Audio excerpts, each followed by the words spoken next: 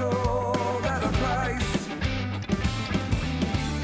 The day is at hand and the powers that be will not think twice.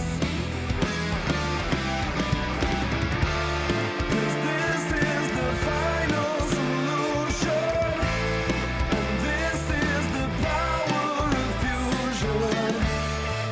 This is a new resolution to start again. An evil approach is eager to devour our every hope. Ever so willing, a flick of the switch, a slip of the rope. Clutching onto a fantasy, praying that we will survive. Patiently waiting for the perfect moment to burn us alive. 'Cause this is the final solution, and this is the power of fusion. This is a new resolution to start again. And this is the last revolution, and this is a swift retribution. This will break all the illusion. This is the end.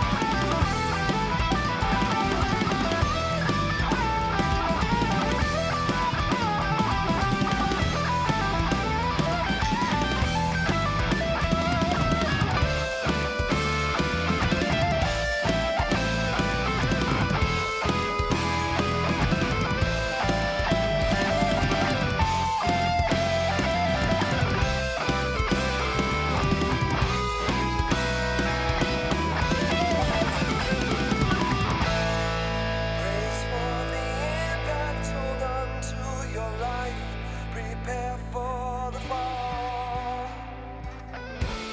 The beast has a hunger for everything or nothing at all. Open your heart to a new point of view, a second sight. Then take up your arms and be ready for war, 'cause this is the fight. 'Cause this is the final solution, and this is the power of fusion. This is a new resolution to start again. And this is the last revolution.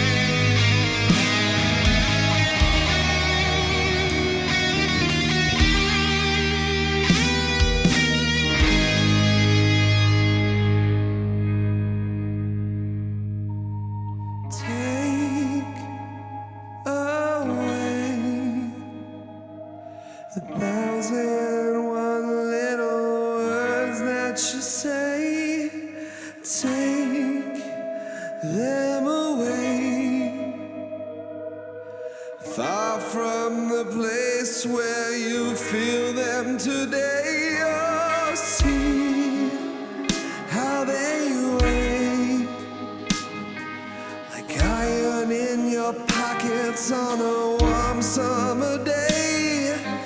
Be free from the swing and be on your way.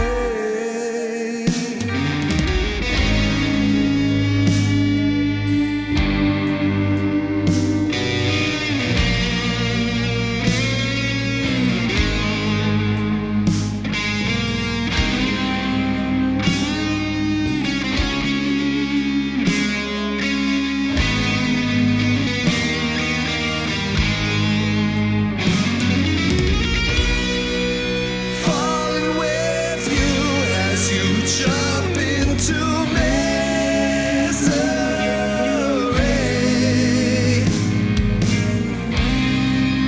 holding your hand as you chase the shadows away. Take away 1,001 little words that you say. Oh, take them away, free from this way.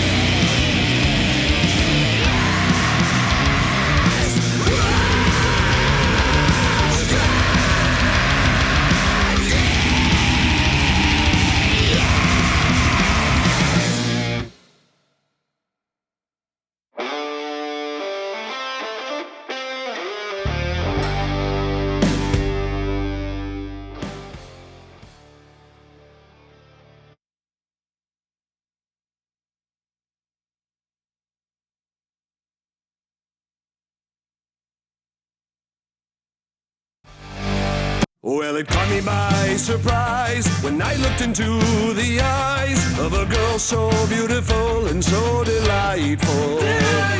With luscious hair and crimson skin, her passion knows no bounds. You'll fall in love with this courtesan tonight.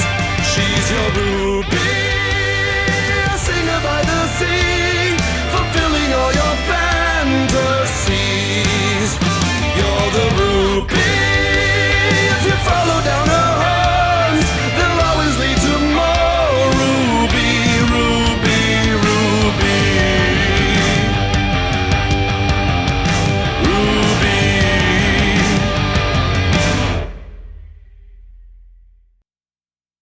I've had worse entrances, but so many better ones. Guys, I have had so many problems with my audio and my video today. It's like, yay! Look at that, we started on time-ish. That's the audio jumps you guys were hearing, most likely due to whatever the fuck is happening with my setup here. Feels like I should be louder. How's this? That sounds better. But still, what the hell? Where's all my max volume? Hello! Whatever. I'll take it. What's up, guys? Welcome back. And I am indeed getting jiggy. I love that you all have dogs. I love that so much. For you, for the world, for everyone and their neighbor. I wish I was not like severely allergic to dogs, and even worse to cats. Yeah, I would have a corgi. I think there's this race. I don't know what's gonna happen first between like a corgi, a dachshund, or like a husky hybrid of some kind, but like a husky mixed with a smaller breed of dog. Like I've seen corgis, and I'm kind of like addicted to that concept. And I can't stop thinking about it either. And I just don't. I want to know. I don't even want to think about how they're made. Corgis and like Pomskis and stuff like that. I don't want to think about the process. I don't. The crossbreeding is alone a reason not to. But here we are. If you're allergic, you definitely don't want a husky. I definitely don't. Yeah. If you could get a full-size poodle, they're hypoallergenic. Oh, you underestimate the severity of these allergies over the decades that I've had them, wherein poodles, miniature poodles, what are those little mix Shih Tzu poodles, shit poos, whatever they are, they still affect me. It ain't the hypoallergenic fur, it's their fucking skin. It's their skin cells that I'm allergic to. And even cats is even worse. It's like I've tried borderline skinless, borderline hairless cats, the Siamese ones there. Doesn't fucking matter.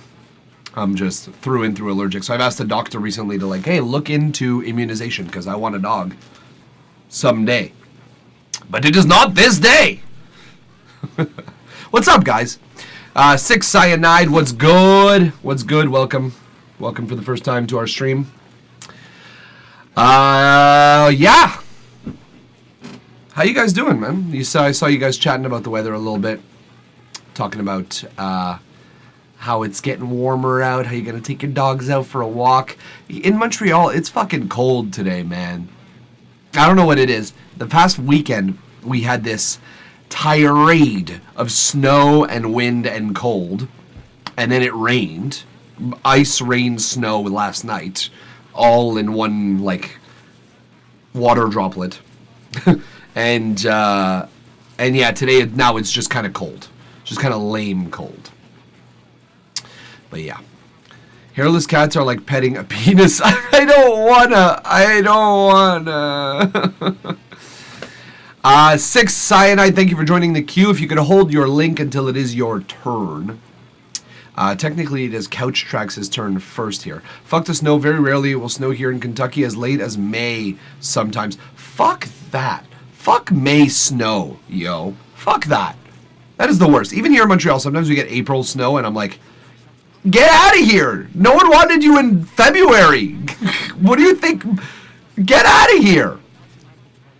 Thank you, Couch Tracks. I'll pull up your link as we talk here, but I do believe some congratulations are in order for everyone here, because Couch Tracks is a Twitch affiliate as of now.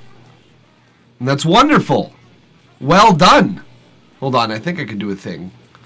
I could do this, right? Let me do my own thing. Please redeem this. It is well deserved. That's right. That's right. Well done, sir. Getting to the affiliate stage. Well, welcome. Welcome to, I don't even know what to call this, but well done. Well done. Six Cyanide, thank you for the follow. Appreciate it. First snow, it has snowed on Derby Day. That's crazy. Horses racing in the snow.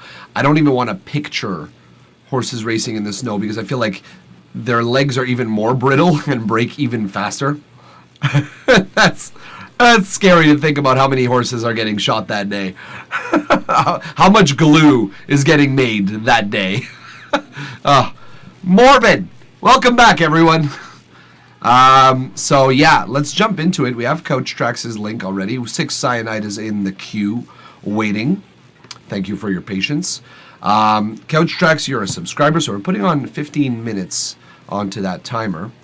Nah, these thoroughbreds are 1000% muscle. Okay, well that's good to know. At least they're not getting like literally chopped up as they go because it's too much for them. Minus Aura. Yo, Mike, it's been 2 years already. You probably don't remember me. I see a lot of people every day, my dude. So I might not, but refresh me, please. I'm here for the refreshing.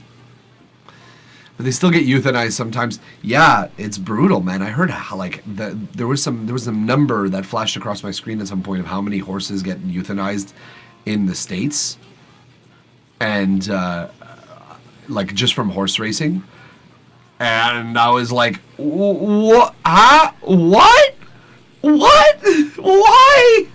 Why so many? It was like, I forget, it was in the thousands. It was in the thousands, and like, I think it was the 5 digits, and I was like, what? Why? Like, why are we doing this? Obviously, it's like bull riding, or like the chase of the bulls and bullfighting. It's like, this is worse for the animals than it should be. But here we are. People got to gamble on something, I guess. I sent you feedback, nothing special. Well, I don't know if you sent me feedback or if you sent me a song so I could feedback it. But I wanted to thank you for making my music career sweeter. Well, my pleasure, Minus Aura. If I did that, then I'll take it. Thank you. Thank you for being a part of the stream at the time you were. If you're interested in dropping another song in the stream, of course, we're still doing the same old thing. You join the queue, command join in the chat, and then you just wait your turn, and we got a whole queue system lined up here. So, yeah. The euthanized because of insurance claims, though, is what's sad. Many of those horses could have lived a full life on a farm somewhere. Yeah. That's sort of my point, is like, instead of seeing what's best for the life involved, we are just making it a question of insurance, of all things. Not okay with that. Not okay with that. Unfortunately, I gave up 4 months ago. That's sad to hear. Minus Aura, you're more than welcome to chill with us as we listen to Couch Tracks' song, The Perfect Train to Hit. That's fun. A good title, by the way. A rhythm track about graffiti taggers hitting the train yard. That's nice. It's actually a very vivid. It reminds me of this game on the original Xbox called, I think it was Jet Set Future Radio. It was all about rollerblading and tagging. It was all about that. It was the first game I ever played, besides Ford GT 2002 or something like that, or like some Sega GT 2002 or something like that on Xbox, the original. That game was fucking the tits. Unfortunately, I gave up 4 months ago. I was really fortunate. Getting into graphic design made me happier. Listen, man. If that's what makes you happier, and that's the art form that you prefer expressing yourself in, and so much the better. Christ, I actually think that's better. There's more money in that anyways. So good for you, Dior. Thank you for the follow. Appreciate that. Don't give up if you love music. I remember that game. It was dope. Yeah, don't give up music. If you liked doing it and you just wanted to make it a hobby, that's fine. You don't need to post it online or anything. You just make some in your own, basement. I'd still be happy to hear music like that, but I wouldn't give up music so much as I would definitely put it on the back burner if I was in that position, if it wasn't making me happy anymore. You remember that game was dope? That game was dope. I don't care who says what. That was a whole lot of fun. And it was stupid, and it was nice graphics too. It reminded me a lot of the Gorillaz art. Anyways, we could talk all day about this. Minus Aura, thank you very much for stopping by. We appreciate you very much. And if ever you're in the mood to hang out, listen to music with us, you're always welcome. Couch Tracks, music's like drugs for me. Well, let's do some drugs. Shall we?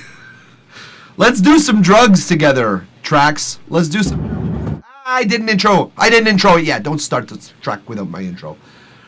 Without further ado, let's jump into this. Can I send a song in, Dior? You got to command join in the queue.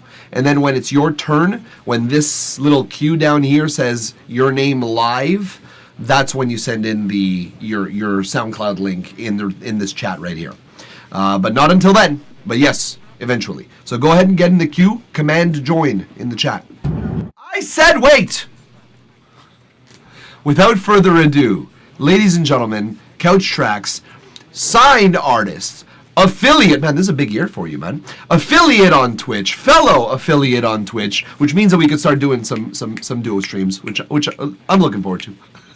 No pressure, but like, it means that there's no like conflicts anymore. The perfect train to hit by Couch Tracks. Let's listen to some rhythm.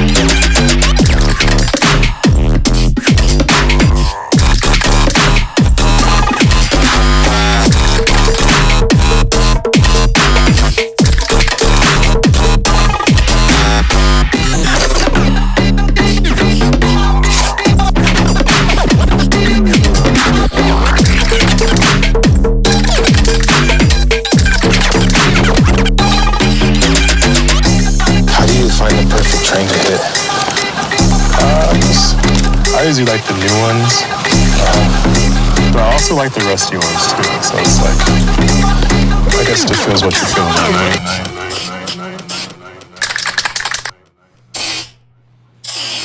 Flow.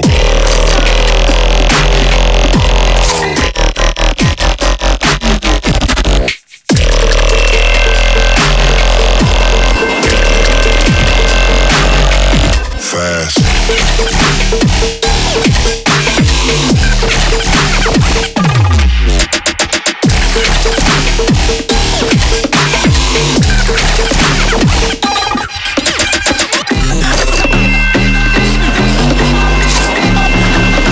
How do you find the perfect train to hit?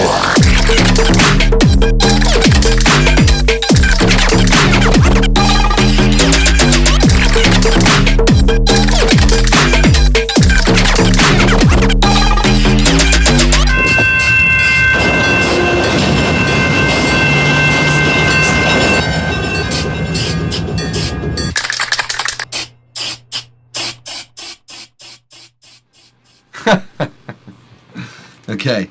Let me just write something. It just made me think of something. Okay. Super cool. Like, what an aesthetic, what a journey, right? It does definitely feel like a trip through a train yard, just going out and tagging stuff and like, I don't know, I would almost reference oh, I didn't start the timer, guys. Sorry about that. I'm going to just throw on, what is it, 2.5 minutes. We're going to start talking about it at 12 minutes, 30 seconds. How about that? Let's go. All right. So, yeah, I definitely saw a journey here. I would almost emphasize a little bit, like on an aesthetic journey level. I would almost emphasize a little bit the illegality of the process of being a tagger, if you will. I used to be a part of that life hitting the yard. If you ever see a car with couch tagged, that's me. I mean, I would like to see that car one day, but I don't think we live in the same part of the world. I think that's highly unlikely, if I do say so myself. But I'm down. Like, I'm super down to stumble upon that one day and go like, holy shit, I know that dude. Super cool, though. Yeah, so I would say, like, there's about a bunch out there Midwest for sure. So if ever I'm in the Midwest, my dude, I'll let you know. I'll hit you up. I'll say, like, this you? Anyways, yeah, I would almost, like, sonically emphasize the illegality of it. Maybe all it takes is like a siren here and there just to say, like, you're on the verge of getting caught. I don't know if there was any in the track. I don't remember hearing any. But let's go through some of my notes that I have here. Good chance Tips could see some of my pieces. Yeah, I think you guys like hang around the Midwest. So the first thing, Couch Tracks, is an easy one. 420 millisecond rule, right? We've been over this in the stream, especially you. It's a hard thing it's an easy thing to forget just because it's like you start your track on the export of that 1 bar 1 beat 1, and it's just so easy to remember, but you need a little bit of pre-roll silence. 420 milliseconds is the amount upon which we all agree. Dior, you don't have SoundCloud? Well, good thing it's free and really easy to get. Good thing, eh? Please get it. If you're a producer, you should probably have one anyways. All right. I'm going to say to you, which is odd that I'm saying this, Couch Tracks, I think the attack on your kick is a little dull. It could be a little sharper, a little punchier. I don't know if that's what you were going for, but let's listen in here.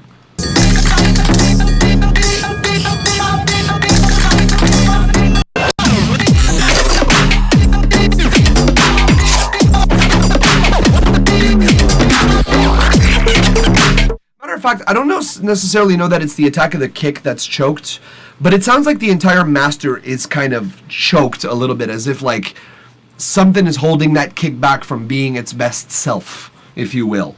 Like it's almost that the master has like a brick wall on it and you haven't adjusted the dynamics properly going into that brick wall. It's almost like everything has had a really nice loudness, but the kick is like getting thrown back a little bit. So look into that because it is some kind of weird. Either way, I do forget sometimes, but because of you, I have been adding some intro silence. Good. We just need some in here. We don't have it here, right? I show the start here. It just starts automatically. This is good feedback. This is going to be a submission for a contest due Friday. Yes, sir. Yes, sir. That's what we're doing it for, man. We're trying to make your submissions win the shit. Let's go. Okay. On one of your drops, I don't want to, like, this isn't a, like, typical, like, build, drop, build, drop, break, build, drop, sort of thing. But on this section, I believe here.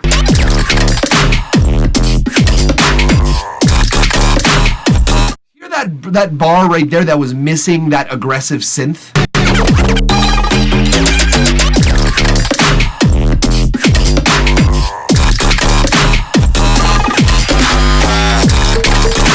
Leave it on for the next 3, and I'm not a huge fan of that.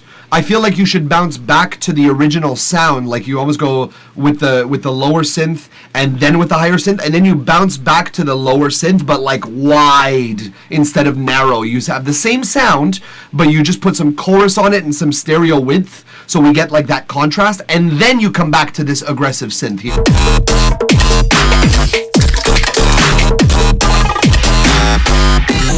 Yeah. The other thing I would say is be careful because the spray can sound does get, I think, overused overall. Like, we get it.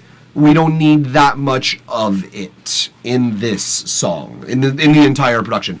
I would spare a few more moments without it. I personally, that would be my move. Now it's just on to you to subtract like 1 or 2 of them from the entire track. The train samples were what we had to use, and of course, first thing I thought of was graffiti. I mean, if you're in that life, half of your life, and then you get thrown a train sample, you're like, well, I know what I'm gonna do with this. Okay, I hear you on the can sound, was using it like a shaker.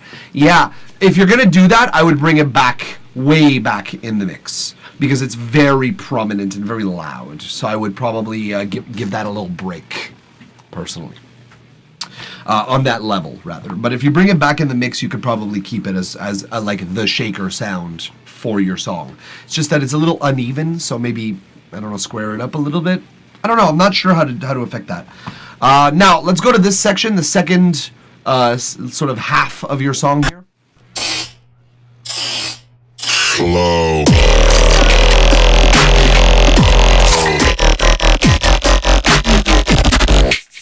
That LFO, I know you applied it to the master. I can hear that. And I know how much of a pain in the ass it would be applying it to subgroups rather than to the master. But you're losing attack and decay on your kick and snare respectively. And it's kind of taking a little bit of the energy away. I love how it sounds as an aesthetic, but I would be very trepidatious as to what I'd put it on, because it does sound like it's like stripping away some of the energy from the entirety of the track. The slow and fast part was supposed to be like a train. They go slow and fast. Yeah. So like exactly, like you see it passing by, it slows down, and then it starts picking up speed. It's good. Visually speaking, I mean, like aesthetically speaking, you've done wonderful things here.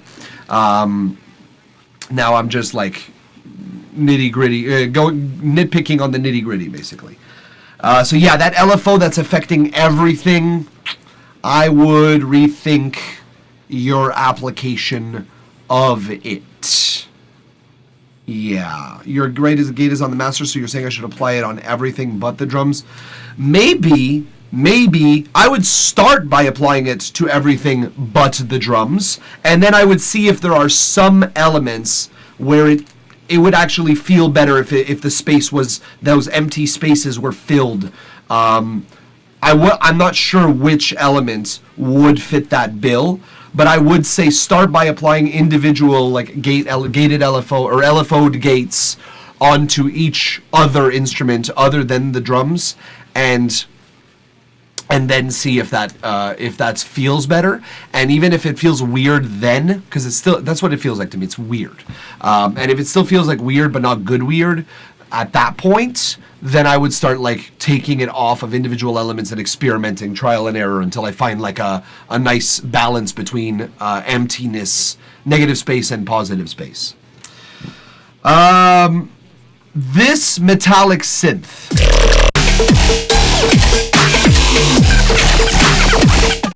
I feel like your mix, like on the faders, it is at a similar level to the rest of your synths, but because it's one of the first synths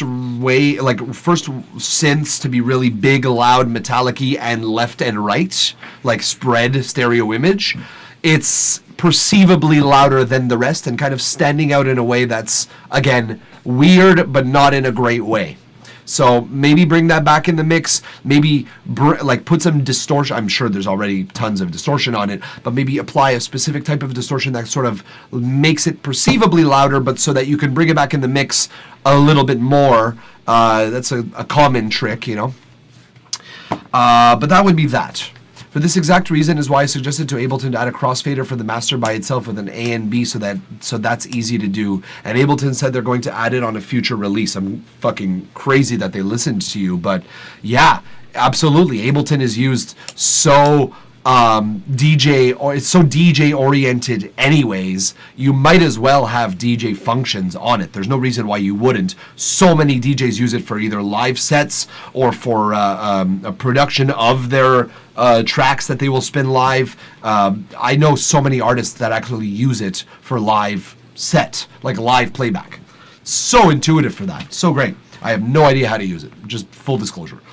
They have a crossfader for normal channels, but a Master FX one would be so useful. Yeah, okay. Well, there you go. That's a very DJ-centric thought, because DJs, I know on that DJ mixer, you have crossfaders for both your regular channels as well as your effects channels. I know that. I've had to learn a lot about DJ mixers. Anyways, this is an overall suggestion.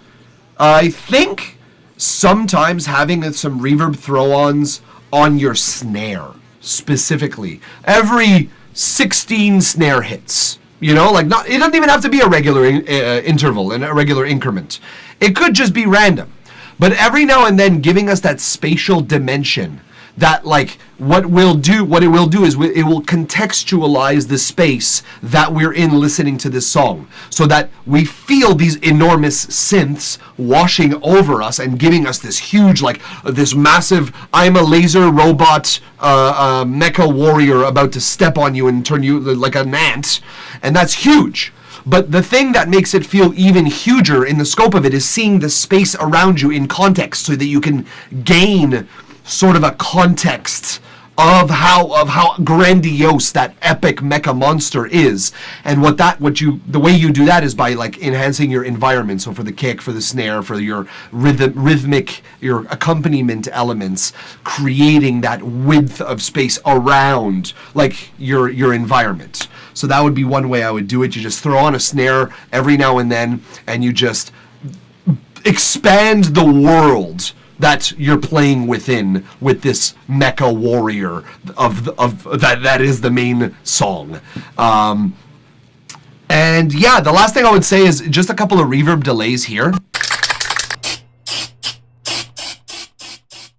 Literally the easiest thing in the world to do, just throw on some reverb on those delays, just because, again, you're just finalizing the grandeur of your environment. You're just showing that you, as the tagger, as the spray painter, are existing in a world that is much bigger than you, but that is you're still doing it in your, like, environment, which is all around you.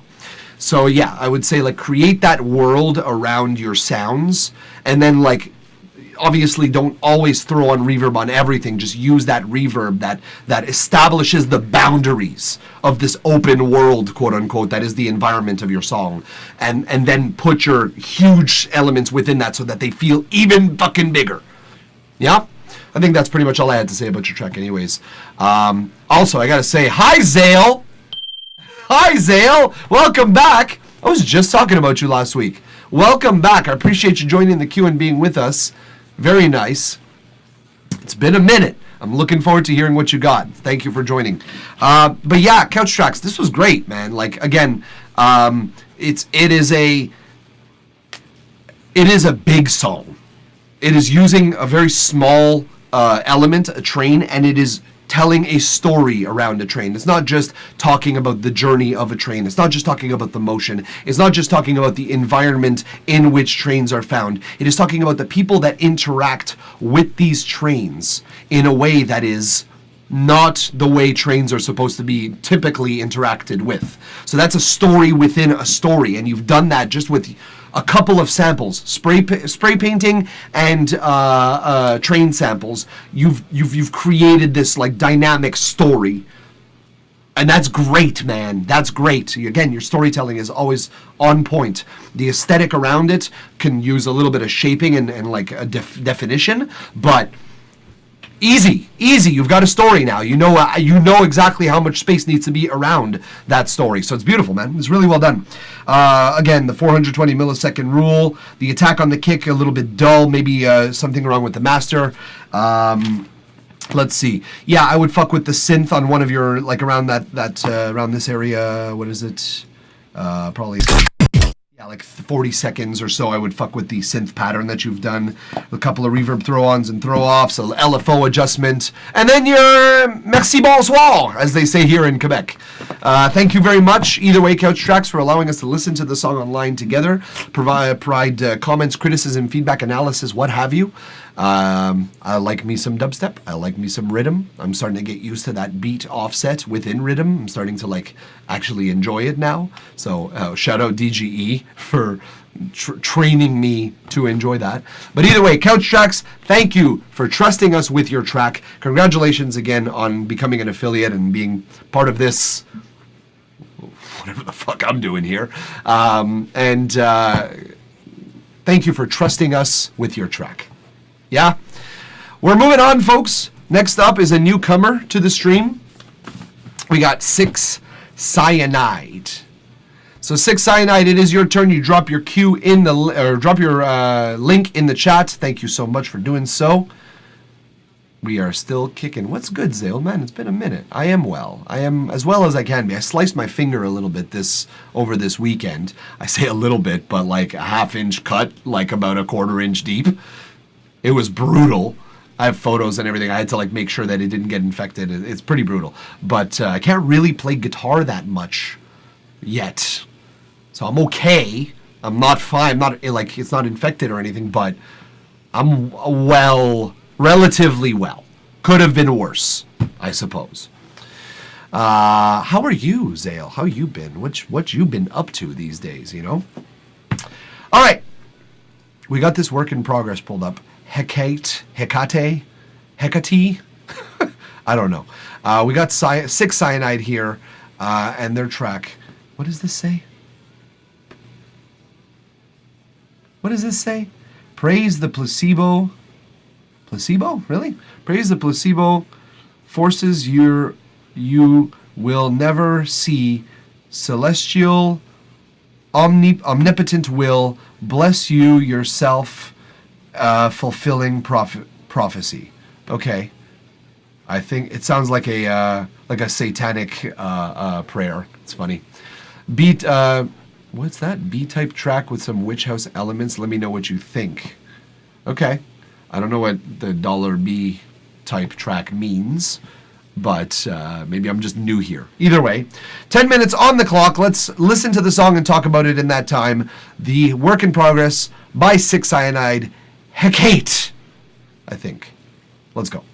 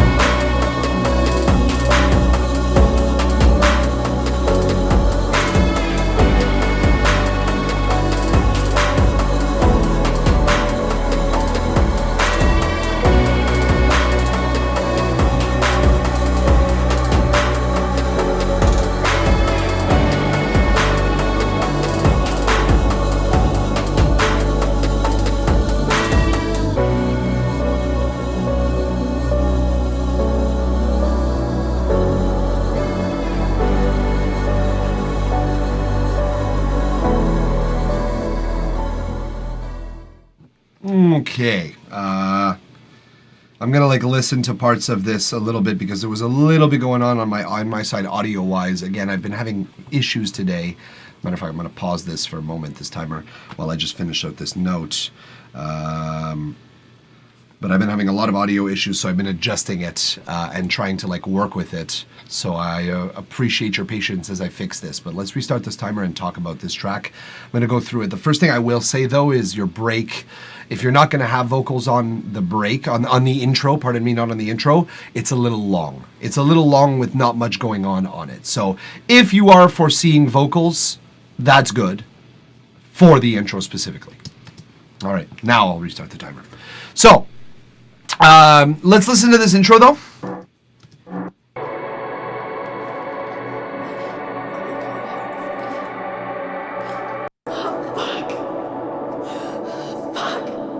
Yeah, it's a little long. It's a little long and a little indulgent in the storytelling aspect that you're trying to convey here, which is that, like, whatever sort of suspense or thriller sort of environment that you're trying to establish, it's 30 seconds to do that is not necessary. You should be able to establish that kind of environment within 15 or so. And then for the rest of the 15, we should be starting to be engaged musically. Now, my recommendation in how to do this would be probably, you have here, you jump right into the beat and the bass, right?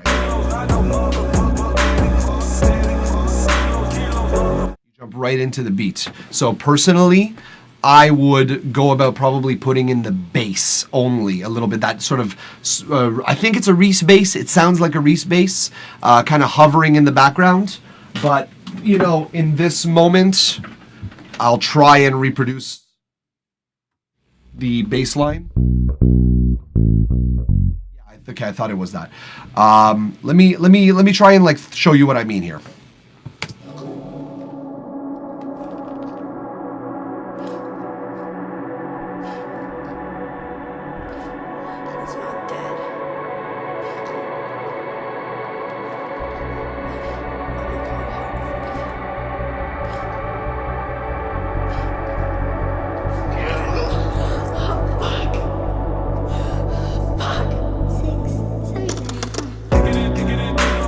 Just that. Just a little addition like that. Having a little bit of pulsing bass to really give it some flair and give it some energy, like something is coming. You should get ready. Otherwise, we're just like waiting for it to happen, and then it happens, and we're like, okay, sure. Even if you're gonna put vocals in there, I think it's a good sort of delineator on where the vocals should begin, is like around that midway.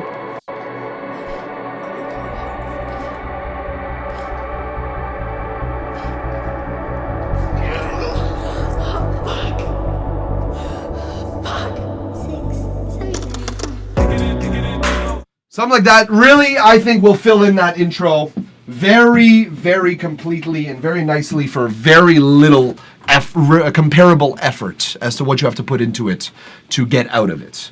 Take a sip of this coffee that I forgot about. Gingerbread? Am I right, Emma? Gingerbread? Or is it caramel? I can't tell. Anyways, or chocolate. I can't tell. Let me just start also by saying I am not a fan of producer tags, 6ixCyanide. You don't know this because this is your first time here. I am not a fan of producer tags. I think the sound of your production, the sound of your synths, the sounds of your drums, the sounds of your basses even, should be your producer tag. You should, the actual timbre of your sounds and your mixing and mastering style should be all the producer tag that you need without any words, without any, like, anyone saying your producer name. Now, obviously, on a beat that is a work in progress that you don't want people stealing, that's another thing. But I have a feeling that this would stay in here in the final song, and I recommend against it.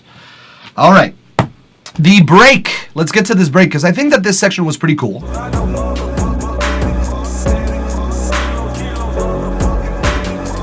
don't know if you're going to keep those sort of generic lyrics in the background. I usually make ambient jungle. That's why the intros are so long, just getting into trap. That's okay. Ambient jungle is definitely a vibe, but even that, like for a DJ, for a live set mix, keeping it long is one thing. It's good, but like for a studio track, no, man, intros don't need to be long. You need to get to the part where people are excited to keep listening to your song.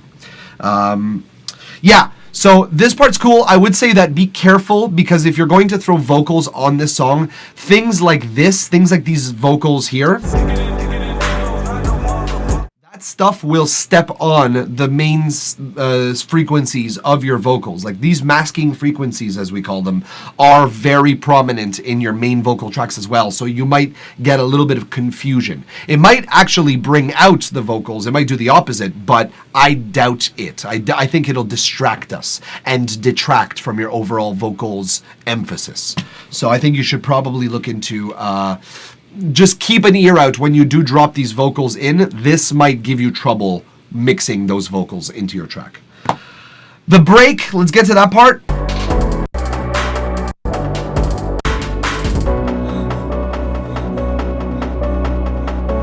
Another long break. Not much going on, not much changing. Like you have a very specific like beat style, and that's that. And then it's not something else. And it's like this is this section, this is this section, and this is this section. I don't personally love that. I'll tell you why. Because I think that sections within themselves should build. You should have a shape to each section. And usually the shape is progressing upwards in terms of energy, in terms of volume, in terms of complexity, whatever it may be. Usually your section starts, it could start like on a drop basis here when you start bigger. It could start bigger, but then it should expand by the end of that section, and then it drops back down, and then it expands again, and then it drops back down, and it expands again. Whereas this is I have an intro, I have a starting of a drop, and then I have a section that's a break, and then I have a final drop.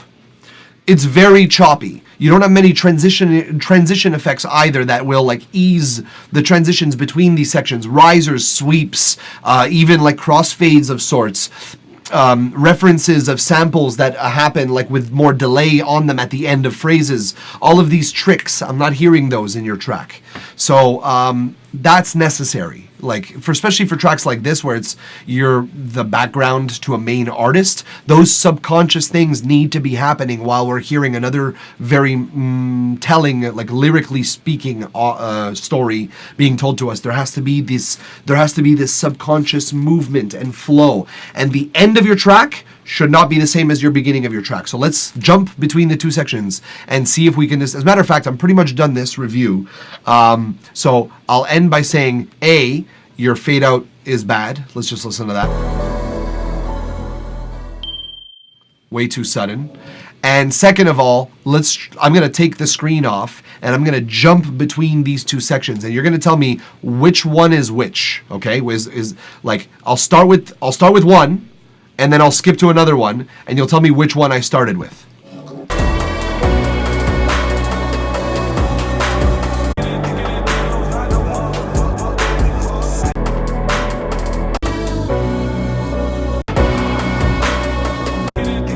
Okay, you know what? In fairness, you do have some different elements in your second half. So forgive me, I'll retract that a little bit. You do have a little bit of freshness, a little bit of air added in the second drop. So that's good. That's actually a good thing. Do I think it's enough? Maybe. I would have probably referred to that air a little bit earlier in the song just to give us some context. Subconscious references here in this section. I would have maybe sprinkled it in other places, sprinkled it in the areas where you have like a quiet. You just throw in like little sprinkles here and there through your song, so that by the time we get to the end, we actually hear it and we're like, oh, that's ringing a bell subconsciously. You have references in it way back in the mix, which is, again, it's good. You're supposed to be subtle. Those subtle references are good.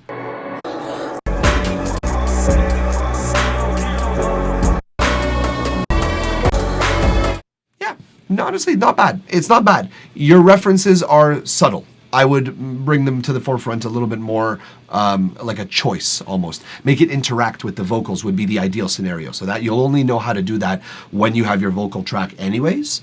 But it's on the right track, dude. Like you got very little things that I would take out. Your producer tag, nobody likes that anymore, so I would take that out. The fade out needs work. It's very, very quick.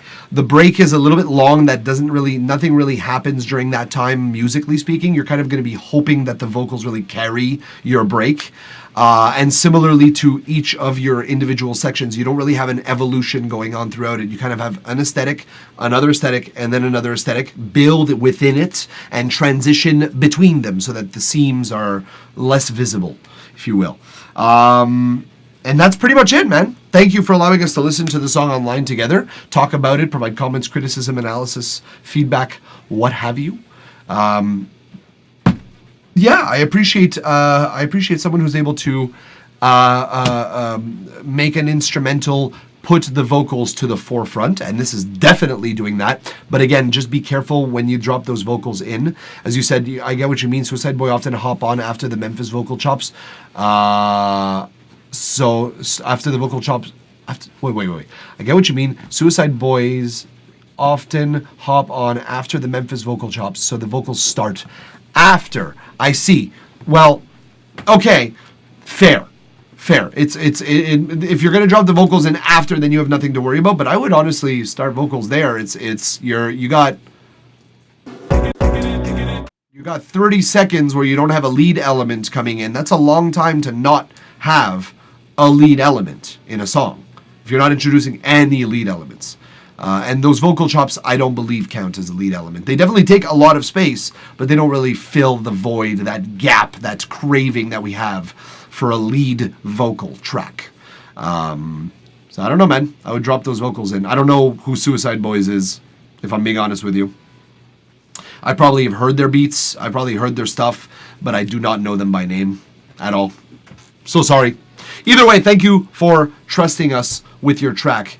You're saying, Leah, I get you. Bet, I'm definitely going to implement these tips. Appreciate you, man. People don't usually take this much time on feedback.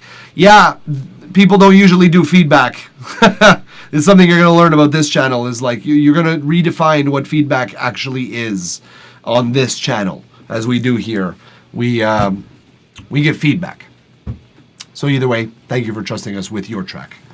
We are moving on down the line here, folks. We got Dior93, who has preemptively submitted their track. A little quick raw on the draw. A little bit early to pull the trigger, if you will. A little bit, what is it? Trigger happy? Trigger friendly? I don't know. Whatever it is. We got your track. Premature. Okay, I'm done. We got Dior. I don't know what you prefer, if you prefer to sound like the brand Dior, or if you prefer to be Dior. You let me know. Either way, we got Drinks on Fire. I used to be a bartender, and I used to have a couple of cocktails that I would set on fire as well. So that's a fun time. It's dangerous, but it's a fun time, as are some dangerous things in life. No brand, so it's Dior. Dior, Drinks on Fire. 10 minutes on the clock. Let's listen to it and talk about it all in that time. Let's go.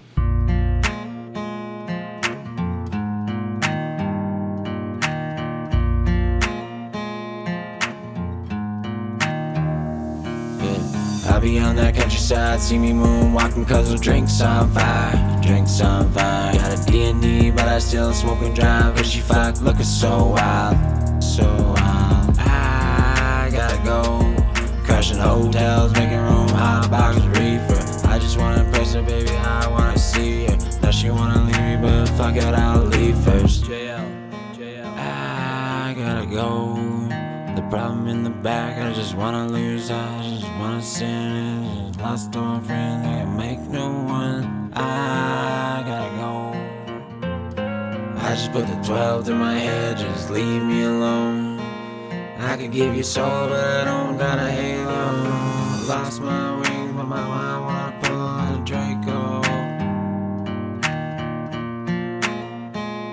Yeah, I'll be on that countryside, see me moonwalking cause of drinks on fire. Got a D&D, but I still smoke and drive. Cause she fuck looking so wild. I gotta go. Crashing hotels, making room, hot boxes, reefer. I just wanna impress her, baby, I wanna see her. Now she wanna leave me, but fuck it, I'll leave first. I gotta go. The problem in the back, I just wanna lose. I just wanna sin. Lost all my friends, I can make no one. I gotta go. I just put the 12 through my head, just leave me alone. I could give you soul, but I don't got a halo. Lost my wings, but my mind wanna pull a Draco. Okay. Yeah, I mean, it's not a bad song. It's not a bad song. It's a decent sample. You found it's a decent track. There's something missing from it. There's something missing. I'm going to put my finger on it while we get through it, but there's something missing here. You need more energy or drawl to sell it. At least for me, it isn't confidently nonchalant as it should be. That is definitely one of the things that's missing here, Zale. Yeah, it's definitely missing part of that, like either leaning into it or leaning back, but with a little bit of drawl. You know, you got to have that country drawl. I just don't know how exactly to encourage you to have more, like of a chance to be less understood, because you're already mumbling a lot. Like one of my notes is literally, what did he just say? I don't, when I go back to this section. The problem in the back, I just wanna lose, I just wanna sin. Lost to a friend, I can make no one. I gotta go. What did you say before I gotta go? Because, like, I don't know if there was an audio device on Earth capable of translating from whatever language that was. I understand, again, mumble rap is a thing. I think it's an incorrectly executed art, mais bon. That's just me. Why is there auto-tune in country music? Flamethrower, there has always been auto-tune in country music. There's always been auto-tune in country music. As long as I can remember, country music, not like country western or like bluegrass. Country music, country and pop country has never not had auto-tune. So I don't like the amount of auto-tune that there is on this. It's removing all the personality from Dior's voice. It's unfortunately just stripping away a lot of the dynamics from your voice. And I think that that's part of what Zale said, is like it's lacking the energy or the drawl. And I think it's both, personally, but I think autotune is not doing you any favors. It is definitely dynamically holding you back from the energy that you can achieve in this song. Lost all my friends, I can make new ones. Okay, thank you. I appreciate you giving me the lyrics. And if I listened along with the lyrics, reading it, I would probably, I guess that those syllables could be construed as those words. But, you know, again, most listeners don't have the lyrics in front of them. So are you here for most listeners, or are you here for just yourself? Like, if we're going to country, let's go country. Right. Lean in a little bit on that. This felt like an experiment in a new genre for you without the knowledge or respect of how it's vocally approached. Agreed, because country is extremely well pronounced. It is the diction expressed in country is extremely well done. There's a lot of drawl, but they're speaking their words and they're enunciating. You know, like, so there's a lot of that. There's a lot of the consonants are like emphasized, and that's necessary for country, for that sound, for that twang to work. Not dissing, just describing what I'm hearing. I think you're describing right on, man. I think you're right on, Zale. It was experimental, called it. Yeah, I don't mind some experimental. I don't mind it. Flamethrower, agreed. A little clap for Zale. I don't mind experimental. I just mind if you're going to do something that you're putting out into the world. I am just wondering. Sure, another one. I'm just wondering, like, is this the most optimized version of the song that you're in your ideas is happening? Like, does it need to be experimental to portray or the story that you're telling? I don't think so. I think you've got a perfectly decent platform here. I think with enough execution, you can have a decent song. Beyonce at this point has like popularized country music, like the cross between the sort of hip hop and not hip hop, but sort of R&B and country has drawn that, like, that album, with that album she released, that has drawn that gap much closer.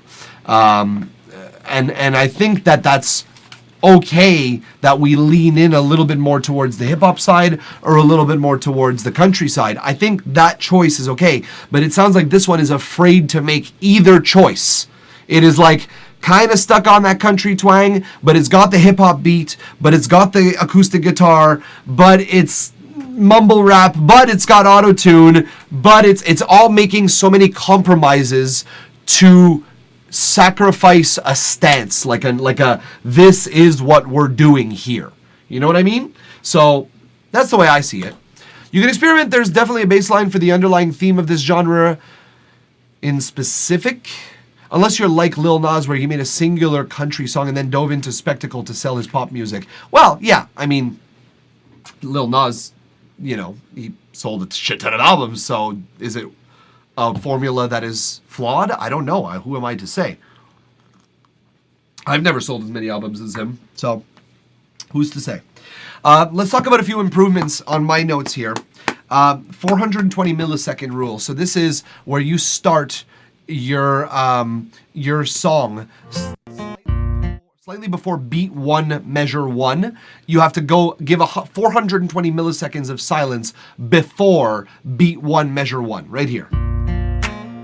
Starts on the 1, and it's kind of clipping right at the beginning.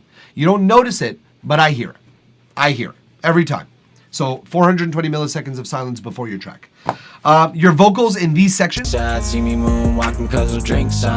way too loud. A lot of low mids and a lot of middle mids. I would scoop a little bit around 800 to 1200 on your EQ for your vocals.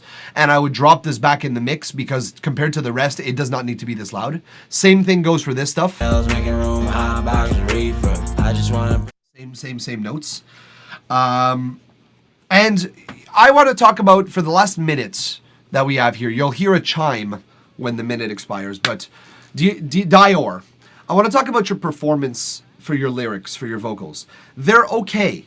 They're not great. So again, your diction, your pronunciation, the way you pronounce your words with your syllables and your consonants specifically leaves little to be desired. Your timing, however, is good, not great.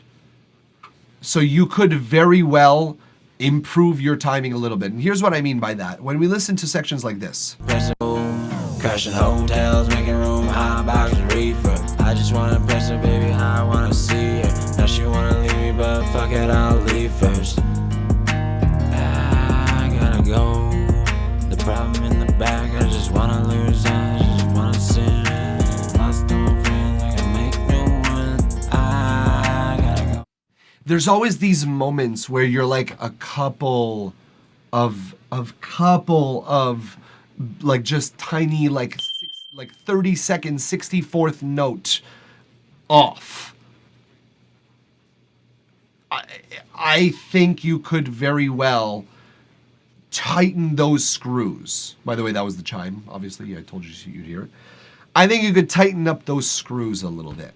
I think you could work on your vocals to be tighter on the beat. If you're not using a metronome right now, use a metronome. If it's just going 1, 2, 3, 4, make it go 1 and 2 and 3 and 4 and you get those subdivisions tight, because it's not just about the one. The one is the most important always and forever for sure, but it is absolutely about those beats in between. If you can maintain flawless flow, then you could change them to your liking after, but first you got to get it perfect. And I don't think it's that kind of flow that you're altering on purpose so much as it is you missed a beat. This is my opinion.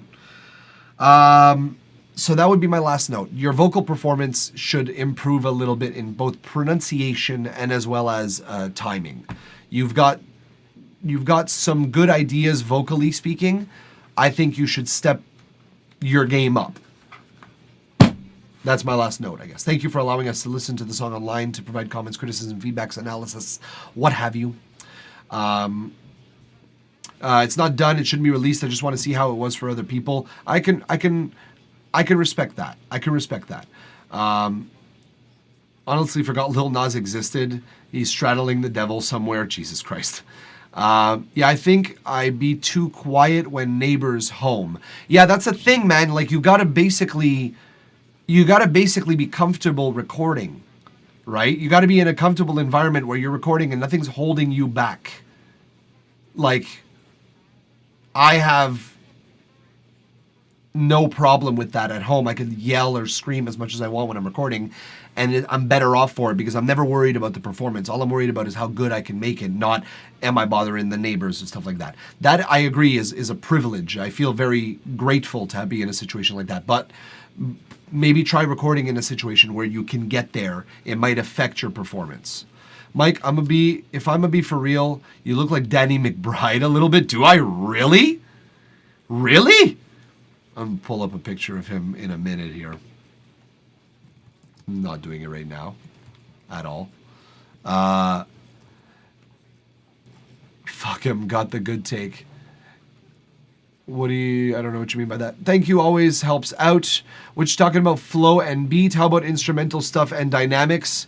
No, because Dior did not make the beat. Rook, by the way, thanks for joining us. He did not make the beat, so I'm not going to comment on his ability to like influence the beat and dynamics because he didn't do that part. I don't love I don't have a problem with the instrumental. I think it's fine, but I don't love how simple it is and how it doesn't like emphasize the simplicity of your vocals. I don't think that those two simplicities go well together personally, but I'm not gonna say, find a new instrumental for this particular case because it doesn't bother me that much, honestly. Flamethrower a little bit. Let's see how a little bit. Either way, Dior, thank you for trusting us. Thank you for trusting us with your track. We appreciate you. I'm going to pull up Zale's track now, but while we do, let's see here. Oh, where'd it go?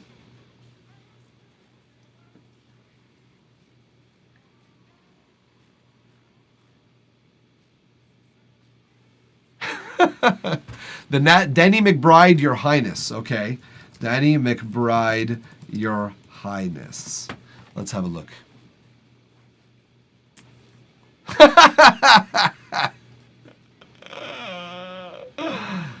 That's fucking funny. Is that Franco and Natalie Portman in this? And Zooey Deschanel? And Justin Theroux? Damian Lewis? What the fuck? How have I never seen this movie? Sounds like a movie that I would enjoy it.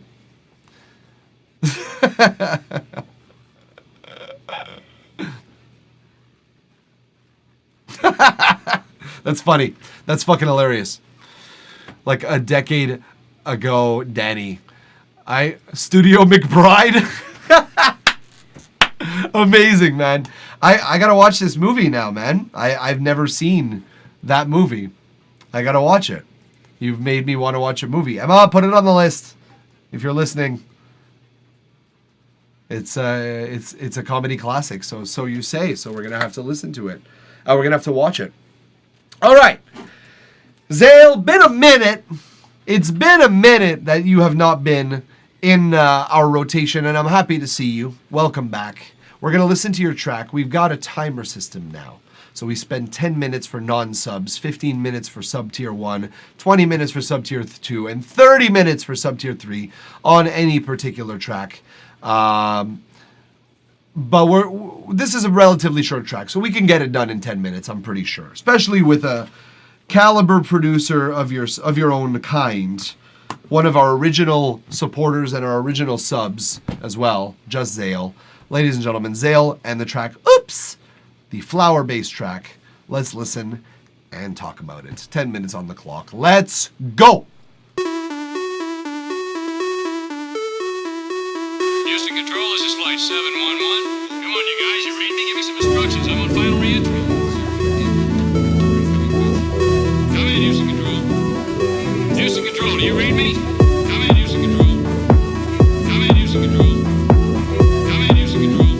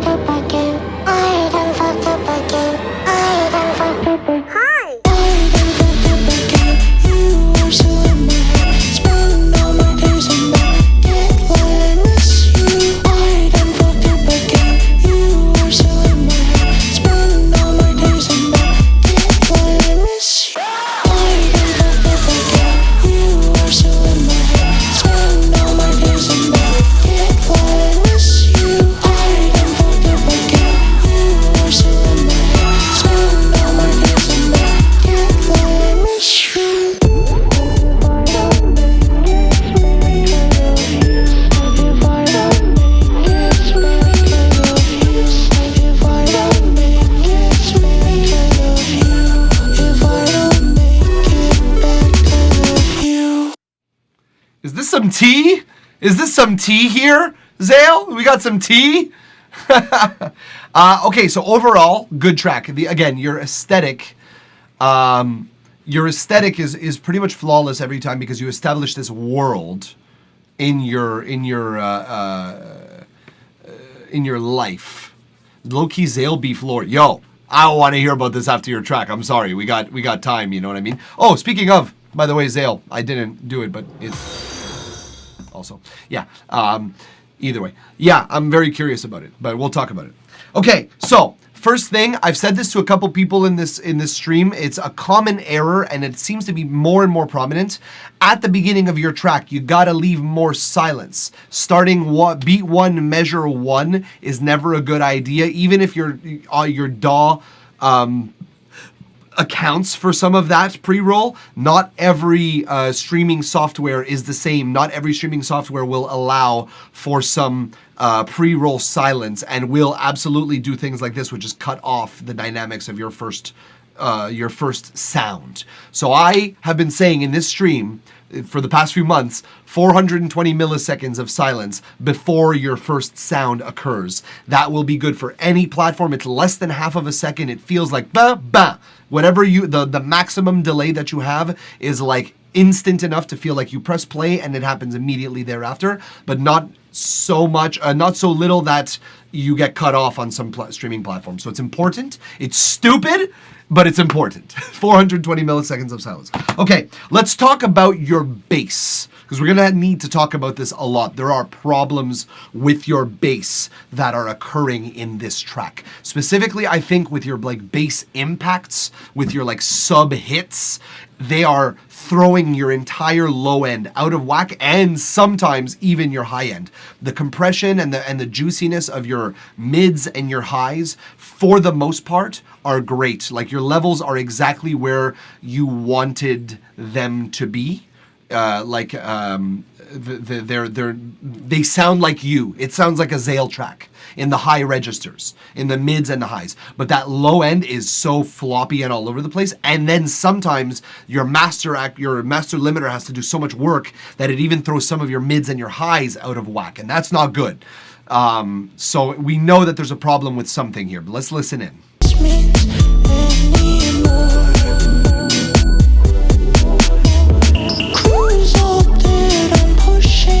We hear it in the kick. The kick that's a 4 to the floor beat is supposed to be a lot more juicy, a lot more like coming through and giving us a sort of a constant rigor and energy. And it's much more floppy and sway-y. And again, it's this low end on your master that just is out of control and doesn't know what to do with itself. The compressor is compressing and decompressing to an uncontrolled degree. Now, if I just grab a bass and I play a light melody in here and I just throw on give myself some signal here. Auto off focal speakers. I think this is in D. Yeah. Let me just play a bass line and show you how it sounds. I wanted to replace it with a live slap bass, so like a something like that. I can imagine. I get it. But let's just hear what's going on here without bass.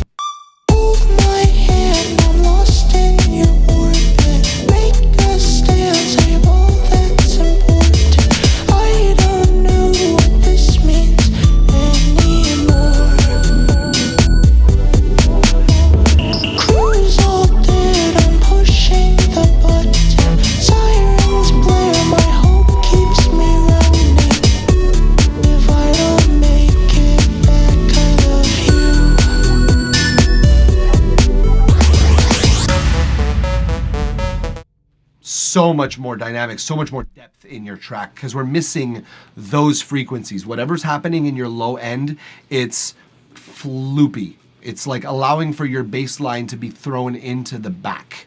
And I'm not hearing it. That's the worst part for me. The worst part, Zale, is that you have no bass line effectively in this song at any high points. Like, listen here too. Yes, we need you, Houston.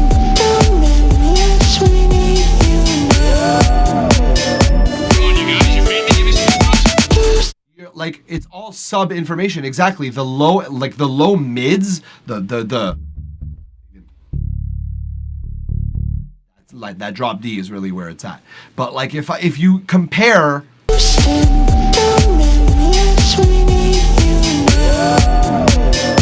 on, you guys, you ready to give me some thoughts?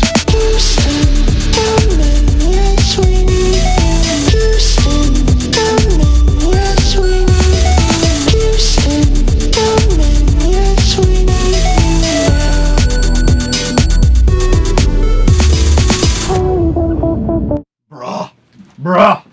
Yeah, that needs it. It definitely needs it. That track sounds incomplete without that layer.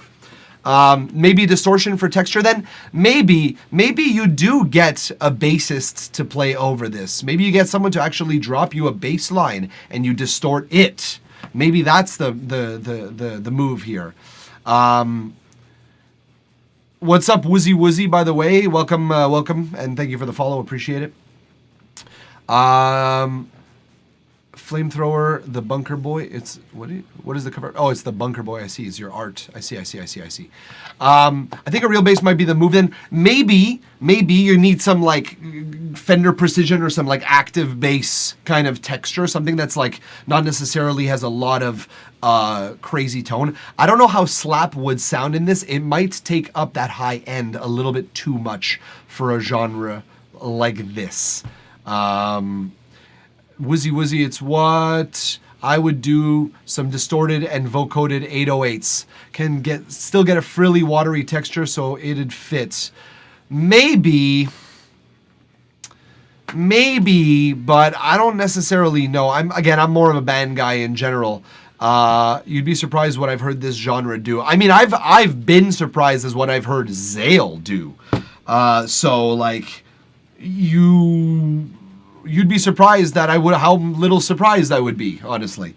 So yeah, really the majority of your problems on this song aren't coming from the storytelling. They aren't coming from the mix, except for one very specific direction of the mix and the low end and in the mastering regarding the low end. It's really like all of those sub impacts and that sub information is throwing off your entire balance of this song. We need a bass line. We need to hear the bass line. We need those that sub stuff is like thrown at the back of the mix a little bit, like a lot more actually. You can still have it there, but as long as it's not throwing your mastering effects in and out of whack, that's fine. But that's pretty much all I got to say about your track. Now you dropped some tea, so I'm going to read this.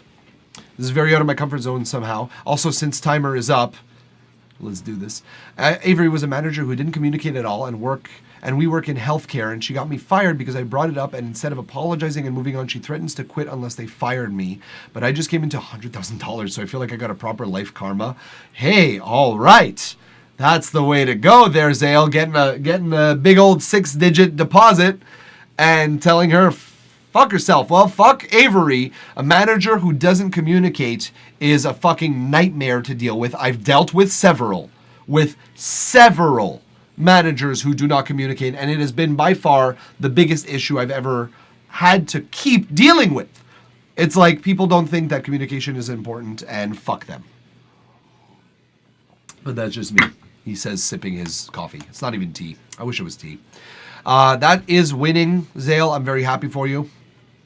I think that's great for you. I think you got fired, and that sucks.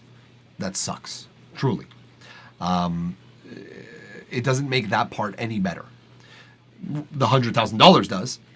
But that part that you got fired from a dick, Avery, and she threatened to quit if you weren't fired, that is a real dick move. That is a real fucking dick-ass move. I don't like that at all. I think that there is so many levels between A and B. There's so much middle ground. There's a huge amount of middle ground between those two things. And just because someone's ego gets questioned, they go scorched earth. Get out of my face. Get out of my face. I don't like people like that. I'm sort of glad that I'm sort of glad that you're out of that scenario. I'm not glad that it ended in the circumstances that it did, but I'm glad that you're the fuck out of there with that person not even nearby you. Yeah? Felt bad at first because management made it sound like it was my character, but it came to light, no, just someone spiteful. There you go. You're ready to tackle life. Boom. Pretty eyes on bro over here. Thank you. I just changed the lighting in my room a little bit, so they are particularly glinty today. For sure, for such a small issue too, I was so taken aback, but better to be free than tied down. But people who can't hold themselves accountable, dude, people who can't hold themselves accountable is the bane of my existence. It's simple. If I say that something is incorrect, if I say something is wrong, if I like, just like our stream, all the time I'll say to you, okay, you've accomplished one mission, but there's another mission that you have yet to accomplish. If you're going to say, but that's just because that's the genre, that's the way the genre works, why would you respect the rules of a genre if they do not suit or complement your music in the first place? No, you are not taking accountability for the fact that you either didn't think of what I'm proposing, or you are simply, you tried and it didn't work, or you don't think that's the case. That's fine. But to say, oh, well, that's just the genre. That's just the genre. That's mumble rap. That's just the genre. I'm like, get the whole fuck out of my face with that shit. You know? And I think professional environments are so much like that. It's like, well, that's just the way that we do things here. Why? Because it's the way it's been done. Then change the bitch. Because, like, this is not suitable to productivity. And there's so many behaviors that are upheld in like a corporate environment or in a professional environment. So many are important, but so many are needless, pointless garbage based on drama and based on not holding yourself accountable for your errors. And like the system empowers that bullshit. It doesn't just allow it to take place. It empowers that bullshit. I don't have any time for that shit. I have 0% time for that shit. Thank you, Flamethrower. I agree. All right? Zale, thank you for allowing us to listen to the song online together to provide comments, criticism, feedback, analysis, what have you. Never really counted those words, but I guess. It's good to have you back, buddy. It's good to have you back. It's really, really nice to hear from you. I'm sorry that you got fired, but I'm happy you got some shit ton of cash. It's good for you. It's good for you. You got to get some seed money to like live off your own life. Now, if you're looking to figure out how not to lose that $100,000, I suggest you go check out Caleb Hammer on YouTube. Financial audits he does to people who had money and then don't have it anymore, or who I've never had money. It's very, very funny. It's funny, it's entertaining, but it's also informative. It actually motivated me to get my shit together financially. And especially for someone who just came into money, I would hate to see you lose that money. I would want it to make you make money. You know what I mean? That's the first start. I'm sending 25 racks into stocks. S&P 500, my dude. 10% average over the past 10 years. S&P 500. This is not financial advice, just to be clear. I am not a financial advisor. This is not advice. But the S&P 500 has been very, very average growth, secure growth over the past 10 years. 10% of 25 racks is $2,500, and 10% of 27,500, and it just every year just racks on up. Your family is all accountants and brokers. Well, have fun with that. I should probably call you for some advice because I suck at this. Either way, Zale, thank you for trusting us with your track. We appreciate you. We miss you. Please come back. Please join us once more. We've been doing it on the regular for the most part, so. My family are all accountants and brokers. I figured I've been very slow about putting money in. It's scary. It's basically gambling. Basically. Right. That's why I'm very scared of investing. I have a very hereditary gambling problem. And it's not my problem in that I've never had a problem myself with gambling. But I assume, given the rampant nature that it takes in one half of my family in particular, I assume that it's somewhere in there just waiting to come out. And I assume that based on how much I love playing D&D and rolling the dice and seeing what happens, I assume it's not only in there, I assume it's alive and well, just waiting for me to cross the threshold into monetary gambling and not just storytelling gambling. I'm going to stick to storytelling gambling. Thank you very much. Stocks, it's as it's as bad as the casino. Not obviously not as bad, but it is a casino in and of itself. And I just went to a casino for the first time in my life, and I it's not my bag. It's not my environment. Anyways, thank you for being around. Thank you for being I'm glad to hear we'll see you around. Yeah. What win rant? Win rant is it, Flamethrower? Well, guess what? It's your turn. Guess what? We already had your track pulled up, dude. I like this. Entering the Earth's atmosphere. I like this. This rings a bell. Have you dropped this before on the stream, Flamethrower? Is this like a redrop, like a follow up, if you will? Yes, I've changed a bit. Okay. Yeah, I seem to remember this one. I seem to remember this being like almost an experimental track, and then it developed into a dubstep sort of thing. All right. That's really nice. I like follow-ups. I like listening to something and kind of forgetting it, and then kind of remembering it, and then like seeing what the objective difference between my opinions are thereafter. Let's listen to it to get... Oh, geez. Or not. Maybe I could just disappear. My technical issues today are wild. Anyways, let's talk about it, and let's listen to it and talk about it all within 10 minutes. It's on the clock. Bro vanished. Bro, I'm a ghost. You know what I mean? Let's listen to Xenoterroria and the track Entering the Earth's Atmosphere. Let's talk about it. Let's go.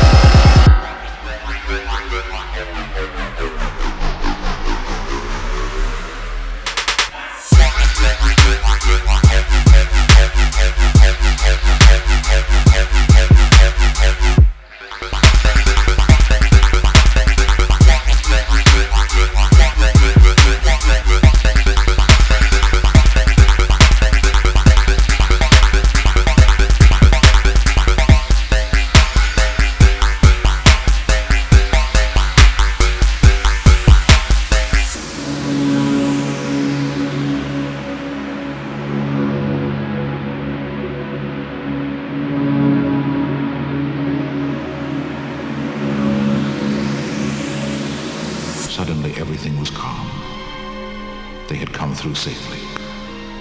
Before them stretched a giant universe, filled with planets and stars that had been swallowed by the black hole. Kate was stunned. Okay, 10 on 10 for the ending. That was good. That was good. Okay, what are you guys saying here? Make your breakdowns half as long and up the density. I agree with both of those things, Woozy. Also, the mix is pretty far off. Your builds are like 8 dB louder than your drops, which should be the loudest part. I agree with that as well. It's both of those are in my notes in several capacities, so we're going to go over that. Did you recognize the ha? No, I did not. If I raise the volume of the drops any higher, it'll peak. Well, it's just odd here that the loudest parts here being the peaks of your kicks here.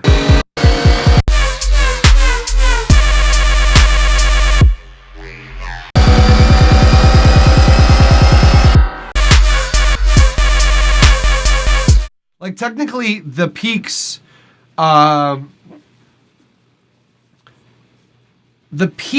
specifically are as loud, Woozy, in the drop as they are in the build. But I know exactly what you're talking about is because the density of those synths in that drop. So I'm going to say something that I guess I'm going to have to be careful saying. It wasn't my first note, but your synths, your main wubs in general, like this one specifically. That one as well. It's better, but this one as well. Cool effect, cool alteration, but this synth as well. The synth, the sound design itself is a little bit raw, unprocessed, almost like untransformed. It's kind of like the raw waves themselves. Woozy likes it. Likes your sound design even though it's a little dry. It's the sound design itself, it's very simplistic in nature. And I think that's fine. I just think that you need other elements that will fill in that density, that will fill in those spaces, because I too am hearing a lack of density. Like the synths are not accounting for all of the dBs that we need between drum hits. I feel like you could do some more complex drum work too. You got cool fills, but you could do some syncopation in the snares. Absolutely. Think about Rusko. Think about Rusko, right? Would do like boots, cats, boots, cats, boots, cats, you know, like those end fills, not so much fills, those end rhythms at the end of phrases, at the end of verses, or at the end of drops, or at the end of bars rather. That is stuff that could give your song a little bit more complexity as well. The false drop, maybe again it's the synth simplicity that is not doing it for me here, but let's talk about your build into your drop for a second here, Flamethrower.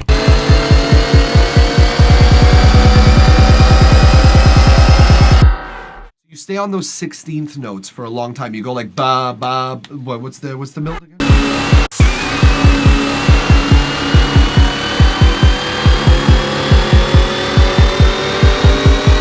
You go bum bum bum bum bum bum bum 4 times. Then you go bum bum bum bum bum bum bum bum bum bum bum bum bum bum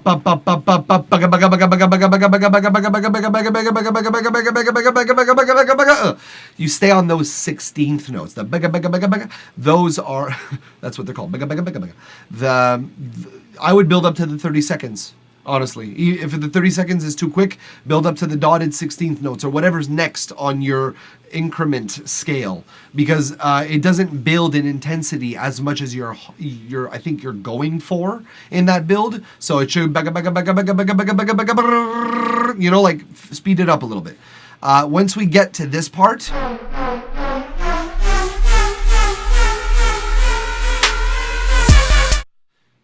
After that snare clap, I would make silence, I think. I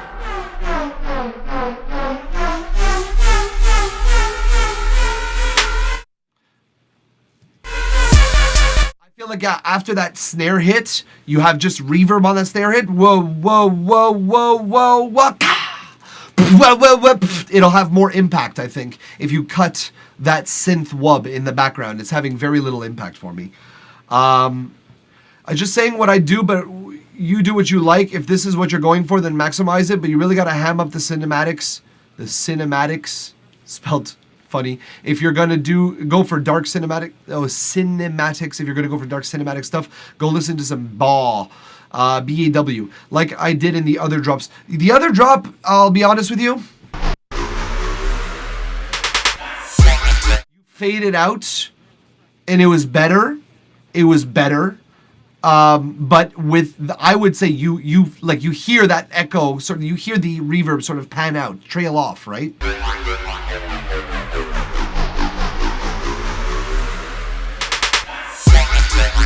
Yeah, like, yeah.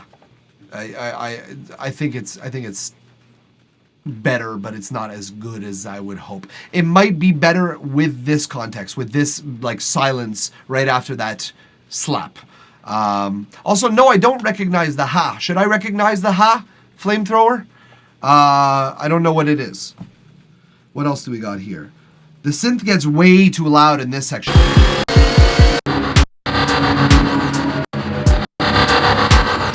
Like that maximum loudness for that synth. Oh, it's the ha from D's Nuts. Okay, thank you. Appreciate that. For the clarification, I did not notice. The synth loudness in this section gets way too loud. There's no reason that it should be louder than everything else, including your jumps. There's no reason for it. It doesn't add the ambience that you think it's adding.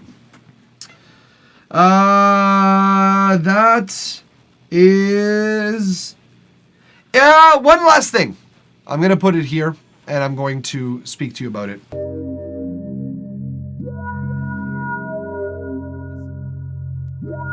This intro is quite nice. Excuse me. I think this could be better.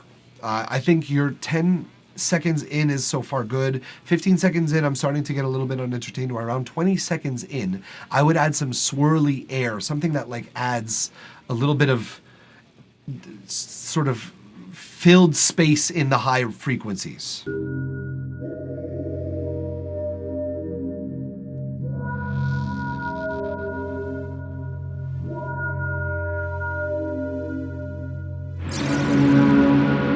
Something, I don't know, I had a synth that I was fucking around with, but something like that maybe. I'm not sure what would be good, but like something that fills in those high frequencies, that high register. I have some white noise effects that's already in the song. I could, before atmosphere drop. I would, again, demonstrate the expanse before you. Demonstrate it. Demonstrate the space that we're working with, the scale that we're working with, and then include your elements into that scale. That's kind of the idea of reverb, is to demonstrate the scale of space around you. White noise and effects like that can be used in a similar method where you're just throwing in some atmosphere to just give us a perspective of distance. Very useful tool. I would suggest it personally. It's to be used, to be exploited in this. Either way, Flamethrower, thank you for allowing us to listen to the song together, for allowing us to talk about it, provide feedback, comments, criticism, analysis, what have you. Fade in white noise into the drop. I don't know. Let's see. Like maybe even just maybe minor, maybe like a chord, you know?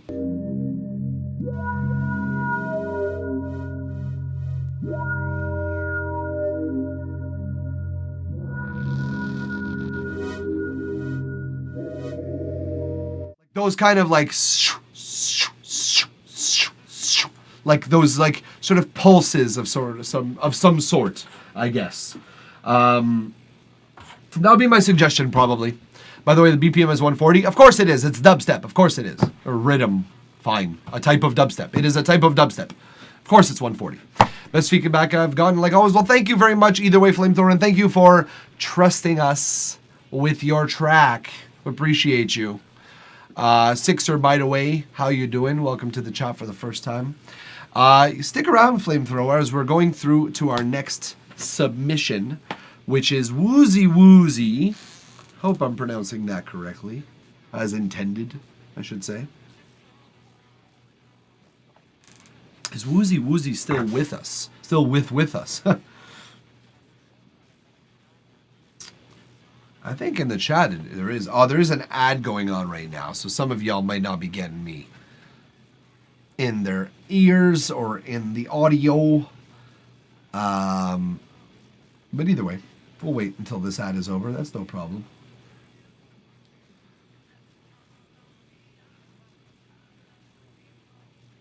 Oh Lord, I don't know if 777 is on. We have a Discord, by the way. If anyone is interested in like joining our Discord community, here it is for all of y'all.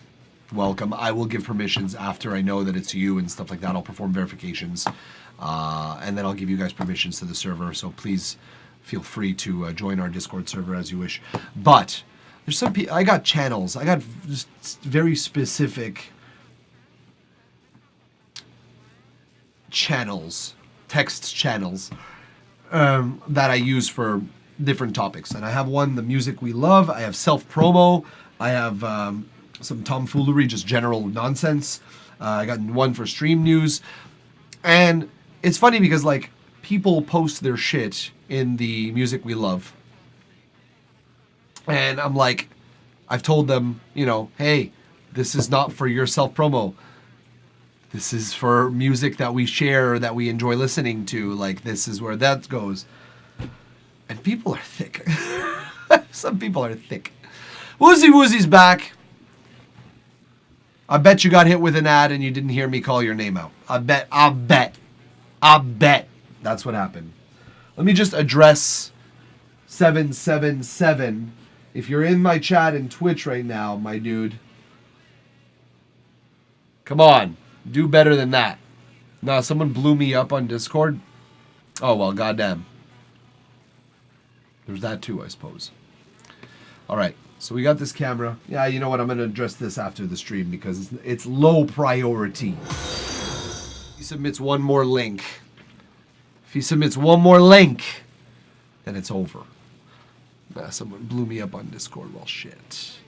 What's good, Mana Monteo? Thank you very much for following, dog. Let's listen to Obsession by Woozy, shall we? Thank you again, once again, Woozy, for allowing us to listen to this for the first time. Welcome back to this. Welcome again to our stream on your first day here. Modded Fallout 4 cover art tech. Very nice. It's a furry. That's funny. The really nice, like, bionic arm. I've never played Fallout 4. I'm obsessed with Fallout 3 and Fallout New Vegas. It's like amazing games. Some of my favorite games of all time, I think. But never played Fallout 4 because I don't have a recent enough console. And I use Mac, a very old Mac, so there's no way I'm downloading it on Steam or anything. Anyways, let's listen to Obsession by Woozy. Let's talk about it. 10 minutes on the clock. Let's go. Let's listen. Can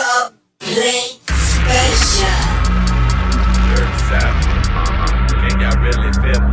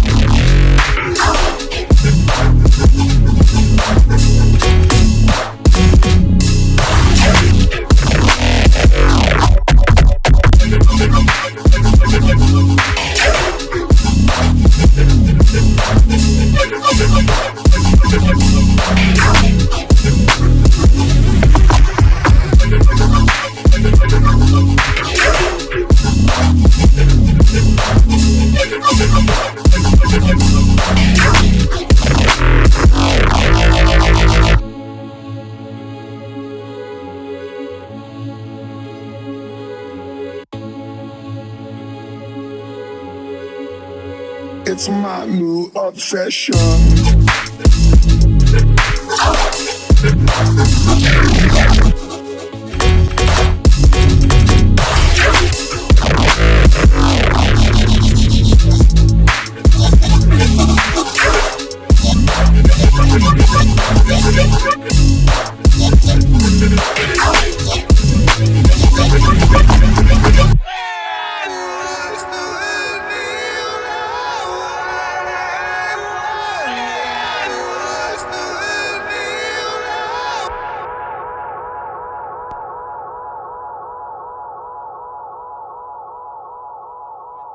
Long ass tail.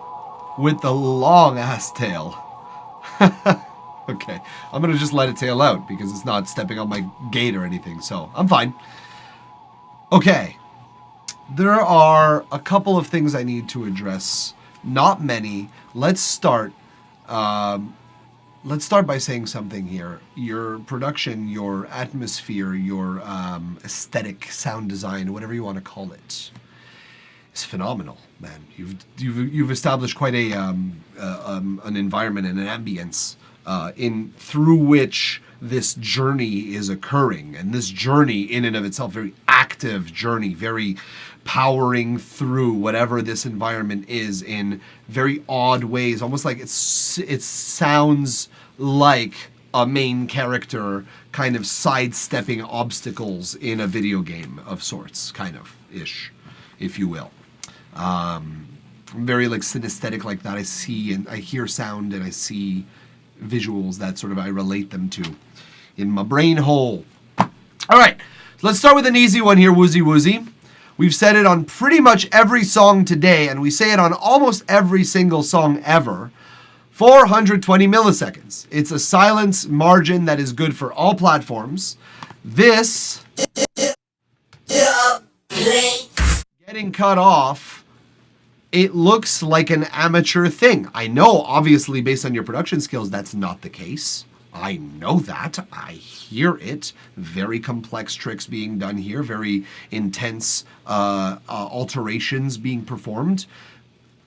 But that's like basic. So it's meant to sound like a cut from a mix. Okay. Sure. I don't... Like, I've heard so many songs, Woozy, on this stream that aren't meant to sound like that at this point I'm almost wondering if it's just a vibe. It's just an aesthetic. I'm almost wondering if you're right, if you will. If like might as well lean into it at this point. Like so many people making the mistake that at this point it's a trademark almost. So I'm wondering if you're right because there's so many people that do it for like on accident. Never heard of that to be a style choice. Didn't know that was a style. Exactly. That's my point here, Madame Monteo. I'm like, all right, if it's stylistically done, I'm less against it.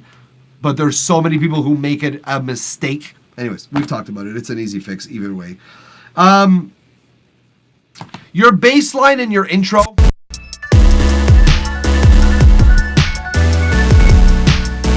There's no bass line here. I have an idea for a bass line. Specifically for this.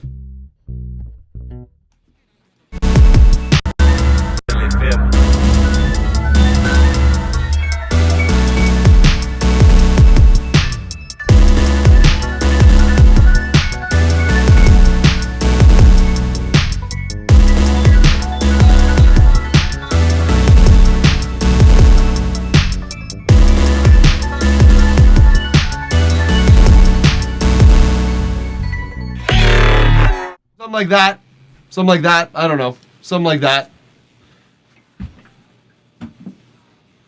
I don't know. Just ideas. Maybe an art base. Maybe something like that. I don't fucking know, dude. I don't know. Something to think about, right? Give me a riff, boy. I just always love shitty deep cut MP3 mix leaks. That's okay. That's okay. It's again, it's an aesthetic choice, right? I don't love the aesthetic choice. We can't hear you. I heard me, so I think you should have heard me. I think Woozy heard me. I can hear it by his finger placement. Oh shit! You heard it by my finger placement. You must play some bass yourself. Let me try it again, but I was literally doing...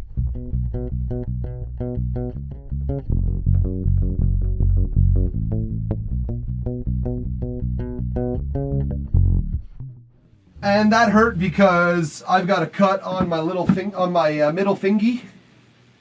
That hurt a lot. Playing that was painful. Let's turn up that bass for y'all just so that we get a nice level. But it sounds like Crash Bandicoot. Okay, good to know. Good to know. That's really cool.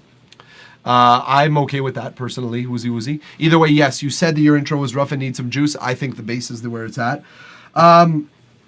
As for the actual drop itself, I don't really have much to say. What is to say about that? Let's listen back.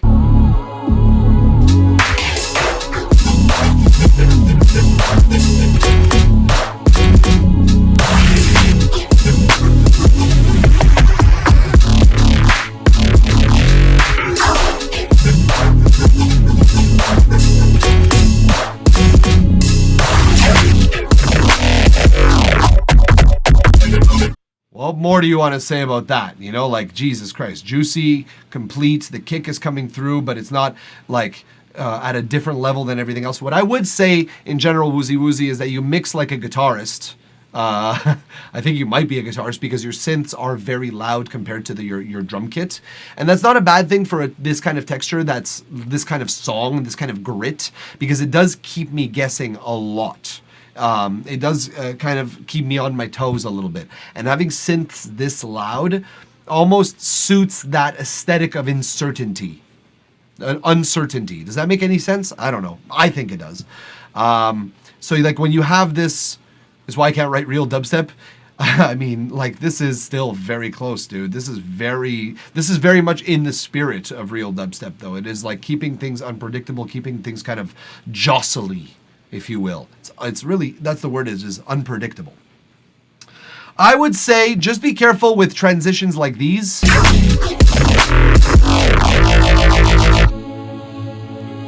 Just be careful letting off the gas completely and then like slamming on the brakes right thereafter. You lose control of the momentum that you've built up until this point. So like ideally some form of transition effect from one section to another would give us the impression of stability in a time where you're breaking down to something much more stable than what you were just doing before. We need some lube, if you will, from one section to the next. We need something to kind of lubricate our transition. Because stopping dead like that, I'm just like, oh, what's about to happen? And I think that something else is going to come in and sort of fill the void, like a vocal, like, if something were to come in right here, personally, like, let me demonstrate.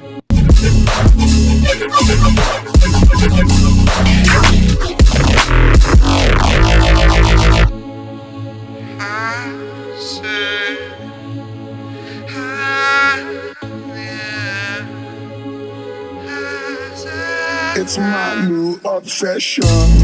You know, something like a little tiny voice that just gives us a little bit of life in that section. Very, very little. I think that would be a nice little addition if you're going to do a dead stop. If you're going to do it. But if you're not, add me a transition in there. The last thing I'll say before we end this is hear this glitch.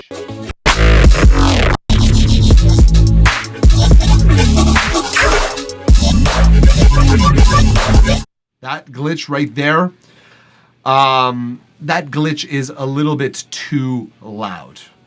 That's very simple. Bring those glitches back in the background. There's no reason that they should be superseding everything else. There's ways to make them bigger. Putting on a little bit of reverb, again, to demonstrate the scope of your environment. Making them a little distorted so that it's perceivably louder, but not overstepping the rest of your stuff. There's ways to transmit the message that you're trying to transmit, which is that these things almost come in more powerfully than the rest. There's ways to do that without just turning the volume all the way up. So I would recommend doing that. I should send you another thing. Hold up. It's 1 track per day though, Woozy. We do 1 track per day here. Otherwise it gets out of hand how many people submit some shit. So unfortunately, 1 song per day. You notice the Aerosmith? I am a guitarist. I guess I am a good, like, dude, I mean, I don't notice the Aerosmith at all, personally, but Aerosmith is great, and I've started playing a little bit more these days, but it's the mixing. It's the mixing. Someone once told me very, sarcastically, but also very truthfully, like, while I was showing him one of my dubstep songs, I was like, so what do you think? He looked at me, and the first question he asked is, are you a guitarist? And I was like, oh, yeah. Why is it like melodic? Or is the melodies in my dubstep, or are they like indicative that I'm like melodic as a like guitarist? And he goes, no, you mix your synths too loud. And I was like, I am attacked. But it turns out that it's true. You have to like mix almost counterintuitively when you're making dubstep and rhythm and all of these sort of more aggressive brands of music or genres of music. You have to have the drums almost unreasonably loud to a point where it sounds like you're mixing wrong, because by the time it hits the master, that's important for the aesthetic. So I, again, understand the importance you're putting on that instability and on that violence almost that you're choosing in those drops.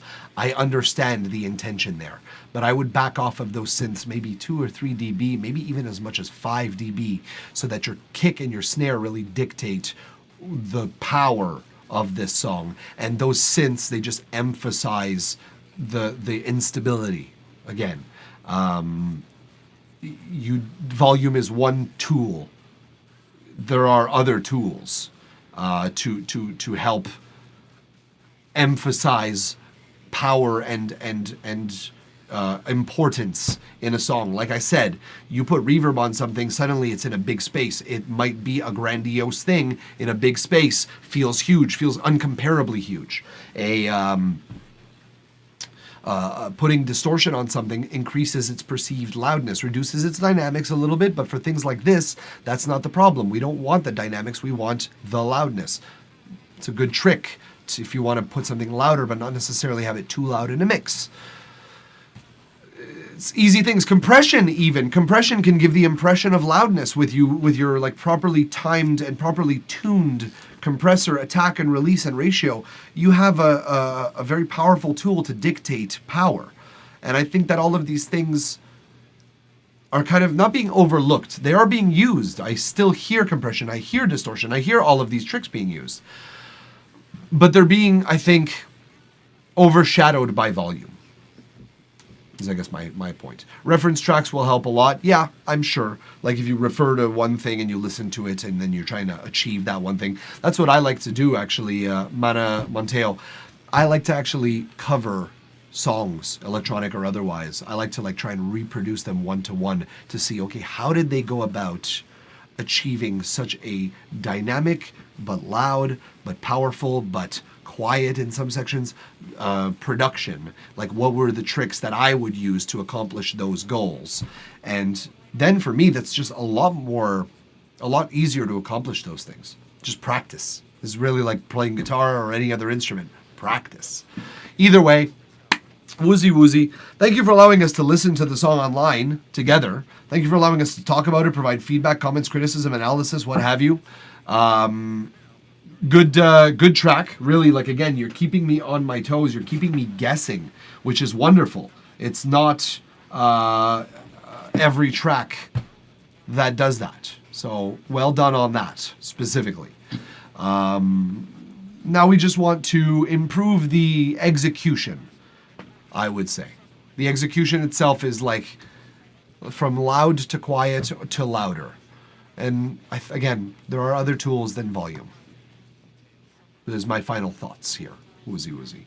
Either way, thank you for trusting us with your track. It's appreciated. Mana Monteo, because I mixed the way I like how it sounds, but it isn't really the right way. You really got to mix down when you critically listen to music that's out. Oh yeah, you absolutely do. Ads. There are indeed ads. So I'm going to wait until those ads are over. But for the VOD, I'm just going to keep talking. Yeah. I think, for those people watching who aren't on an ad right now, I think a lot of people think loudness means make all elements as loud as possible. All lead elements, all big elements, anything like that. And I tend to disagree. I tend to think that to achieve the maximum loudness is one thing. To get there at some point is one thing. But the dynamics for me are far more important, personally. The difference in loudness that certain sections will accomplish or not. He's back. They are back. Mano Monteo. They're back. And I'm pulling up your track right now.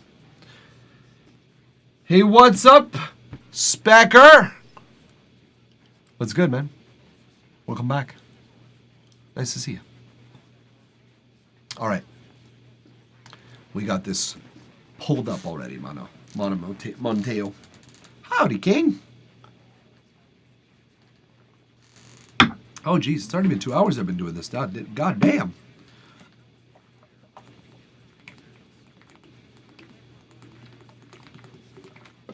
Oh, I needed that.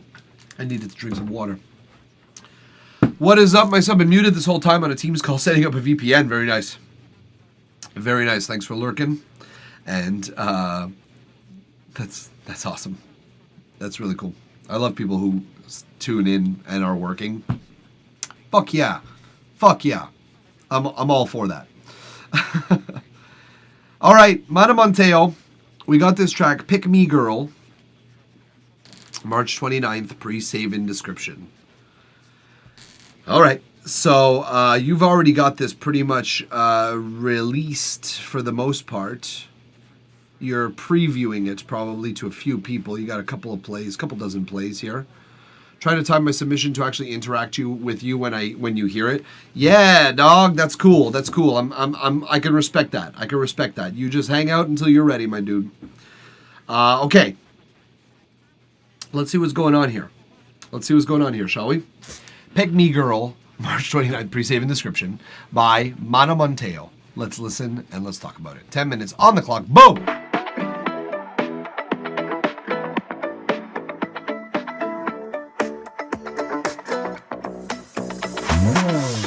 I've been thinking about you all day, all night.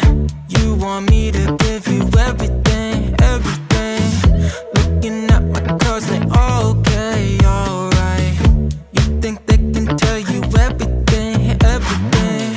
You're such a pretty little liar, alright. Every time you take me higher, and now I try. Wanting me to buy you drinks all damn night. And now you wanna get another lie. Take me out of it, girl. Think that you're the shit, girl. All that in a bag of chips, girl. Hey now, take me out of it, girl. Think that you're the shit, girl. All that in a bag of chips, girl. Hey now, you are just a pick me girl, pick me girl. You are just a pick me girl, pick me girl. You try so hard to shine, but everyone knew that. I just wanna go back in time before. Baby, wanna take it back now. You be running circles like you running track now. Tell me you would not get it, that I never said it. Tell me every day, now I wanna go. So good at fucking up the times like these, girl. You're so toxic and you know it, you love it. So let me get a little bit of it. I be going like I never know, never know. You be thinking that I'm just another puppet. I be going like a 24, 24. I just wanna get a little bit of it, just enough for me to get control. Now what I wanna never say. Get up, motherfucker. Take me out of it, girl. Think that you're the shit, girl. All that in a bag of chips, girl. Hey now, take me out of it, girl. Think that you're the shit, girl. All that in a bag of chips, girl. Hey now, you are just a pick me girl, pick me girl. You are just a pick me girl, pick me girl. You try so hard to shine, but everyone knew that. I just wanna go back in time before 3, 4, 5, 6, 7, 8. All these girls I talk to levitate. If I got that, they know to navigate. Baby, I know. 1, 2, 3, 4, 5, 6, 7, 8. All these girls I know take. If I got that, they know to never take. Baby, I know. Interesting way to end that song. I would have given another chorus personally. You have the time for it, 2 minutes and 42 seconds. Even if you were to do like a almost like an acoustic chorus where you're like, hey now, just with this sound of guitar. Yeah, I know. 1, 2, 3, 4, 5, 6, 7, 8. All these girls I know don't wanna date. If I got that, they know to never date. Baby, I know. Hey now, hey now, hey now. You know, like just a light chorus just to take us out of the song. It sort of ends, and it's kind of leaving me, it is leaving me want to re-listen to it. Don't get me wrong, that's a good effect. That is a good effect. But it's kind of leaving me high and dry a little bit at the end there. And I don't like Radiohead. So... Okay, bad joke aside, let's talk about a few things that can improve this song easily. What are you guys saying first, though? I was expecting a little pre-chorus there, given the contemporary vibes you would expect it, but here we are. But I mixed, mastered, added effects, and recorded myself. That's good to know. I want to make a remix and have that to be a big build-up to another chorus. Okay, good. You should absolutely do that. People will probably listen to the remix more because it is far more satisfying, satiating, if you will. But who knows? Maybe the replayability of this alone will get you more plays. Who knows? I hear this played on an outside mall or a Chipotle. Good production, in my opinion. I agree with you, Specker. Great mix, great master. Everything is tight. Everything is in place. Mix-wise, let's talk about that for a second. Let's talk about a few things here. First of all, I've said it on every song so far. 420 fucking milliseconds of silence before your track. You're getting cut off. It sounds like it's intentional. It actually sounds like it's intentional on this one. No shade, woozy, no shade. But it sounds like it is intentional on this section. I just think that you should still have some silence because otherwise you have what's called a zero crossing infringement. You're not at a zero crossing point, therefore you get this little click when you start your song. If you can hear it, that you have trained ears. I hear a fade in, but it might be SoundCloud doing that automatically. Either way, just be careful. I wouldn't necessarily leave that little space before the track. Okay, in the choruses, in these sections here.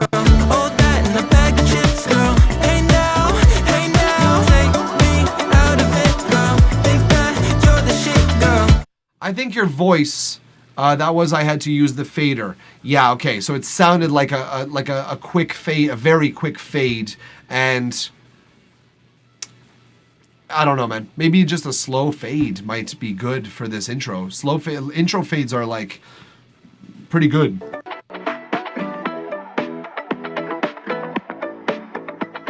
Maybe just like radio being turned up fader, yeah, like fade in. Honestly, will solve that.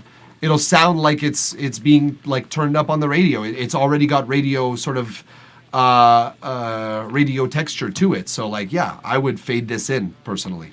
I know that I don't say that very often, but here we are. The vocals in your chorus.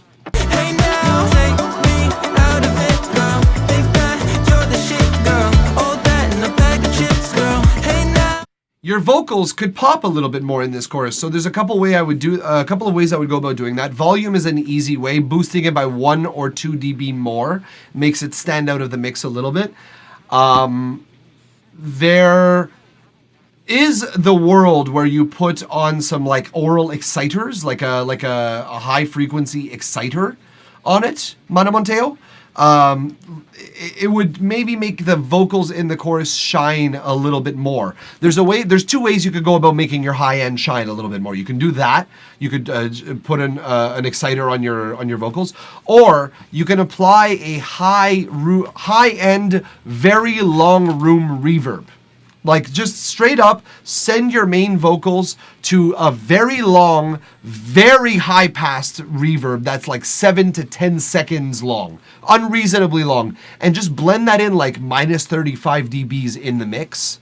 It'll make that little tiny difference as to what makes your vocals pop a little bit more in the mix. But it does need to pop a little bit more. It's your chorus. You can't leave us the option of not getting satiated by those vocals.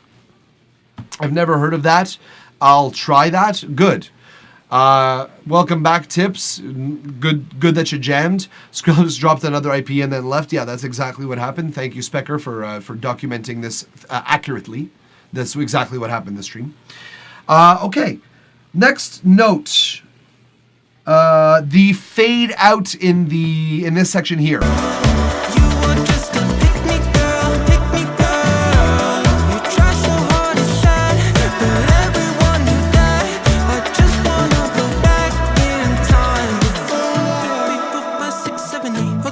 Where'd it go? There it is.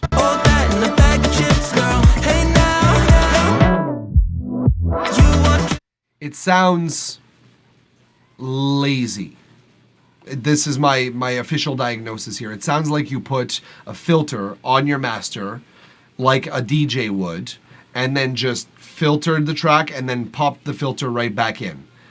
And I think you should be filtering elements individually. Someone did this for an LFO earlier on, like a gate, not necessarily a filter, but a gate. Someone did this earlier on in the track and just applied an LFO'd gate to the master. And I said the same thing. I'm like, it sounds generic, and the change, it's like putting a flanger on your master. Yeah, you can, or you can flange individual elements that actually suit a flanger. And that for me, Mano Monteo, is just like, can you really not think of a better transition? Can you really not filter individual elements in a more professional way? Is that really not possible? At the level of production that you're demonstrating everywhere else in the song, you resort to a DJ's filter knob? I think you can do better than that. You can do better than that. You've clearly demonstrated that. So I think I would maybe say, let's not cut out the effort at the last second, if you were. The last note that I have for you is something that I've noticed throughout your song, and it will be my last note as we have a ding. I didn't know that was a lazy way. It's okay. Let me rephrase that. Sometimes that's all that's necessary for a song. Some songs, it suits the song. Like, honestly, the fade out and the fade in and the filter out and the filter in, some songs, it really works. But the problem with that on your master is that you could very well be filtering all of your main elements. But what about your reverbs? What about your delays? What if you were to filter out just the initial signals and then your reverbs and your delays persisted? It would make for a far more complex auditory experience that we're hearing than just... You understand? I have issues with someone just going master, apply effects. I think there are more intricate ways to accomplish the sound that you're going for. Yes, I think the idea sounds cool. Let me distinguish between the idea that you had, Mano Monteo, and the execution that you made that made that idea happen.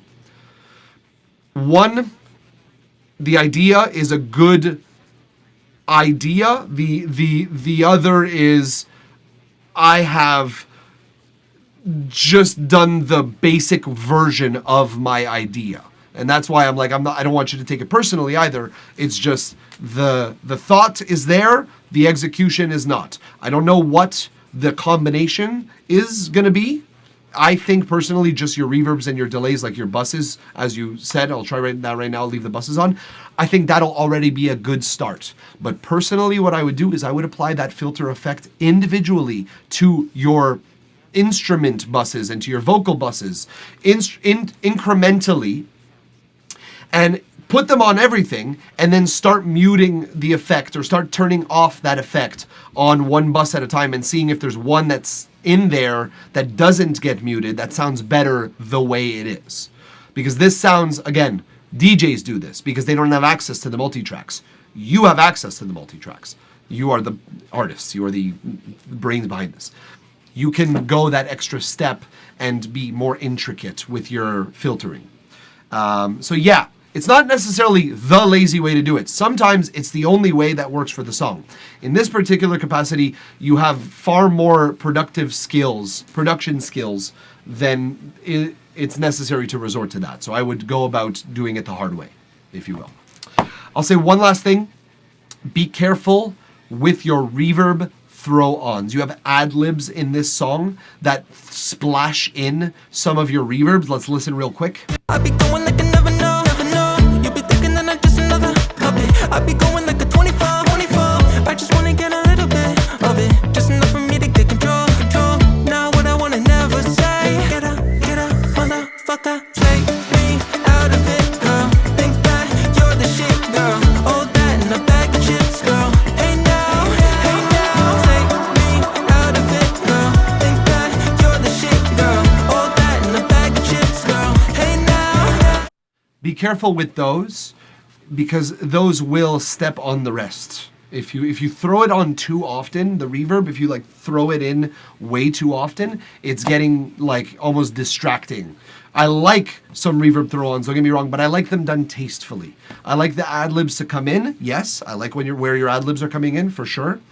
But as much reverb on those ad-libs at all times, not sure about that. So I would probably throw some of those reverbs off those ad-libs specifically, and even maybe some of the earlier ones in your song, although there's not as many in the early parts of your song, which is correct, by the way. You're building up to the end, and that's fine. I have no problem with that. But for everything else, I think it's on its way, dude. I think by March 29th, 4 days, Friday, basically, you should be able... Is it Wednesday, Thursday, Friday? No, it's Saturday, sorry.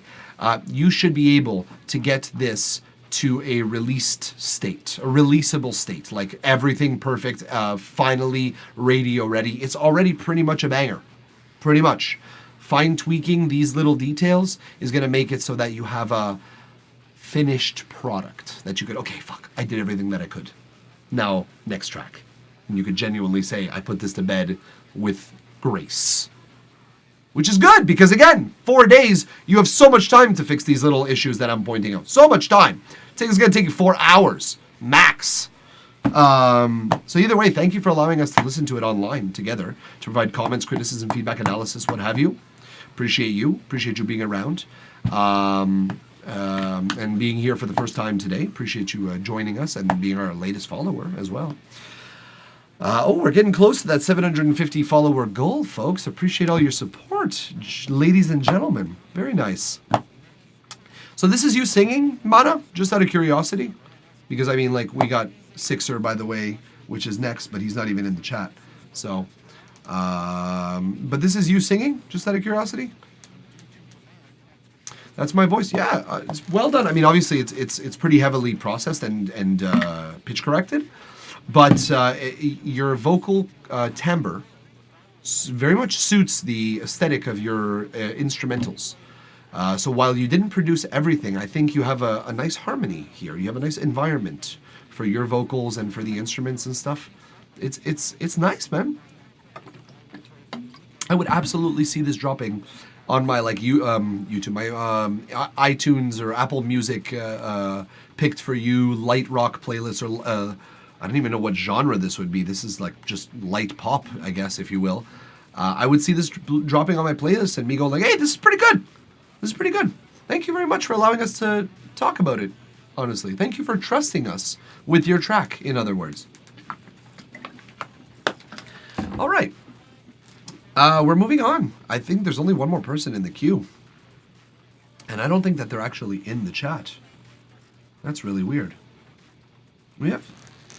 Is Six Cyanide just lurking? We appreciate you, but say what's going on, man. What's going on? Sixer, by the way, is not in the queue, so we're going to just blow through here. The queue's empty. That's the first time that's happened in a while. I don't know what to do while we wait for our next victim. What do we do? I can't play guitar. Usually I would play music. I would like just entertain, but today I guess I gotta talk. Fucking shit. I'm good at the words. 'Tis the Skrillex way tips. You know. He's aloof. Have you guys been signed up to? I was talking about. We were talking about Skrillex before. Have you guys signed up to his email list these days? He's like releasing an album by email. Have you guys like heard about that? Am I the only crazy one that actually signed up to that mailing list? I feel like that's fake, right? But he's been sending actual music, and like I've been clicking open the links with like a VPN and stuff, and they're actual songs that he's been sending by email. I thought it was original. I genuinely try really hard, and I've been improving, but it will never be perfect. I wanted to try just not overthink it and release, but you have some valid points. Listen, Mana, the thing I think a lot of artists fail to understand is that not overthinking is part of the writing process. Is part of the the brainstorming process. Not overthinking meaning you're not allowing your own thoughts to get in the way of like jamming shit out. Hey, yo, what's up, Big D? Welcome back. Nice to see you. The jamming and the creation, like the initial part, is really important to not overthink, because you will like fuck up your own productivity. I think you've done wonderfully here. I think you've created something easygoing, nice, easy to listen to, something that would. Who said what before? Someone said. I hear this played at an outside mall or a Chipotle. Good production, in my opinion. That was Specker. That's the kind of a sound. That's the kind of sound we're talking about here. We're talking about some easygoing, not overthought, easygoing music. And that part, I'm happy you're not overthinking. The little nitty-gritty details that I'm overthinking, it's specifically because I have no stake in the game. So that's sort of why, in general, it's important for musicians like yourself and producers, even like musical producers who put together beats and who mix. It's important for them to work with producers, with someone who has like I have nothing invested in this, so I'm going to just step back and say what I think this song needs. Someone who will just have a second point, like a outside point of view that benefits the overall quality of your song. And I think that I'm sort of trying to like shoehorn my way into that role, if you will, by practicing online with y'all, because that's one of my favorite things to do. That's one of my favorite things to do, is to like just talk to someone and say like, honestly, this is what we need. This is what we need for this song to be really, you know? I don't know what the fuck that means, but that's really my reality. Like, I enjoy that part of the production so much. The parts right before stuff is mixed, right before stuff is released. I'm like, I wedge my way in there, you know? I tried the if it sounds good, leave it type deal with the filter fade in, but I could have tried to see if leaving specific buses would sound better. Yeah, it's cool, man. You gotta try some stuff. You gotta try some stuff. But that's the thing, Mana. Sorry, I needed to take a drag.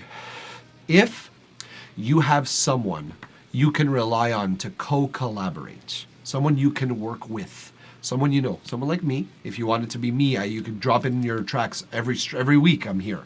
But if you had someone you can co-collaborate with to bounce back these ideas, if it sounds good, leave it is a good way of going about it, because then that other person will go like, okay, I see what you did here. Do this better. You know what I mean? Like, you did this good. Do this thing better now. That's me. That's like what I do on a week-to-week basis. And so with that, I think it's good. Again, on a creation, on a brainstorm, and put it out onto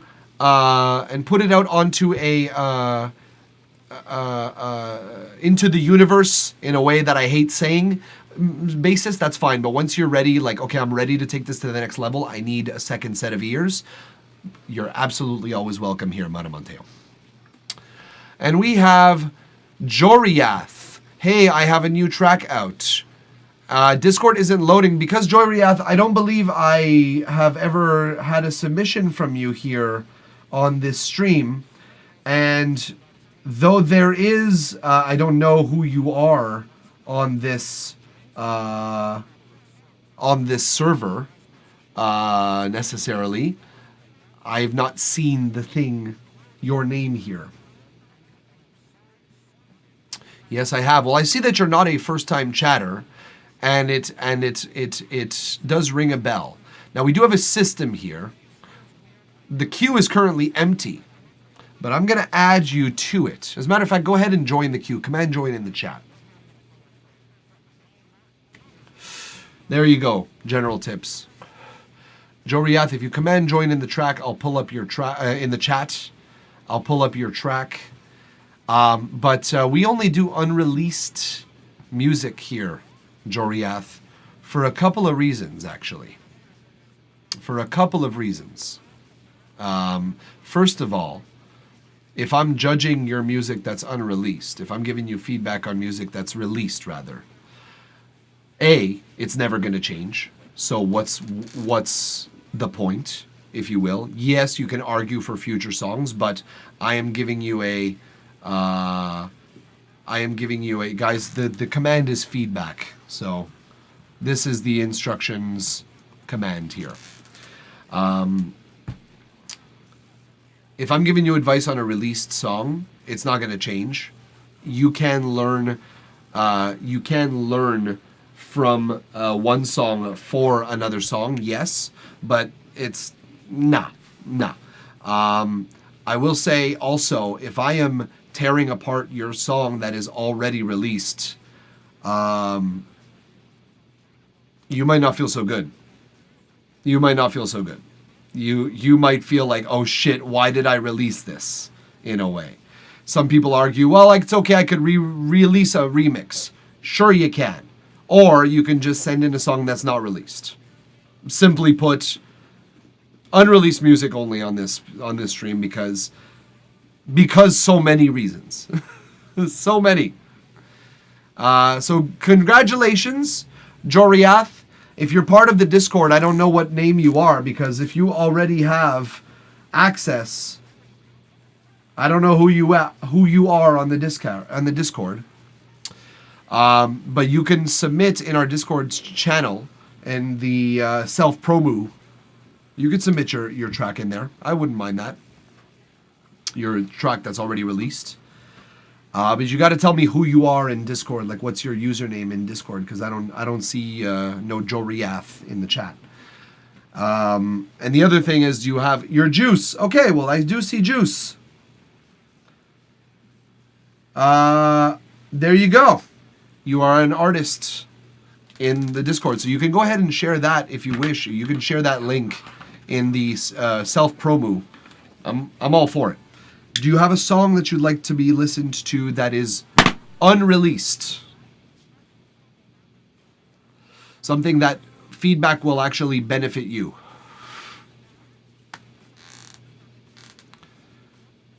No release. Well, I'm not here to just give you plays, bud. I'm here to get you more plays on the next song you're gonna release. You understand?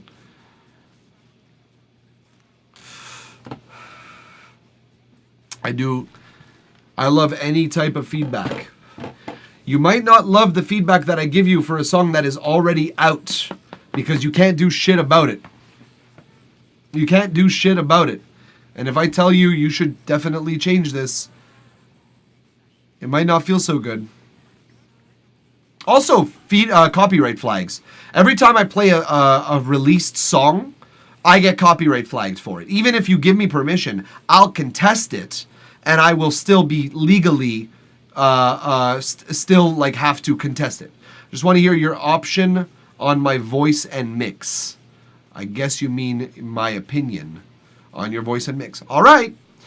If I get copyright flagged by this song, I know I don't think you're gonna do it. I don't think you're gonna manually copyright flag my song, my stream, because that would be stupid, because it would mute your audio. But if this automatically gets muted, this is the last time we're listening to one of your released songs on my stream. That's 2 + 2 = 4 for me. I hope you know. So, I warned you. Let's listen to the already released track, Make Up, by Joe Riath. Joe Riath? I don't know how to pronounce this properly. Let me know. Is it Joe Riath or Joe Riath? Let me know. Let's listen to it and let's talk about it. 10 minutes on the clock. Let's go.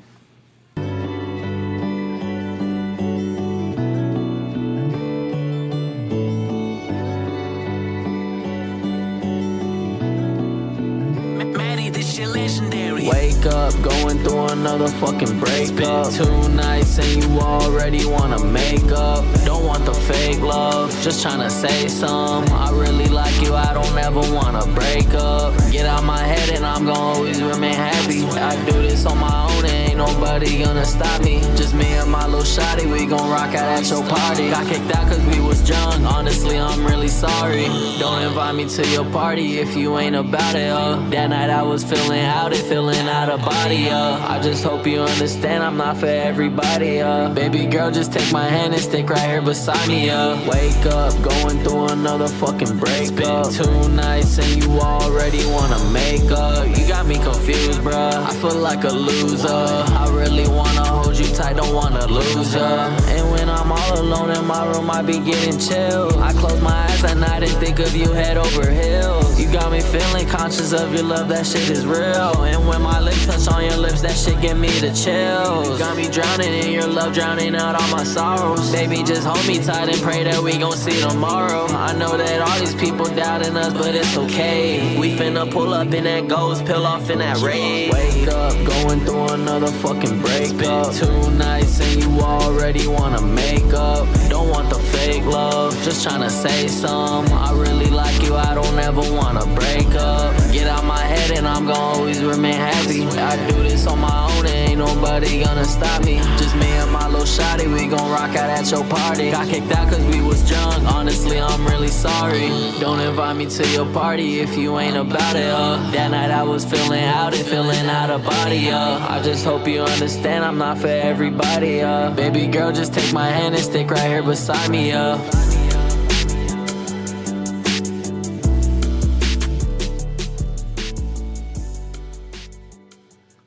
All right.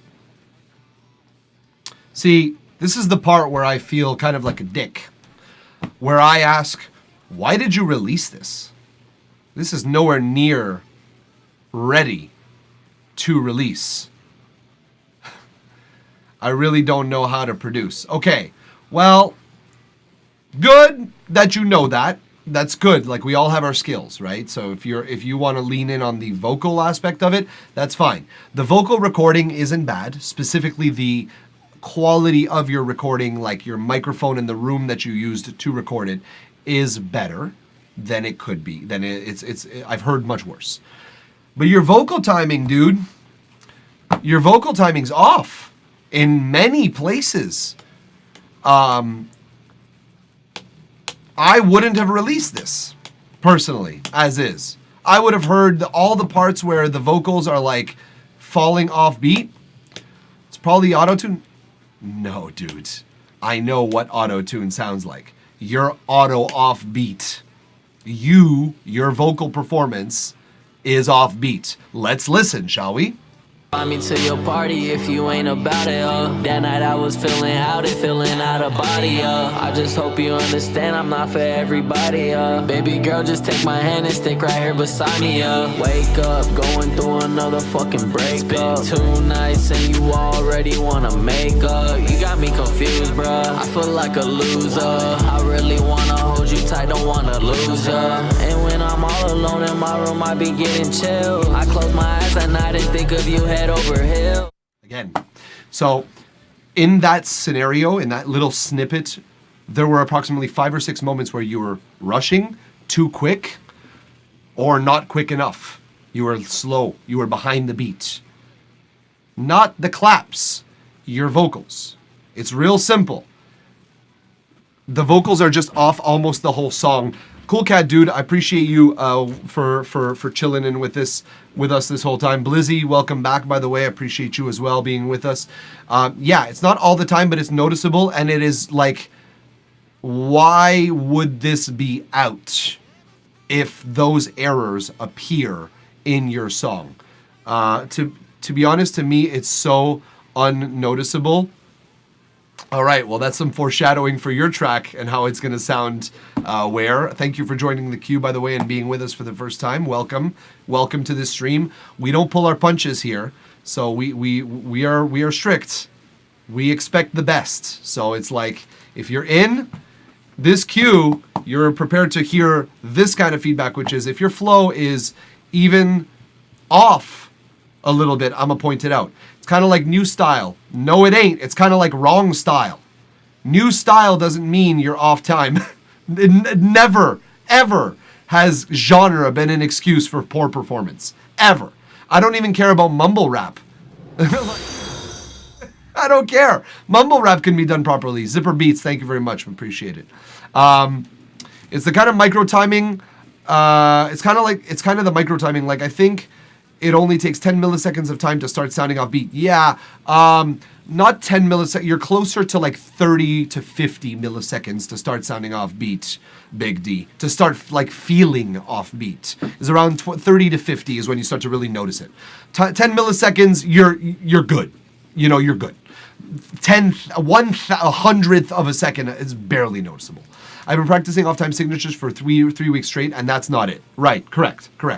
Watch Whiplash and you shall know rushing versus dragging. Correct. Toronado Orchestra. Also, thank you for joining the queue.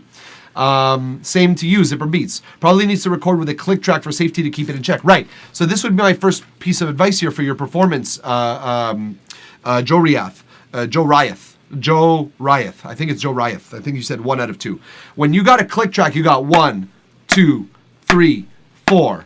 1, 2, 3. That's a typical click. But a good click for you would probably be 1 and 2 and 3 and 4 and 1 and 2 and 3 and 4 and 1 and 2 and 3 and 4 and because it's giving you 1 E and a 2 E and a 3 E and a 4 E and a. It's giving you all of the subdivisions. And so you'll know if you're off time by listening. 8/8 click, right? An 8/8 click or even a 16/16 click tips. Even a 16/16 will be useful for this kind of flow and this kind of style. Exactly, Toronado. Now, I will agree with tips as well. Earlier on, what you said, the flow feels repetitive, had a few ad-libs, but it's not holding it together. I actually kind of agree with you on this. I think that overall, the vocals themselves have...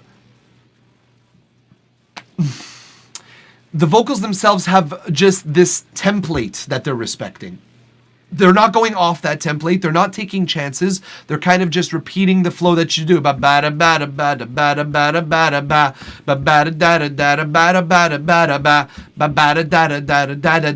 what if you were to go like triplets?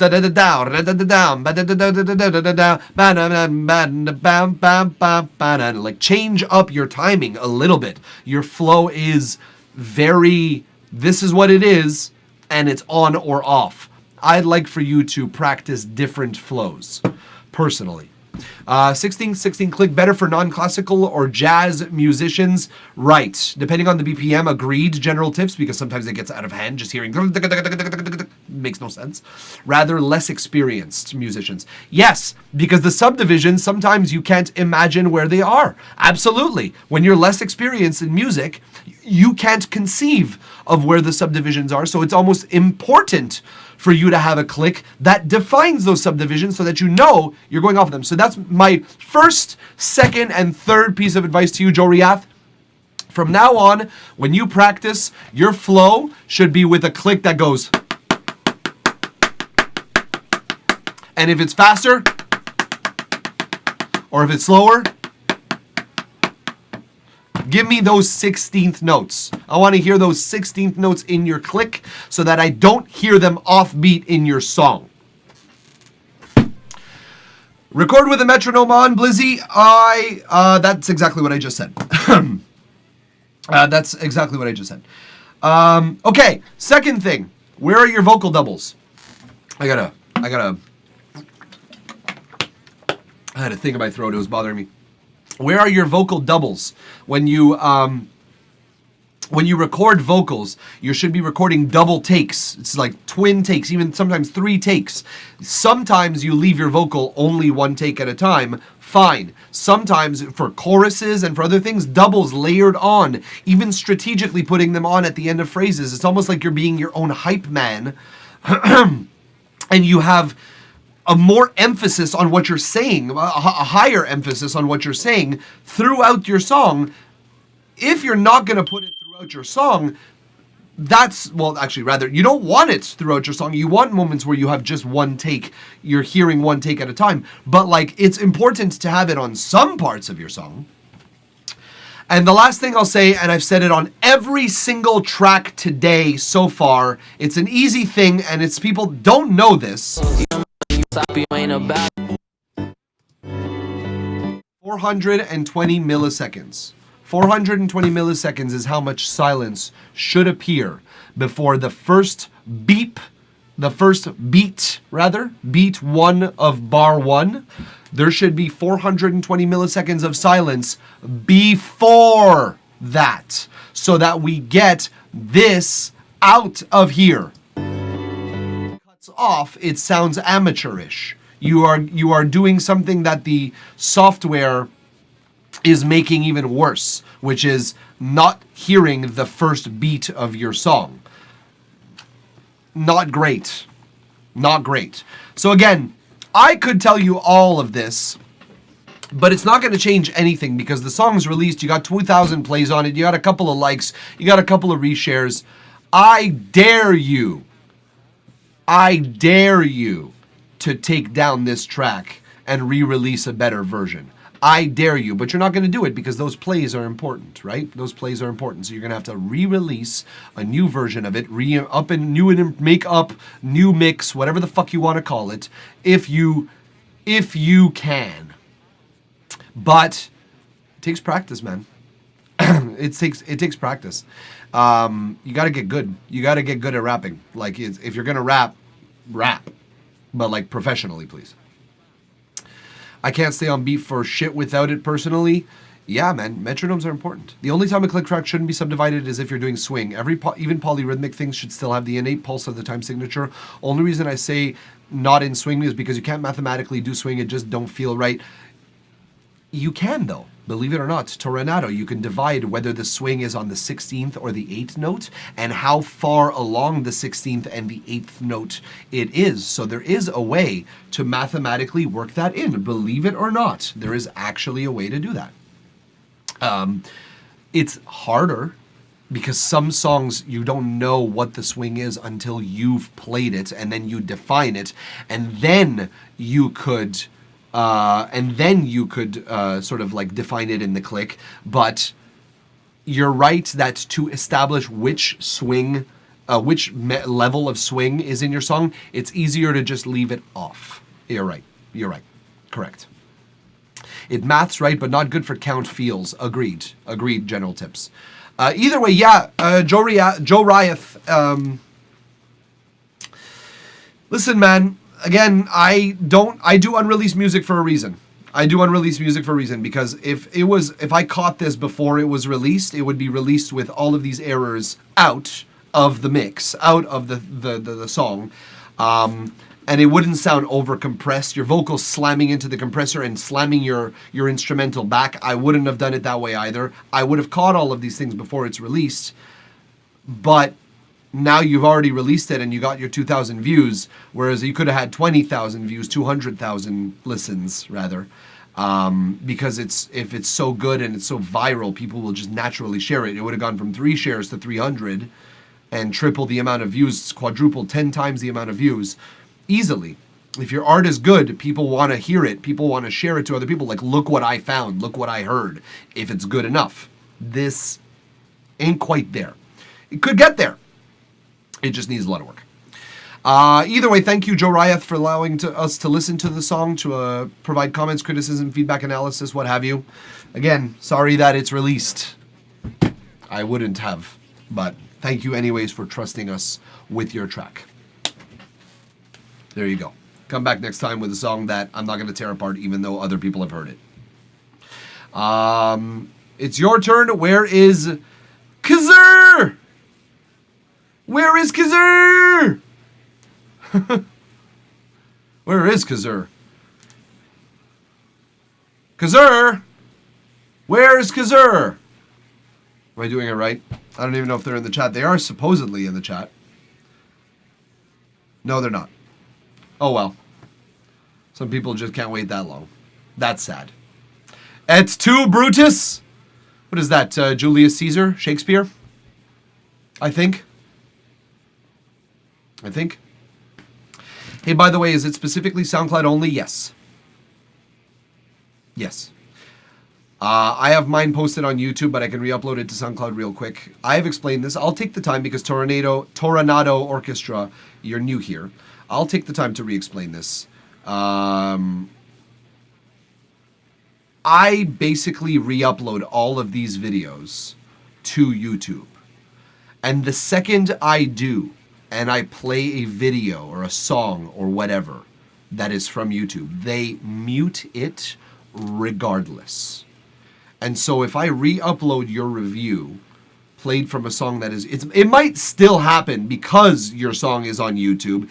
I might still get muted because it's on YouTube. Now, I can test those because as the maker of this music, as the people who have the rights to this music, you, by submitting to this, if you guys observe the rules in the About tab, you guys give me permission to upload these things and to do what I will with this stream with these things. And there's no copyright infringement because by submitting, you're giving me permission to do whatever I need to for the stream. But YouTube doesn't give a fuck. YouTube says, no, it's muted, and then I could contest it, and that'll give a message to whomever. But you have zero obligation. You have zero obligation to allow that to go through. So effectively, your own song would be muted on YouTube, even if I were to contest it. Mubbin Mad, what's up? Thank you very much for following. Hey, are you doing music reviews here? Yes, we are. Indeed, we are. Join the queue by command join in the queue, in the chat rather, and we can get around to you.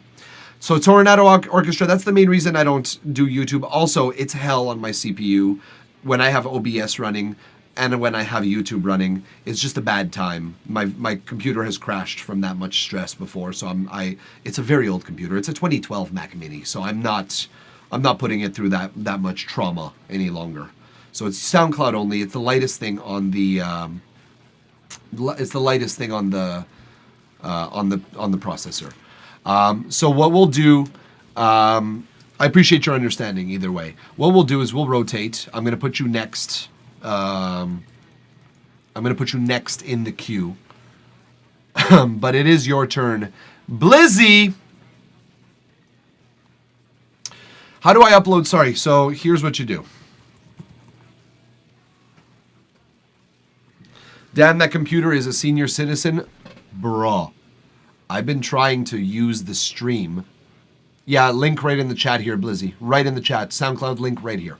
I've been trying to get the stream to finance the new Mac that I desperately need. But unfortunately, it's just not as profitable as I need it to be.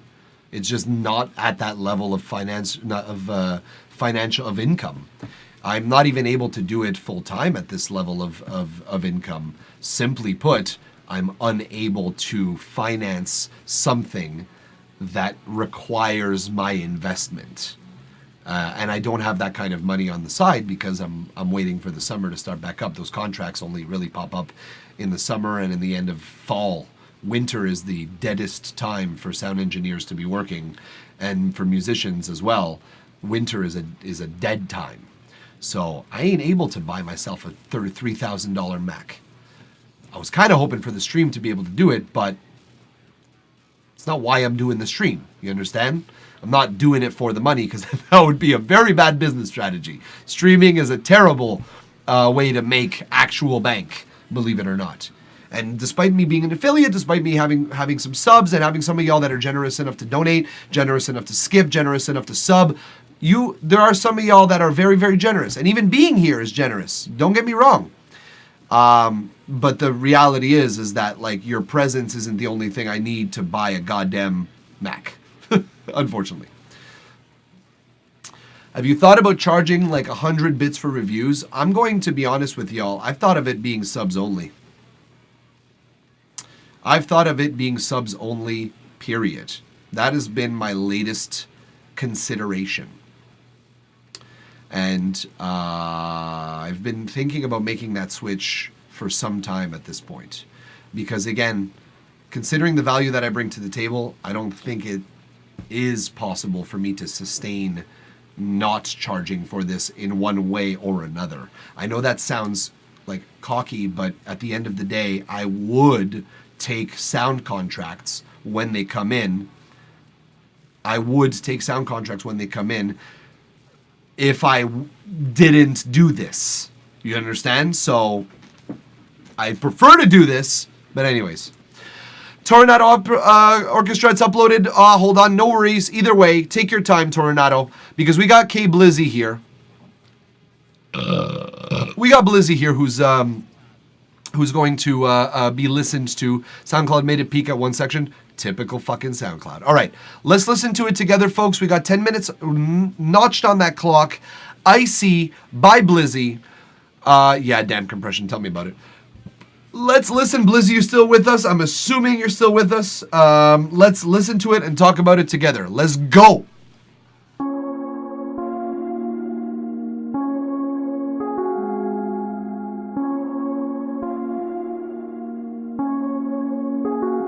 I ain't never cared, these people don't like me. Back against the wall, don't take me so lightly. And you know I'm cool under pressure, I might see. Baby, I might see, baby, I might see. Me slowing at a yellow light, highly unlikely. Swerving through these lanes, baby, going at light speed. And you know I'm cool under pressure, I might see. Baby, I might see, baby, I might say. I just lost 3 jobs in 2 weeks, I'm going through it. And you know that I'm fine, cause I'm standing on business. Now I'm selling the supply, and I'm hustling for them digits. And you know I say fly, yeah, you know I'm the guy. They go, hey, that be fine. On my own all the time. They won't get any sign. Please just know I ain't never cared, these people don't like me. Back against the wall, don't take me so lightly. And you know I'm cool under pressure, I might see. Baby, I might see, baby, I might see. Me slowing at a yellow light, highly unlikely. Swerving through these lanes, baby, going at light speed. And you know I'm cool under pressure, I might see. Baby, I might see, baby, I might say. I just made 3 bands in 2 days and now I'm living. And then I took a nail and I lost another business. And more ain't going well, so I made another pivot. So I be on the move, yeah, doing what I do. They go, hey, that be fine. On my own all the time. They won't get any sign. Please just know I ain't never cared, these people don't like me. Back against the wall, don't take me so lightly. And you know I'm cool under pressure, I might see. Baby, I might see, baby, I might see. Me slowing at a yellow light, highly unlikely. Swerving through these lanes, baby, going at light speed. And you know I'm cool under pressure, I might see. Baby, I might see, baby, I might say.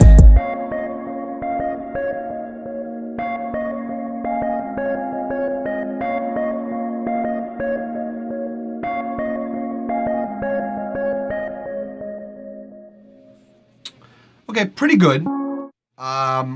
Pretty good. Like, I think it's a nice environment again that you've built the aesthetic around your vocals. And I don't know if you produced this as well here, Blizzy. If you were just vocals on this, you got someone to help you. You got someone to drop your beat. Flux Drowned, appreciate you. Thank you very much for being with us. I did produce it. Okay, yeah. So that's what I seemed to remember that you were producer and vocalist. So yeah, I like this environment that you've created. It suits the vocal content. It suits that well. So that's nice. Your vocals themselves. So this is where we get into the how off can you be like before it gets to sound unprofessional. This sounds just slightly off in more of an aesthetic choice way. If we listen to the ways that you're off, you're always falling back on that 1, on the 2, and on the subdivisions, you're pretty close. But it sounds like you're almost giving yourself some swing in your voice. If I examine it closely, let's listen. I'm business, yeah, I'm selling the supply, and I'm hustling for them digits. And you know I say fly, yeah, you know I'm the guy. Have a little bit, you know what a guy, like it's sort of like a little bit there, but it's not all the way in that. So that's good. I think that's more of a choice because it's like you know where the beat is, you're going off it a little bit intentionally. It only bothers me. I'm saying this because I know I can distinguish between my taste and like what is acceptable in the industry. I personally like me. I don't love those vocals that go ba-dum, ba-dum, ba-dum, ba-dum, ba-dum, ba-dum, ba-dum. Like I don't love that unless it's used strategically and placed in a song in a very key moment where it has the most impact. Some people, that's their aesthetic, and in this song it seems to be the aesthetic that you go with vocally speaking. I don't hate it, it's just not my flavor. That's how I'll say it. I will say, however, the off is good if you repeat it a bunch because then it's just the groove. Exactly, that's my point. It's like you've made it your groove. I have no problem with that groove. It fits in this aesthetic. I prefer other grooves. I just prefer many other grooves myself. But if you're off randomly, it sounds terrible, which is not the case in this. That's why I'm saying it's not a gripe so much as it is I would choose different grooves, personally. Okay, your mix for your vocals is a little bit hot in the high mids. Let's examine. They go, hey, that be fine, my own all the time. They Hear that time all the time. So de-essers only go a certain distance. De-essers will help you a little bit with the harshnesses in your vocals, and that's good. But the overall texture that you have here, it sounds hot between 4 and 8K. I can't pinpoint the frequency. I'm guessing 6. won't get any sign, please just know. I'm guessing that it sounds hot in 6K. I'm gonna guess. I don't think it's there. It could be anywhere between 4 and 8. It's difficult to distinguish in those high frequencies because there's such a fine difference between thousands of hertz. It's crazy how that works. But yeah, high mids mixed a little bit hot. And I would back off of those a little bit. We don't need as many of those as we think, not as much as this at least. I don't hear any ad-libs, dude. I'm not hearing any ad-libs throughout, and I think that that's something that will add dynamics to what is my next note. The song feels a bit repetitive and static, like it does your verse, your pre-chorus, your chorus, then a verse, then a pre-chorus, then a chorus, and then it's the end of song. And there's no like shape. It's just very ABC, ABC. And if I cruise through 2 choruses, let's listen to 2 choruses and see if we can distinguish between the 2 audio. Like if you close your eyes. That's what I might say, baby, I might say. You know I'm cool under pressure, I might say. Baby, I might say. Baby, I might say me so lightly. And you know I'm cool under pressure, I might say. Nah, dog. Nah, dog, your last chorus has to be bigger than the first one, simply put. If I'm able to turn off the screen, you just have my cam, and I'm dancing between those 2 choruses. I tried this before, but there was actually some audible differences, and I was like, okay, fine, you did it right. But there's no change in the, exactly, General Tips, there's no change in the elements in your song. Your vocals, like those ad-libs, well, although they would be better in the high registers, but there's no octaves, there's nothing, there's no tricks. You didn't add any sparkle, any you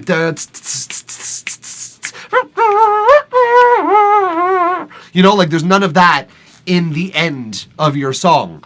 I need some of it.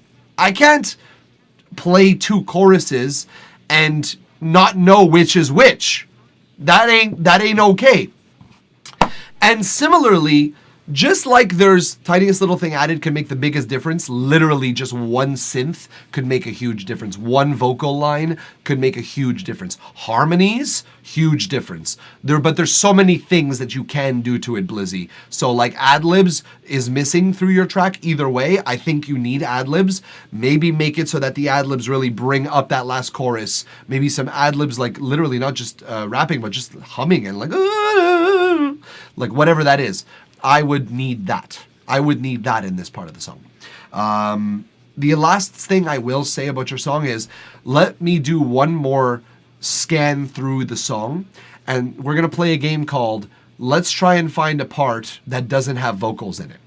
Let's go. These people don't take my shit. Knowing that I do these and you might see it.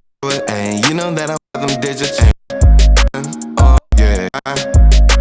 They On one. Okay, let's keep going. please, but I like me. Take me so like, no, I'm cool on the sea. Baby, I might see me slowing when that lights me on my head. I just and now I'm and I'm going well. Pivot, so yeah. They Found another one. go my they. I Found another one. never can. So you get my point, I think, at this point. You get my point. We should miss your vocals a little bit, Blizzy. We should take negative space is still a band member, if you see it that way. It's still another member in your group. Negative space being silence, that thing is powerful. If you bounce forward, back and forth between vocals and, like, let's say if you're a producer, you could very well put a synth that sort of call and responses with your vocals in those silences. Like in those minute moments of silence, I was missing something. Call and response with your synth.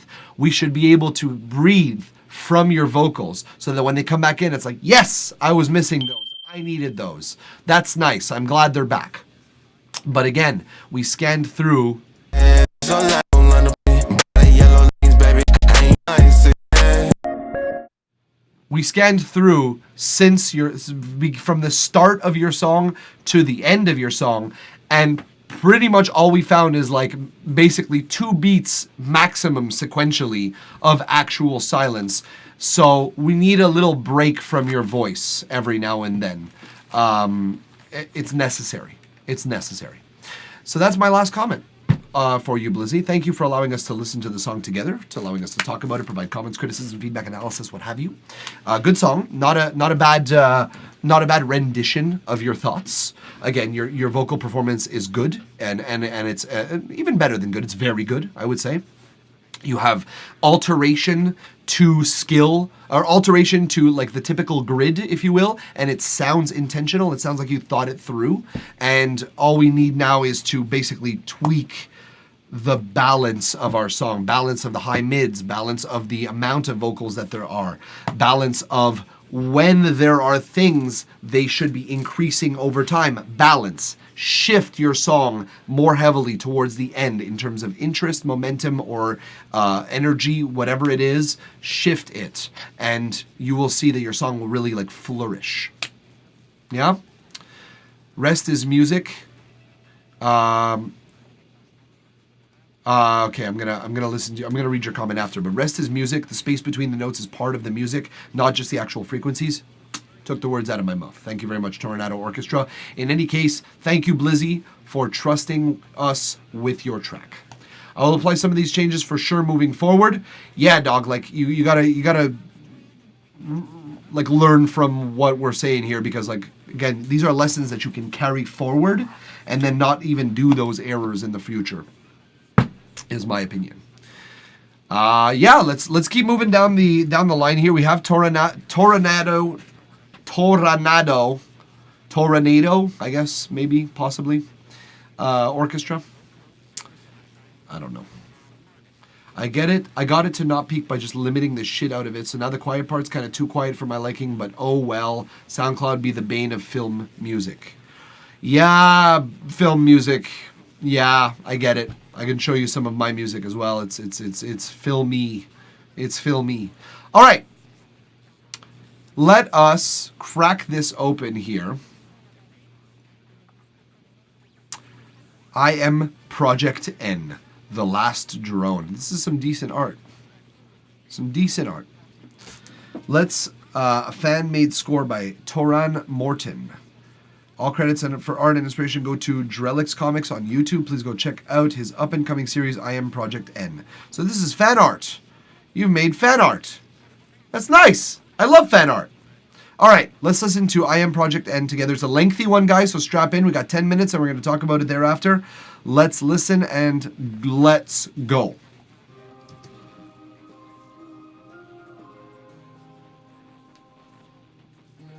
Damn, that's low. I'll try and automate it a little bit.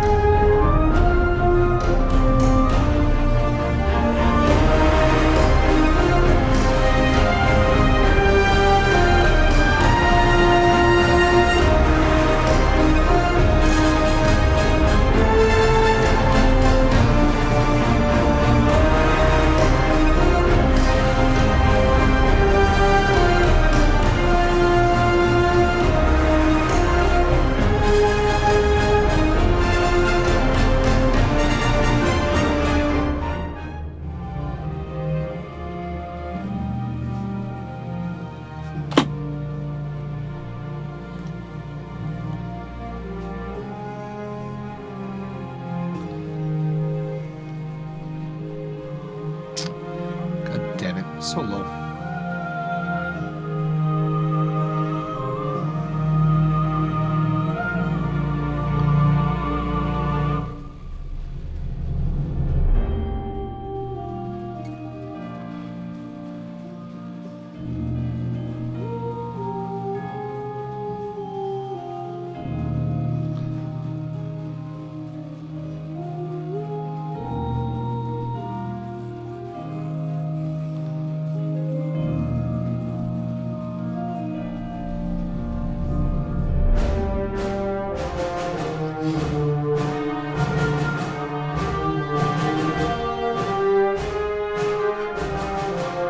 What?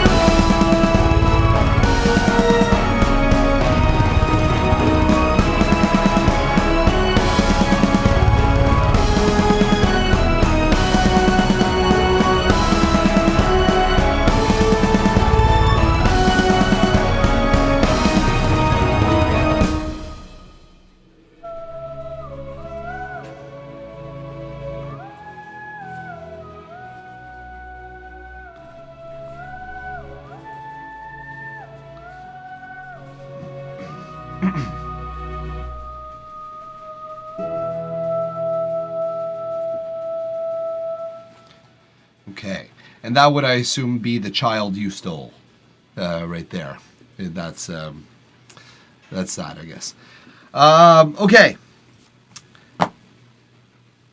This is a long project, so I'm going to talk about like individual things.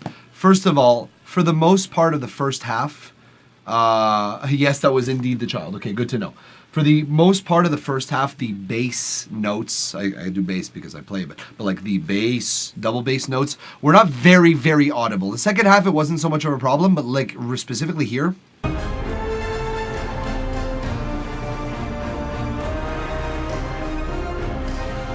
low end is supposed to move me far more than that. Like if we inject, it's obviously a bass guitar, so it won't be the same aesthetic.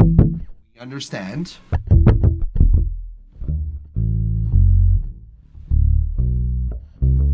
Sharp, okay.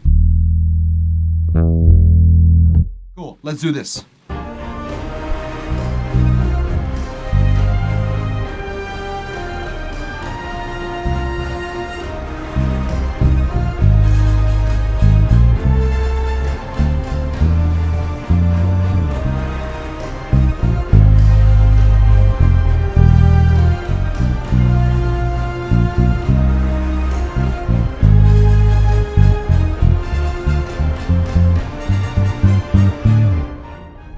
Sorry, I played C sharp the entire time, but I realized it's actually in C, and I fucked that up the entire time. But like, that's the idea that I want. I want that bass to come through in the mix.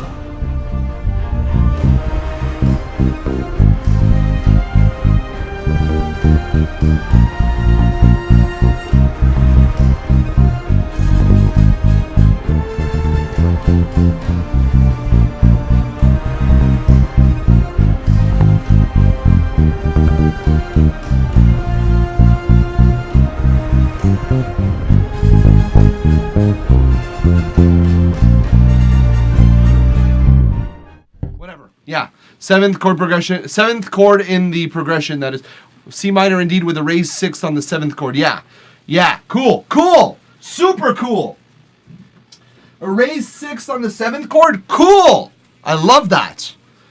I fucking love that. That's excellent. It's really well done. It's giving me that like epic vibe, and that's cool. Now, my first question to you, I guess, would be: is this designed for a specific video? Has it been scored for a specific video? That's what you're displaying on YouTube. Is like it's a series of events. It's a story that you have compiled into a video. Okay, that makes more sense because otherwise the ups and downs make no sense on a piece basis. Like it just goes way up, then it diminishes down, and then it stays low, but then it goes back, builds back up. Like there's no build into the second explosion. It's out of nowhere, and then it builds into the large last portion, and it's like otherwise it makes no sense. So that makes thank you, General Tips. I agree with you. It's supposed to sound like that at least. The melody sent me for a ride. Exactly. That's the thing. It's like it was unexpected, and that's good. Again, taking me for a ride is cool, but you made a video to the score. Okay. That would be, I'd be interested in seeing the video, and I'll watch it off stream. Tornado, you are more than welcome to join our Discord server, and I'll allow you permissions after the stream so that you can post your video in the, what's it called? Self-promo. I'm more than happy to watch it later on. Yeah, that's cool. That's pretty cool. What else do we got? The drums. Yeah, what?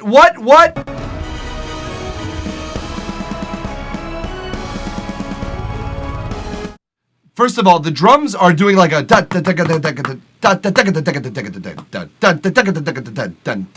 your velocity should reflect that. Like the things that are loud should not be the like one E end. Like it should be the and also I'm not a huge fan of this timing arrangement.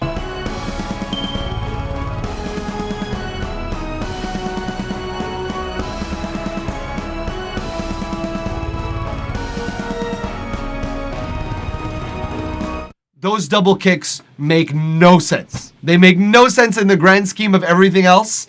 Like, I understand that you're trying to go for like a drummer hyping this up, but like those rolls, I play drums. Those rolls make no sense there. Like they don't build up to that epic scale. They're unearned, is I guess what I'm saying. You just threw in double kicks and hoped that it would amp up that section. I'm saying that is unearned. That has not allowed us to feel like that makes sense in there. So don't do that. Weeb of Canada thinks we should hydrate. I agree. Welcome back, Weeb of Canada. And the music comp had been stressed as fuck. The kicks keep the metalheads engaged. Well, yes, Specker. But either way, in that sense of a roll, they don't really work. They like sort of, they don't make sense on a timing basis with the rest of what's going on. It would sound good with 8 note hits and maybe a tiny off time lick during it. Yeah, sure, like, right? Like sort of like the snare, because right now what we're doing is like, right? Like I know what, but you're doing it even faster than that. Like if you're gonna go 16th triplets, fine. Right? Like that's what you're going for. But you're going like you're going into the next category, like almost dotted notes. And it just doesn't sound right on. It's not doing anything for the last part of your song. You know what I mean? It's supposed to amp it up. I know, Zipper Beats, we're getting to you. It's technically not your turn yet. Relax. Hold off. Relax. Yeah, they were not meant to sound that loud in the mix at all. That drum VST hates velocity at high volume, but understood. I'll change that up. Yeah, velocity is another thing. Is like your performance of those drums, like the digital performance, I guess, is it's not the best. It's not programmed as a drummer would play it. So yeah, that's how it is. Either way, that's pretty much all I got to say about your song. That's the last thing I'll say about the song. Either way, thank you for allowing us to listen to it, allow us to talk about it, comment on it, provide criticism, feedback, analysis, what have you. We'll appreciate you joining us for the first time today. Also, Toronado. You're gonna have to let me know how to say that name. I'll have one of my percussionists look at it and rewrite it. That's wise. That's wise because a drummer knows what a percussionist. Drummers are still percussionists, but percussionists know. Toran. Okay, Torin works. Okay, hi Torin. Welcome. Thank you for coming. Percussionists know which hits should be emphasized and which hits you kind of got to lay off. So it's kind of like important that you use that to your benefit. Anyways, the composition, I do agree with General Tips. It's good composition, more complex than we usually get in this stream, and I could respect that. It's like I like some orchestral shit. I make some orchestral shit. And I make it for my D&D campaign, mind you. I make it so that my players have themes, if you will. Like I like my players to feel like they have a movie character, essentially. So yeah, that's what I do with orchestral. But either way, thank you, Torin. Damn it, thank you, Torin or Toronado Orchestra for trusting us with your track. We are moving on down the line, and yes, we do have Zipper's track pulled up and ready to go as we move on to the next one.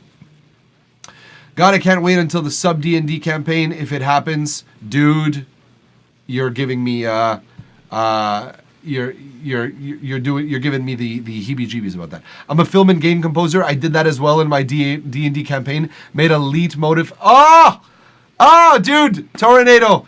We gotta talk, man. We gotta talk off stream because I gotta show you some of my shit. You gotta show me some of yours. I'm curious of how to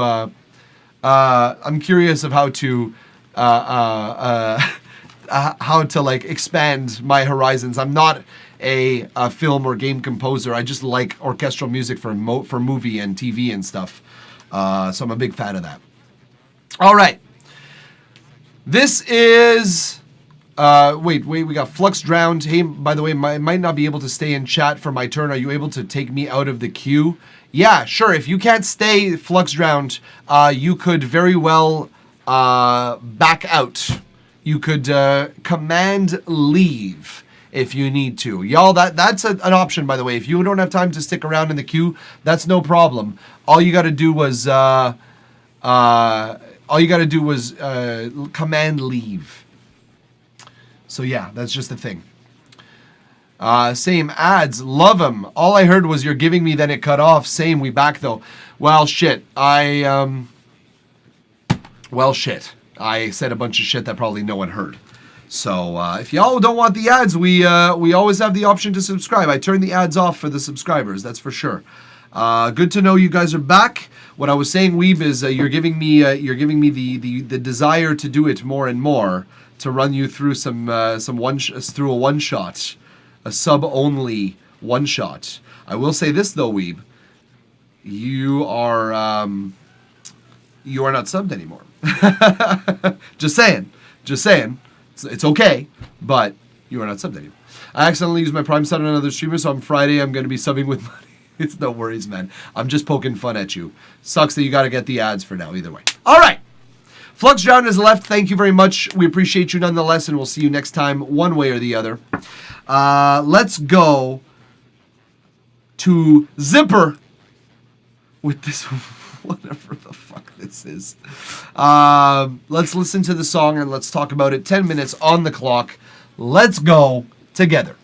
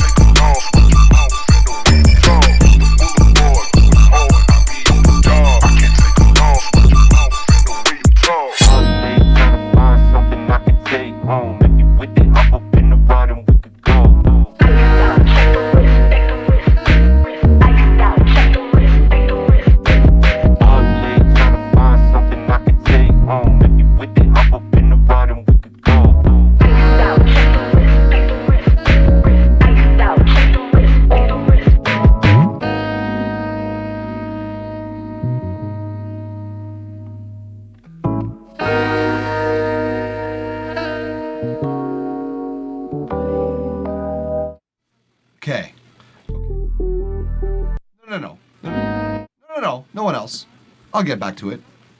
Okay. A couple of things here. First of all, I feel like it's my obligation to say not cool for blasting our ears. And I feel almost bad to go back to it without turning the volume down. Like, I'm trying to find it. Yeah, that the night vision goggles are turning on sound effects. That was ouch. That was ouch, dude. That was louder than anything else that had happened in the song, and there was nothing else going on to sort of camouflage it. That was just a fuck you to our eardrums. And I feel like I should say not cool. Mais bon.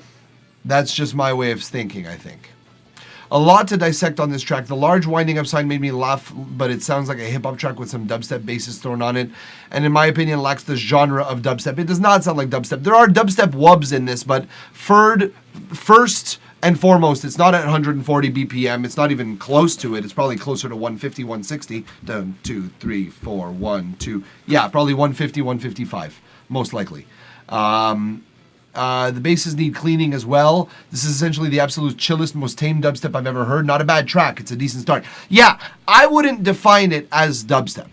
I would define it closer to trap than I would dubstep. Exactly. More trap is a genre. Thank you, Zipper. I exactly agree with you. I feel like it leans more into the trap elements than the dubstep elements, which I'm okay with. I don't care. I like a blend of both. They can fit together. I do, however, feel that the two elements that you have chosen, being trap and dubstep, you don't really work them together as unanimously, or no, that's not the word, as homogeneously as possible. It's like not mixing those things. It's kind of like boba tea right now. Like you got the tea, which is your trap, and then you got dubstep bobas inside of it. And then every now and then you get these dubstep bobas that you pop into. Like, these are nice. I guess I hate boba tea, so I can't. This is apt, but not at the same time for me because I don't like boba tea. But a lot of people like it, and they get those little pebbles of dubstep throughout. Some people like that. I prefer, I think, a homogeneous texture. That's me. I'm able to distinguish between what is correct and what is my taste. I'll say one thing, though, that I'm not able to understand why nobody is respecting today. Nobody whatsoever. Although you're new here, Zipper Beats, so I don't blame you. 420 milliseconds! Jesus fuck! It's crazy. No one knows about the silence before pre-roll. I'm saying on 420 arbitrarily, but nobody knows that you should do this? There's a click. There's a clip. It clips.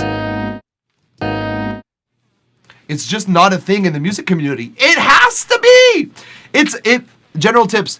It has to be. It's like a professional, like it's on your checklist when you're mixing or mastering professional music. It's always been on my checklist. That's the way I learned how to professionally produce. I don't understand how it's not a thing. I spread it on another feedback stream. I appreciate you for that. I try spread it when I can. DAWs should just build it in. No, they shouldn't, because not all tracks need exactly the same amount of pre-roll silence. I agree with you, but all tracks need it, but not all tracks need as much, or they need quicker. As soon as you start talking about automatically implementing it, Weave of Canada, concept albums, one song that ties into the other, nightmare to produce. So you need the option to do it. I usually do, but I forgot on that one because I was just trying to get it uploaded. Understood. But still, it's baffling to me how not popular this is. This is an easy thing to fix. Hey, I have a good tip. If you don't want SoundCloud to ruin your track with its nasty compression stuff, make sure your track, its true peak is minus 1.6 dB or less. Hey, that's a good shit. That's some good advice, everyone. Couch Tracks, listen to that. Listen to that, Couch Tracks. Listen to Couch Tracks, everyone. You're the only one that's ever called it out. You're 100% right, but nobody ever notices it or realizes why. Well, I'm going to keep calling it out. I don't give a fuck. I've only heard it once from a Mr. Bill video, and that was behind his paywall. That's ridiculous to me. Yeah, to be honest, I've not heard of the pre-roll silence. I'll start adding it. It's crazy, man. I've never seen a Mr. Bill video. But that's crazy, man. It's nuts how prominent it is. Your glitch sounds, let's move on to something else because we don't have much time left.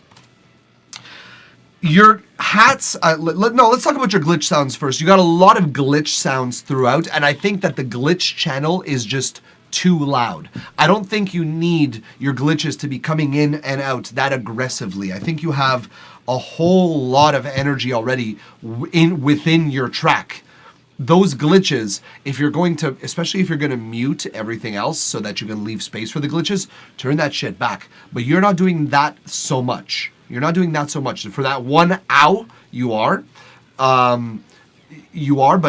for the rest of your glitch sounds, it's pretty much while other things are happening. And they're getting, I can tell that you wanted them louder, so you just turned them up. And they're too loud now. Like, you need to back off of those glitch sounds. Either you bring them down in the mix and you put some distortion on them so you think they sound louder, but they don't actually overshadow your other things and deafen us in the process. Or you just turn it down. Because I think you could just turn it down and it'll sit nicely, personally. Either way, for this sample, dude, turn that shit down. That was painful. That actually, I was like, ah! My ears hurt. Last thing, a lot of high mids, very prominent in your kick and your snare. Take a loss with your mouth in the weak talk. Specifically the hi-hats.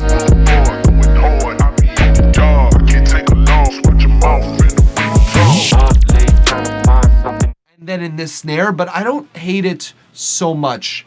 I don't hate it so much in the on the snare, but the hi-hats. They fuck with me a little bit.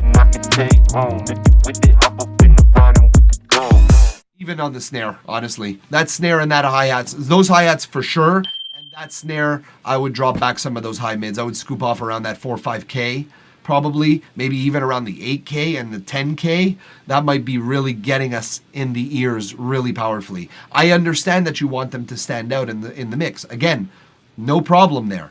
But again, there's ways to make frequencies stand out by not just EQing them up. There's ways to do it. So that's what I would say for that. If you're using Ableton, put your glitch sound on A or B and use your DAW's crossfader. Record yourself cutting over to only the glitch channel. Damn. Okay. Cuts with the fader can sound so much more natural than deleting a section or deactivating a section. Crossfader goated. So yeah, that specifically to get that DJ sort of crossfade effect where you're like actually throwing it over to another channel altogether. That's a really good tip. I would not abuse that too much though either, Couch Tracks, because Ableton allows you to do that. We've talked about the crossfade today on Ableton. And that's a brilliant tool, should be on every DAW, really. But there should also be a little bit of balance between the glitches and the silence, whereas versus the glitches with other things going on at the same time. You want a nice balance between those two. You don't want the silence to be too deafening, if that makes any sense whatsoever. Either way, thank you very much, Zipper Beats, for allowing us to listen to the song online, to provide the comments, criticism, feedback, analysis, what have you. It's pretty decent. Like, you have a nice sort of feel and a vibe going here. It's the aesthetic is in place. We have moments that are painful on our ears. We have that typical fucking 420 millisecond rule broken, which again, I don't, I'm not mad at you or anything, Zipper. It's just, it's crazy to me how popular this is of a problem. It's crazy to me. But easy fixes for a song that already has a pretty good ambience, like layered in there. Again, personally, I would prefer a more homogeneous texture between your dubstep and your trap rather than getting a trap song with dubstep boba tea moments. But again, that's my preference. That's how it is for me. Either way, thank you for trusting us with your track. We appreciate you. And stick around if you wish, Zipper, as we talk about the next song, which is Speckers. Some people like to stick around and listen to other people's songs so that they can like pick up tips from other songs that they've done, pick up tips from other people's songs in the song that they just got listened to. Like, I use examples of songs that we listen to all the time in a day-to-day, like on a week-to-week basis. So yeah, That's a thing I do. I refer to what we've talked about today, essentially. You'll get happy accidents that way too? Yeah, for sure. There's a reason Ableton is one of the only things I haven't pirated Weeb of Canada. Yeah, I get it. If it's a very good software. General tips, Couch is with you. And general tips, I like my free lifetime updates. That's sick. That's crazy. Free lifetime updates is an amazing selling point for a DAW. That's crazy. Serato, Traktor, and Ableton, the only legit software I have. I mean, fair enough. All those three are so powerful. Those three specifically are so powerful. Us beta testers get free updates. That's crazy, dude. That's fucking nuts. I just use FL Studio. Ableton does things really well, but I was forged in pirated FL. I feel you, dude. That's why I use like GarageBand and Logic. It's like I was born in those fires, if you will, in the nightmare that was GarageBand, and then learned Logic through GarageBand, and born in those fires as well. But it's really when I discovered Logic that was like, oh shit, I got a lot to learn about this bitch. I fucking need to learn. To add the 420 milliseconds, is it easier to add it in the DAW when you export or later in RX or Audacity? No, DAW. For sure the DAW. You're going to want to just, like, where you define your song, that's a good call.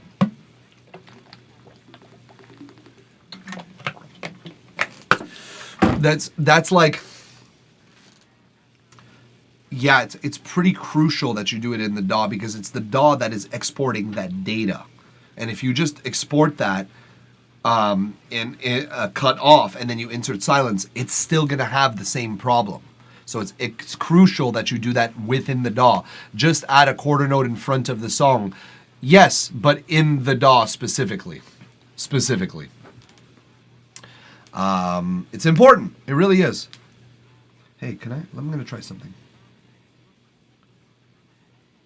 Hey, I can snooze an ad for 5 minutes. So here's what we're going to do. We have Specker's track pulled up. We're going to listen to it together, and we're going to talk about it after that. He says, it's really short.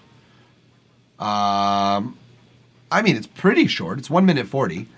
Yeah, of silence. Sorry, Tips. I figured that's what you meant. But, like, if you're not specific, you throw a quarter note in front of the song. Some people will say, like, just do it outside of the DAW. Just add a quarter note of silence outside of the DAW. And I'm like, oh, no, not that. Anyways, we got our sub, so we got 15 minutes on the timer. We're going to listen to this, and we're going to talk about it all within that time. So please enjoy the workings of the stylings of Specker, the song called Synecdoche? Synecdoche? Is this a German thing? Synecdoche? Work in progress. It's a work in progress. Let's listen to this work in progress. Synergy! I guess that's what it means. My girlfriend hates that word so much. With a passion, she hates that word. Anyways, let's listen to the song together before the ads hit, and let's talk about it thereafter. Although, Specker, you're a mod, you're a sub, so you won't get ads either way. Let's go. La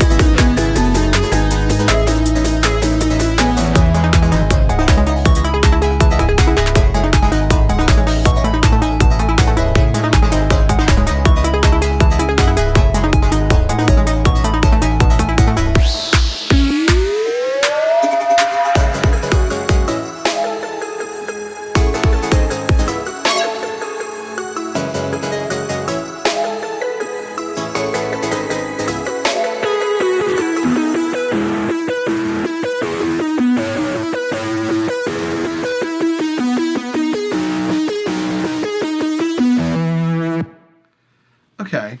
It's pretty cool. It's pretty cool. What are you guys talking about here? Let's listen to what you guys are saying here. It's real. I don't really know. It's some literature term. The word looked cool. Okay, cool. I'll look it up later. Yeah? Or let's look it up now. Fuck it. We have time. Synecdoche. What the fuck does that mean? Synecdoche. Synecdoche? How do you... Synecdoche. Synecdoche! Sounds like a city in the U.S. A figure of speech in which a part is made to represent the whole or vice versa. As in Cleveland won by 6 runs, meaning Cleveland's baseball team. Oh! Okay, so you imply the meaning of what you're saying, like... Okay, I get it. Like Montreal puts the puck in the net. You know that I'm talking about hockey, and you know that if you know hockey, you know I'm lying. Montreal Canadiens, yeah! They're so bad. A simple thing implied as a whole. Yeah, absolutely. So it's like you know what I'm talking about just by saying a very simple thing. Okay, so... Good to know. We've learned a synecdoche. We've learned a word today. That's excellent. I love learning words.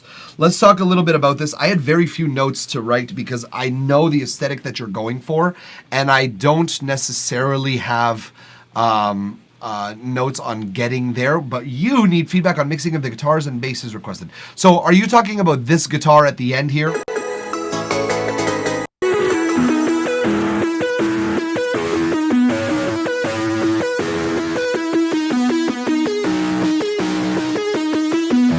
I don't hear any other guitars. Oh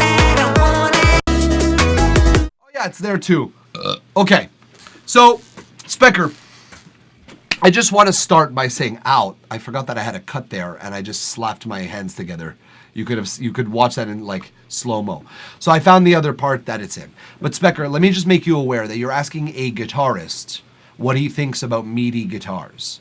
What do I think? I think you should play the guitars, or I think you should get someone to play those guitars. But if I had to judge them as they are, as MIDI guitars, because again, that whole aesthetic, that's the whole aesthetic of the song, and that's what I don't want to change that aesthetic, I'd say it's pretty good. It fits well in this part. I barely noticed it was there.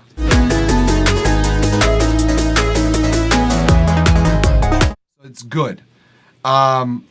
Yeah, normally I'd say no, but they do for the soundscape. They do fit the soundscape. Exactly. Am I right? That's what I mean. Like, I'm not going to tell you change the guitars because then it changes the entire fucking thing.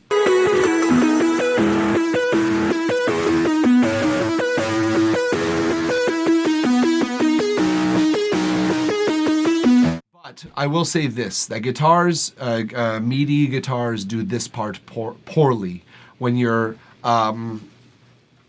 doing guitar notes through a distorted amp on a lead guitar sort of MIDI preset, and then you put more than one note. This ends up happening where both notes get kind of like muffled.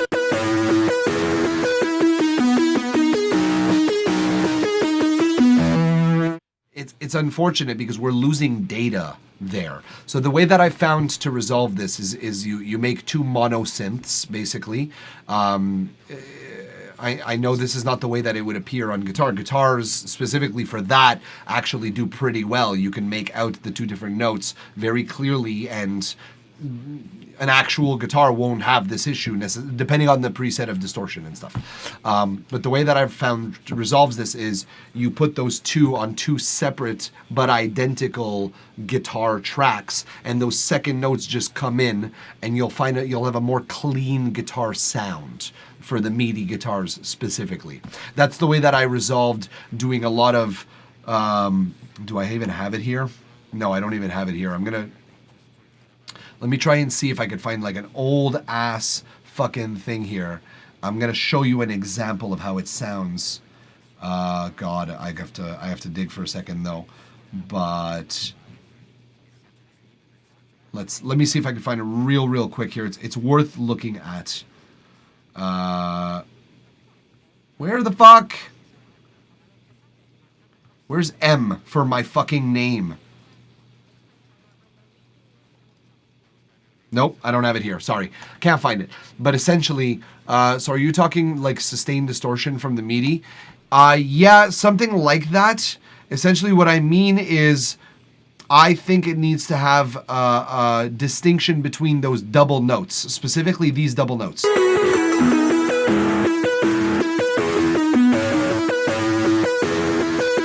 It's almost like a guitarist doing like chords. It's getting lost because both of those notes are playing at the same time, and I don't think that is. I think there's a better way to do that. I don't think it's going to be here, man. It's going to be on one of my old hard drives. God damn. Either way, like I said, I think you just need to make two separate and identical guitar instrument tracks for lines like these specifically.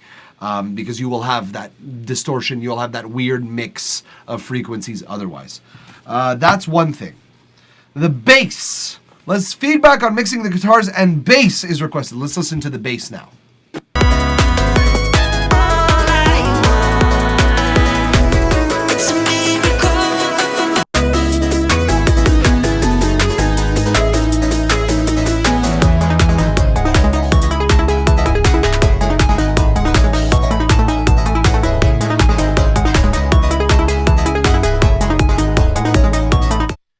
Bass is good. Good, not great, I would say. Good, not great. I would say you have... I hear a bass line, but I'm not hearing the difference between the notes. It sounds like some are unevenly lower than others. I believe the way you adjust for that, the way you fix that is... General Tip seems to know how to fix that. I wonder what you're referring to by that. Specifically, the guitar's notes overlapping is what I'm assuming you mean. But for the bass, I think you're going to want to... I don't know if you already have one here on it, Specker, but you might want to put a limiter on your bass. Like at the end of the chain, you might want to throw on a limiter that basically makes all of your bass notes of equal loudness, so that we hear those lines really coming through and standing out in all their glory. Because right now, the distinction, I hear the root notes, those hover quite nicely, and I'm okay with their level. It's nothing like juicy, huge sound. Maybe a little bit of like a distortion channel for your bass, like a second channel, again, identical instrument, but like high passed with a little bit of fuzz on it might be of interest for you. But yeah, that's the way I would go about doing that. What else do you need? I spent a while making the guitar not hurt. I spent a while making the guitar not hurt. Oh, I see. So it doesn't hurt your ears. The vocal was just put there last night. I haven't EQ'd around it at all or done any production on it besides a little effect rack. Don't rip on it too hard.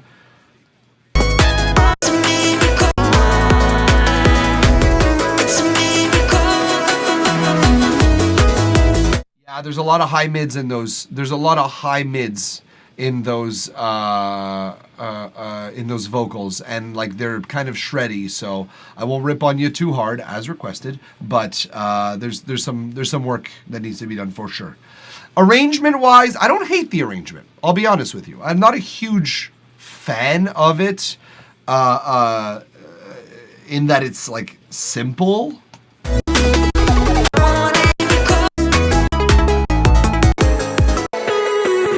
Very simple. There's nothing like there's no real frills necessarily.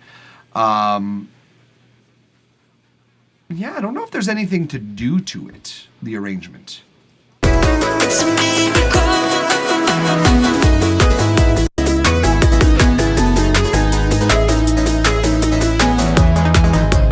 Yeah, the break might you might consider going a little bit lower.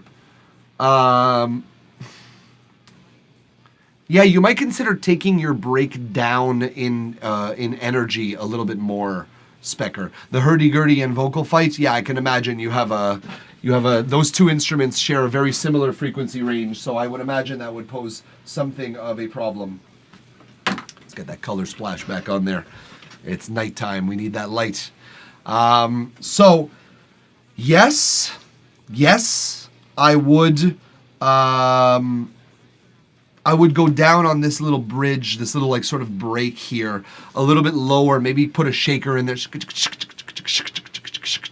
Thought you were reaching for the hurdy-gurdy? I do not own one, unfortunately. I would love to own a hurdy-gurdy. Like, holy shit, that would be a dream come true to own a hurdy-gurdy. For so many reasons. Anyways, let's just examine this end section one more time.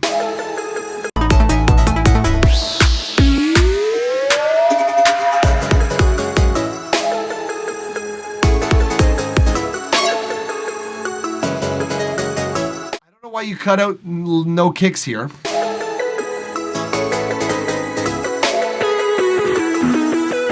And I would probably put like one final kicks and crash there. You know what I mean?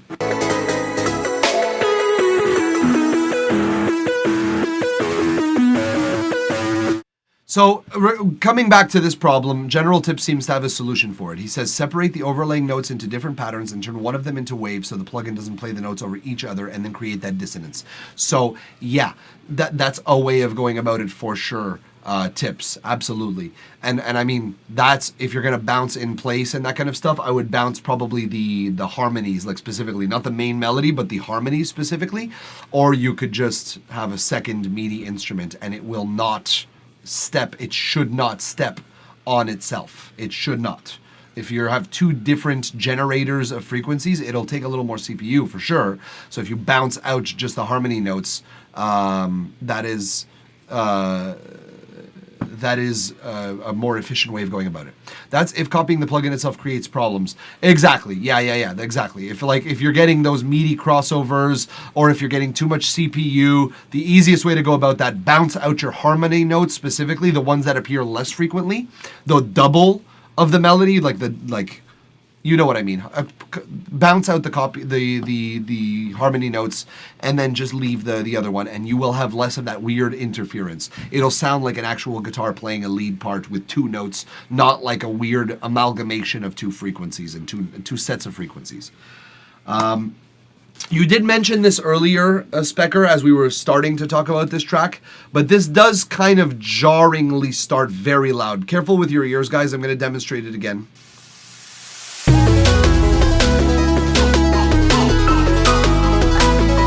We could very well build up into intensity and not just jump headfirst in. I know this is weird that me saying that, but it's so loud from the top that I have to turn my shit down. Some people like that. Some people like producing something that is like -5 LUFS. Maybe.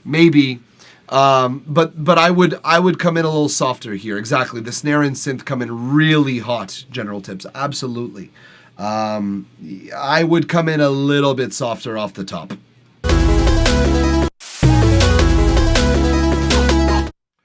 Yeah, that snare, maybe consider making a clap that's a little bit quieter for that first part specifically. And that I would maybe consider low passing your main synth a little bit so you get more like instead of having like a full sonic earache, if you will. Again, that guitar, it's tough to mix properly, but you could do it. It's, matter of fact, I think you're close to what you need to do it. But that's it, man. That's our 15 minutes together. Our 15 minutes in the closet together. No, I don't love it, and it's an oversight. Okay, fair. Thank you for being honest with yourself and with us. -5 LUFS Club right here. Oh, I know, Couch. I am woefully aware. If you ain't redlining, you ain't headlining. I like that one. If I were to release a t-shirt, I would put that on. That's fucking funny. But also, Specker, having mixed many live shows that were redlining the entire time, nobody wants that. Nobody. Not even the audience. The audience leaves at some point or another.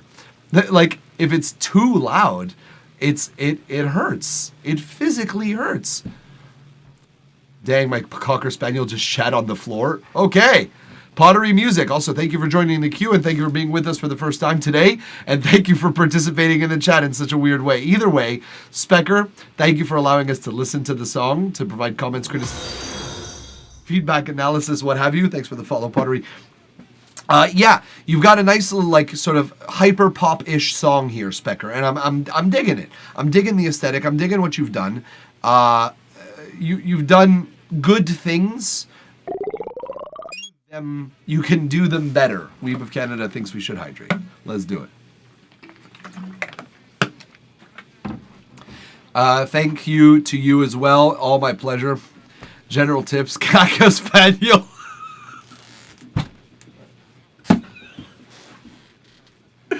Oh my god! Oh my god! That's fucking funny. I don't care who says what. That's fucking funny. Oh man, that was perfect timing as well. It's like part of the reason that was fucking hilarious to me was the timing on that. We're moving on down the line here, folks. Mubbin Mad, you've been here for a while, and I see you still in the chat. Drop me some lovin'. That was hilarious. That was fucking hilarious, dude. What timing? What flawless timing on that. Let's light up the second joint now. That is what transpierced. All right, we're pulling up your link, Mubbin. I spend all day at work cracking up my coworkers. I can tell. If you're the one thinking of those one-liners, then you certainly are. Okay. So we got this song that we pulled up here. We're going to put 10 minutes on the timer instead of 15. Mubbin Mad, Pick Up the Pace. 2 minutes, 59 seconds. We're going to listen to it, and we're going to talk about it all in that 10-minute time. So here we go. Without further ado, Mubbin Mad, appreciate your patience as you wait for your turn. Let's listen to the song. Let's go.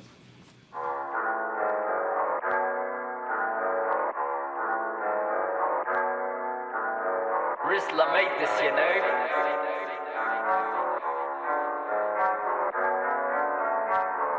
Pick up the pace, let's rap. Pick up the pace, let's rap. Switch up the bass and that. Switch up the bass and that. Pick up the pace, let's rap. Pick up the pace, let's rap. Switch up the bass and that. Switch up the bass and that.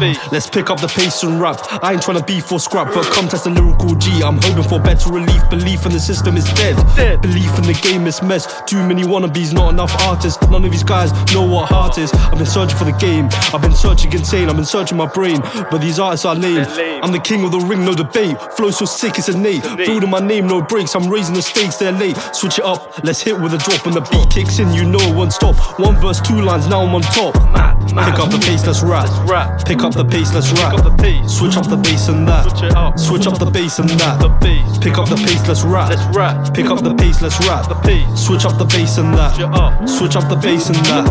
I rap with the pace of the flash. Come on, let's clash. Come on, let's clash. Give you a gravity smash to the face. Look at me, mate, I'm the hero winning this race. This tops of my mumble trash.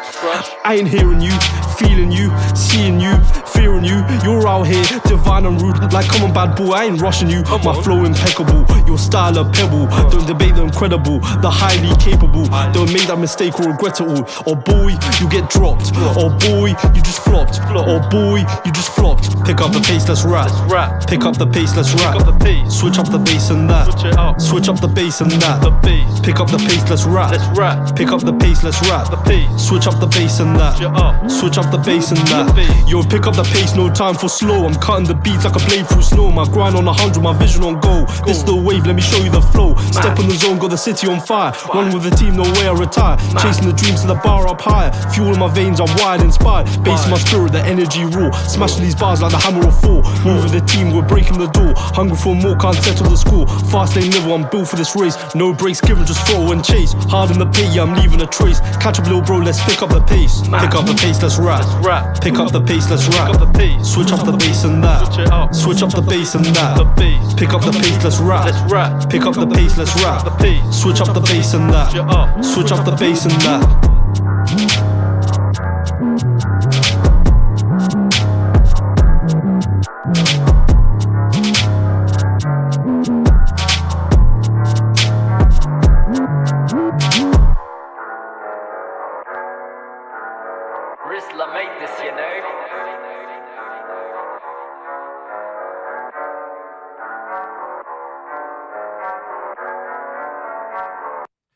right, Mubbin. So if you've been, you're new here, but if for my regulars, they know that I love me some UK rap. Because in general, the standard for UK rap is much higher than the standard for US rap in terms of the actual wordsmithing, in terms of the actual like formulations and turns of phrases and word choices and vocabulary, extent of vocabulary. The standard, the bar is higher in UK rap as far as I've heard. Maybe I've heard some really rough UK stuff in the past, but like for the most part, in general, it's better. And this, I think, falls into that category. I'm kind of with General Tips on this. It's pretty solid. There are some discrepancies with the actual, like, timing of the vocals and a little bit of awkward flows here and there. But for the most part, it's a good performance. I would even go as so far as to say quite a good performance. So that's the most important. First thing I have to ask you, though, here, Mubbin Matt, is this your production, or is that producer, that awful producer tag, someone else's fault? Who am I blaming for that motherfucking producer tag? Am I blaming you, Mubbin Mad, or am I blaming whoever this producer is? Tell me who to blame, because I blame them. My friend produced this. Tell them to take off their fucking producer tag. Tell them to make their goddamn music sound like themselves and unique to them. Tell them that's a proper producer tag. The music, the art itself, not their name. Tell them that. Okay, end of rant on the producer tag. Tell them it sucks and I hate it. Okay, I'm done. The intro's a bit long. This is something that you do technically have control over because you did the vocals, obviously. You recorded your vocals and you kind of threw it on top of the instrumental that your friend gave you. That's what it sounds like, at least. I don't know if he did the mixing or if you did. I should say, I don't know if they did the mixing or if you did, though, Mubbin. You can answer that question in the chat if you wish. But the intro is a bit long. I would snip it in half, personally, because it's not telling us any stories at all. It's giving, he mixed it. Okay, well, that's good. That's good because you could go back to him and tell him, first of all, mute that goddamn producer tag. Second of all, cut the intro in half. In half. You're telling me no further stories that make double length necessary. So cut that shit in half. Get to the good part of your song. Second of all, the mix is too vocal heavy. So your vocals are too loud in this mix. It's simple. It's an easy fix. We need to back it off, and we need to just bring it a little bit more. Bring a little bit more of the beat itself to the forefront, so that the balance between your vocals and the beat really hit home. What are you guys talking about here? So much more work than the American trap garbage game going on. Yes, absolutely. I kind of agree. There's a lot more of a tendency for music in the UK, rap music in the UK, to have more work just put into it baseline. I agree with you. Depends. There's some newer US rappers that are very lyrical, though one of my favorite new era rappers is Canadian Dylan Ponders. I gotta listen to that. I don't know, Couch Tracks. Drop it in the music. We love chat. I'm not denying that talent exists, but it's saturated with low quality songs and producers who don't care to do better. That's my point. That's my problem as well, General Tips. That's my problem as well. Love the UK flow styles. That's why I don't listen to them. Agreed. But then you started feedback streaming. Yeah, that's true. He did. Rarely. I mainly do beat battles. Okay, well, we'll talk about that later. Timing is almost perfect. There are certain moments where I'm like, it was close, but there were small errors. Let's listen in. This race, this tops of my mumble trash. I ain't hearing you, feeling you, seeing you, fearing you. You're out here, divine and rude, like come on bad boy, I ain't rushing you. My flow impeccable, your style a pebble. Don't debate the incredible. It's funny that I wrote, while I was writing, flow gets a little awkward and weird sometimes. You were saying, my flow impeccable. And I was like, oh shit, that's funny because I'm writing that the flow is kind of awkward actually. So it's something that's, it's just doesn't feel natural. It doesn't feel like you were feeling the beat of the song and you were giving and taking. It doesn't feel like you were in synchronicity with the beat, is I guess how I'd like to say it.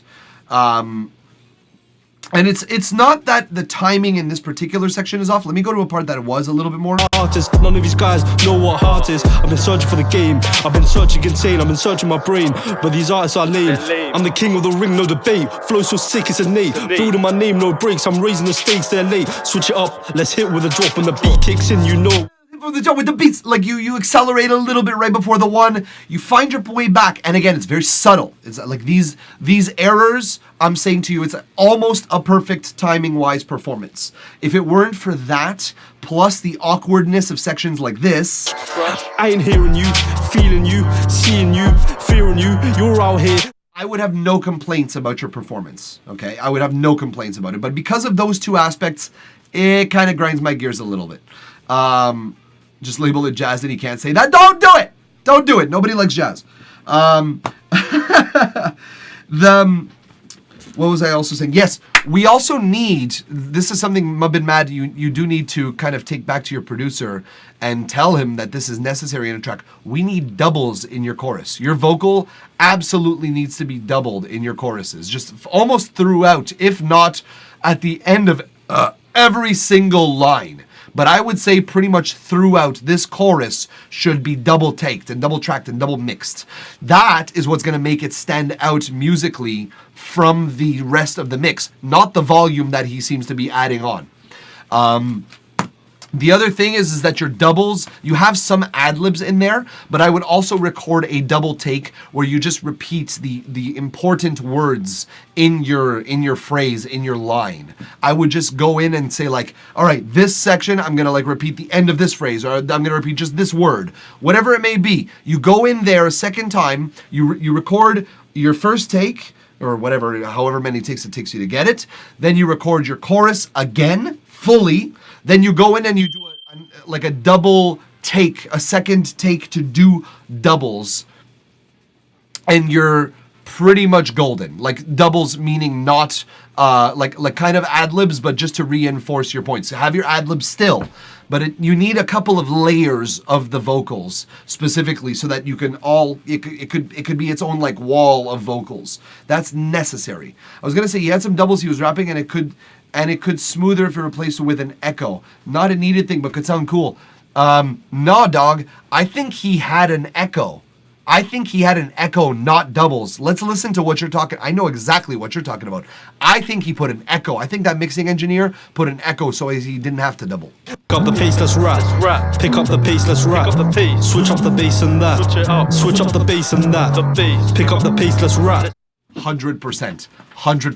That dude did one of two things. He put on an echo on and put the delay, the sustain super short and the timing to about, I want to say 80 milliseconds, or he just took that vocal track, duplicated it, and slid it over between 50 and 60 or 50 to 80 milliseconds so that it sounded like a double track. But it's getting lost. It's phasing out a little bit, that second vocal, which is indicating to me that is not a second double. That is not a double track.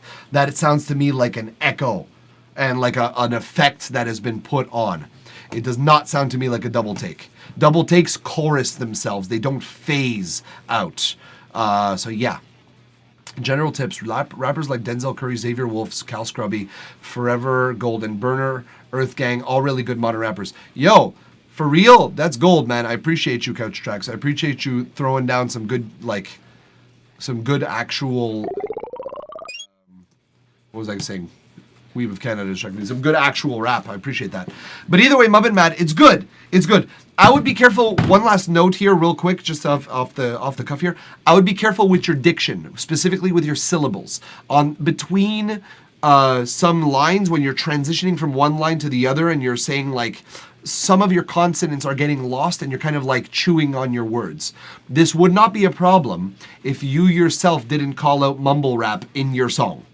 So if you're calling out mumble rap, make sure you're not mumbling, which you are doing in some transitions between some words and others. So just be careful, be aware of your diction. It's not a problem. It's just you yourself call them out as inferior. I agree with you. Make sure your point is not lost through your performance, is my last note. Either way, thank you for allowing us to listen to the song together, to provide comments, criticism, feedback, analysis, what have you. We appreciate being able to talk about this online. Again, I said it already. I'm a big fan of UK rap. The bar for rap is higher. It is harder to be a good UK rapper than it is to be a good US rapper because you don't stand out by being just very good. There are a lot of very good UK rappers, which means there's more to enjoy. And I'm okay with that. If the market is saturated with good music that just makes me just, the whole time, I'm okay with that. Unfortunately, the bar for other types of rap is much lower.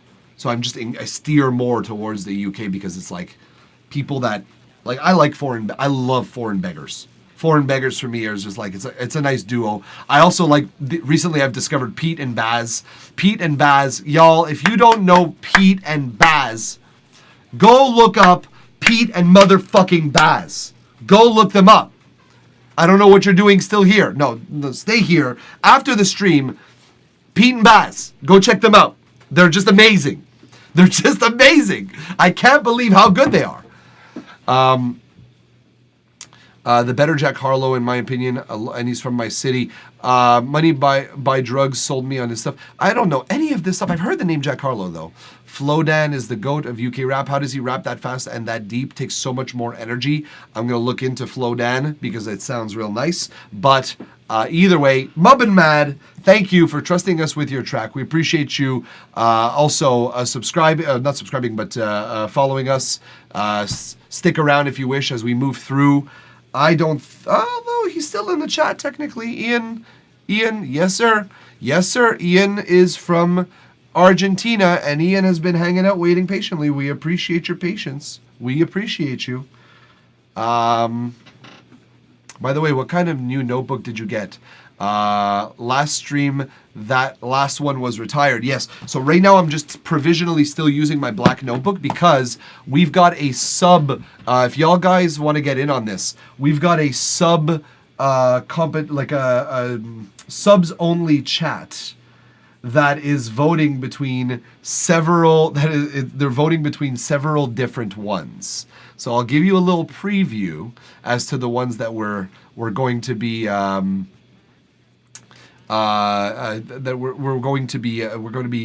going between. Ian, I've got your song pulled up. We're ready to go. But for our subscribers, oh crap, lol, Friday gotta come sooner so I can vote.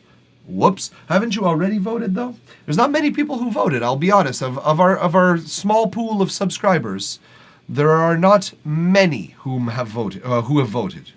Let me go, let me just go in this chat real quick. I'm pulling it up. Because we got a couple of options, folks. This is a good option to, a good way to decide whether or not you want to be a subscriber. If you want our sub-only chat, there was 4, it's 3-1 right now. So yes, so option number 1 is this one here. I like that one. My girlfriend really likes that one. The next option would be this one here. If you're happy and you know it, clap your O. I personally am like, that was my, like, if I had to pick, it would be my vote.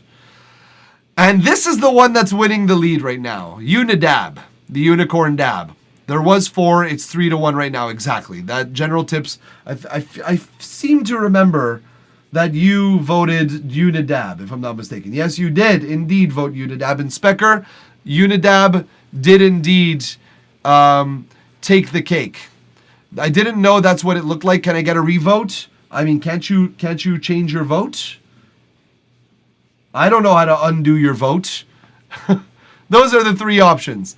But either way, that is the one. I just liked the name. Unidab is for the good of us all. But yeah, you can change. I think you could change your vote. I didn't like restrict any votes. Yeah, you did it. Anyways, we'll let it stew. I might. I don't know if I can extend that vote for any longer. But Weeb of Canada, you're voting Unidab. I'll use. If you want to sub earlier than Friday, then you better, because there's 21 hours left to the vote. So if y'all want to vote on what's my next notebook will appear instead of this one, definitely subscribe and get in on that sub-only chat. It's stupid, but it's funny. All right, we've got Ian's song pulled up here. Ian, how you doing, man? Thank you for your patience. Appreciate you being with us from Argentina. Muchísimas gracias para estar aquí. Para tu paciencia. The song is simple. It is called One. Purple Prod. Purple Prod is a good artist name, if I'm not lying. Yeah, I can already see that correct for general tips. I found a prepaid Visa. Let me see if there's anything on it. Oh, you guy, you're crazy. You're crazy. Don't go in debt or anything. But I appreciate you guys. I appreciate you. Let's listen to One by Purple Prod, a.k.a. Specker gifted a sub to One Man Stands Big G. I don't know who that is, but thank you very much for the gift. We appreciate you. Let's listen to this song. 10 minutes on the timer. Let's talk about it. I said, let's listen to. Oh, okay, it's not working, so I'm gonna go vote for Unidab. But wait a minute, you gifted it to One Man Stands Big, Specker. You didn't vote gift it to Weeb of Canada. One Man Stands Big isn't even in the chat though, Specker. What are you doing? All right, let's listen to this song. Let's talk about it thereafter.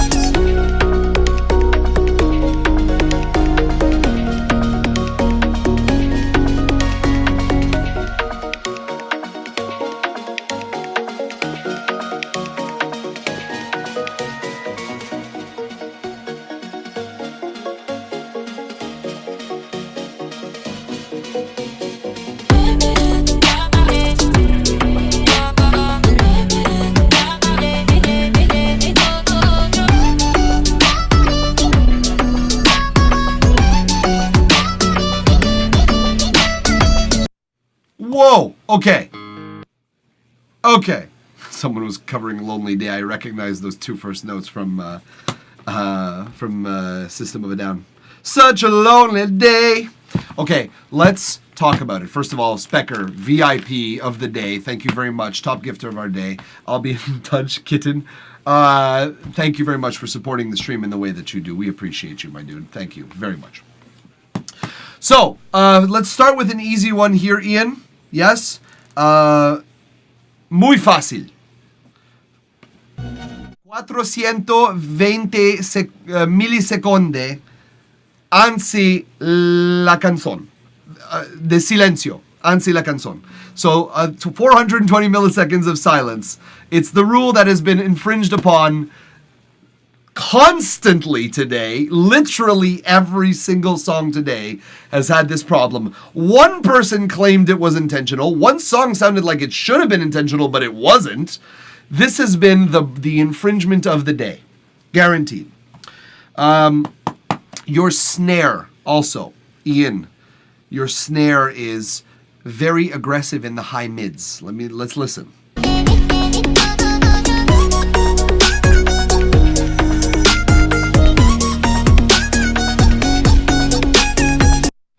Not bad. Not bad, but it's kind of just piercing. Minus 8,000 aura. Your Spanish is actually pretty good. it could be. My vocabulary is very poor. I gotta develop that vocabulary and just get used to speaking it. But the pronunciation's okay. I'm Italian, so the rolling of the R's and the mouth placement, it comes very easily.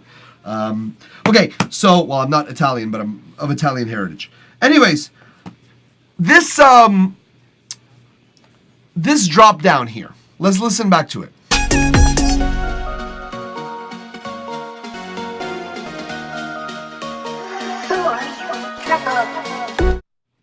Oh my God, that's what it was. Take your fucking producer tag out of there, Ian. Jesus Christ. Jesus Christ. What the fuck? What, are you afraid people are going to steal this? No. Take out goddamn... There's no reason. Your production sounds unique. Your song is the producer tag. Vocabulary took me a while. Luckily, Abuelita lives with us and only speaks Spanish. Helps a lot. Abuelita, you gotta help. My nonna for my Italian. That's the only reason I practice Italian is with my nonna. I should start using AI to remove producer tags and send it back to the artist. You should, though. You should train the AI. Okay, this is the part that sounds like a producer tag, and they all sound similar, so it'll be easy for them to pick up on it and find the one. But yes, you should absolutely do that. Absolutely do that. Okay. That's what was bothering me in this section.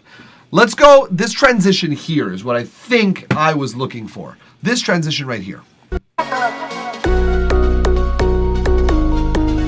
Just hear it back. I think I heard a sweep, but I could be wrong.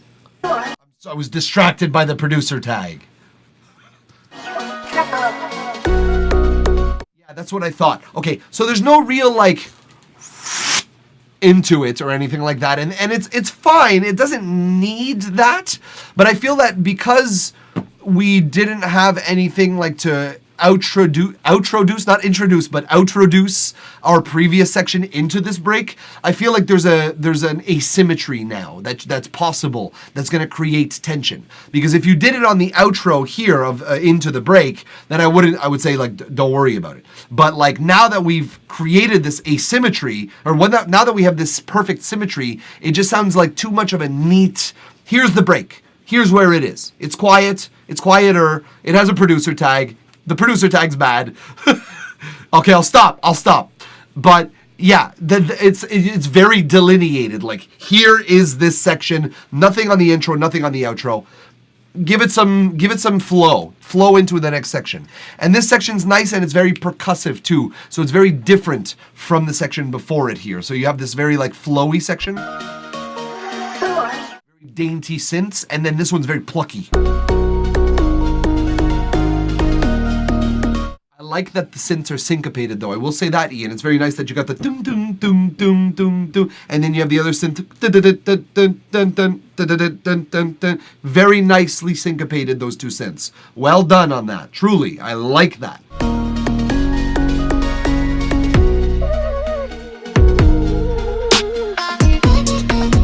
Nice out of nowhere kick into the next section, and again, usually I'd have a problem with that being like kind of out of left field, but I actually kind of like the way you do it.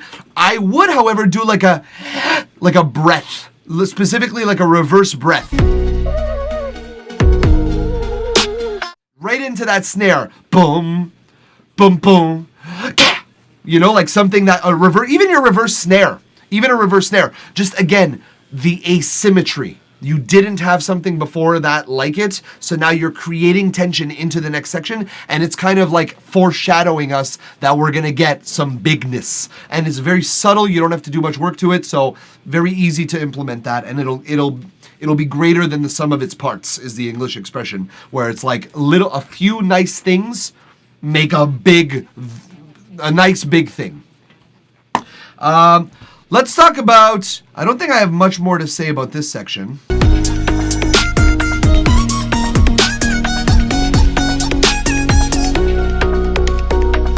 guess I want more beats, I guess. It would be nice because like you don't have much.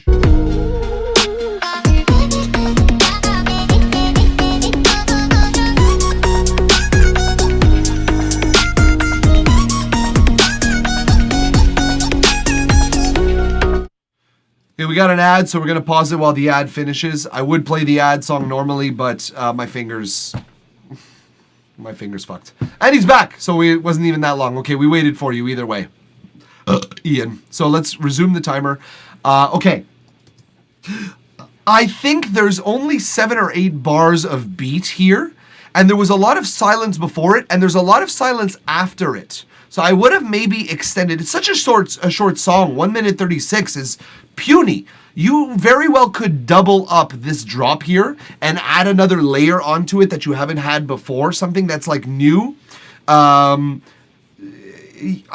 would feel like there's room for more in this section, because again, you jump out of it for 16 bars, but you only jump back into it for 8.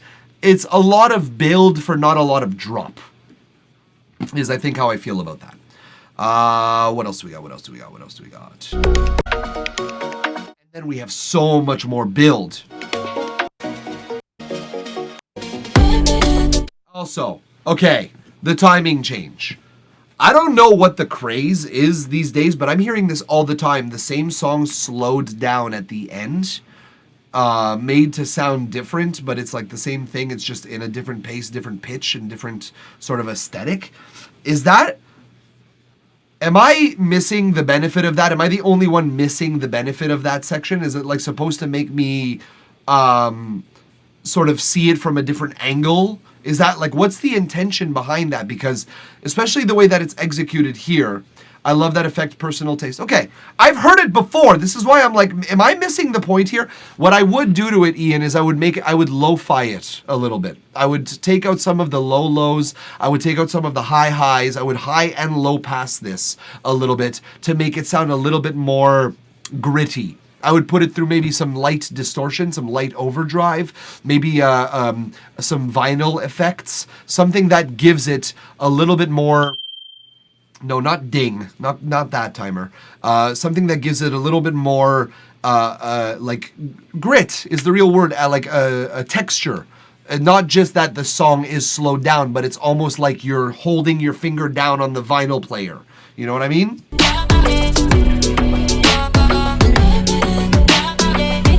Triplet feel. That's super cool. That is super cool. I love that. I love the triplet feel. Very different from what you had.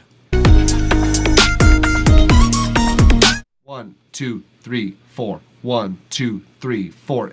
Instead of going 1, 2, 3, 4, 5, 6, 1, 2, 3, 4, 5, 6, 1, 2, 3, 4, 5, 6. This is 1, 2, 3, 4, 5, 6, 1, 2, 3, 4, 5, 6, 1, 2, 3, 4, 5, 6. What? I can't even do that. From the Deja Vu plugin from Cymatics. Okay, yeah. Sure, but it's also in triplet time, right? You remember, like, you hear the difference, right?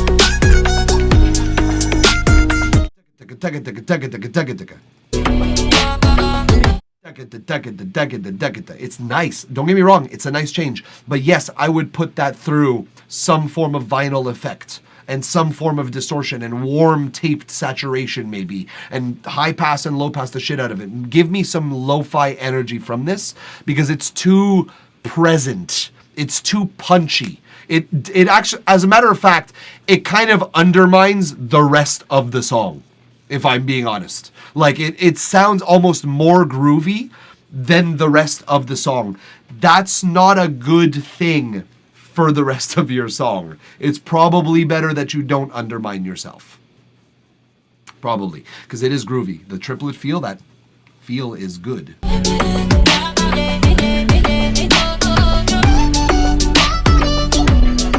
pretty cool. It's pretty cool. Honestly, I would have maybe made that the primary feel of the song and made the end part simple, so that it kind of like dulls down. It's like a dulled down version of the song.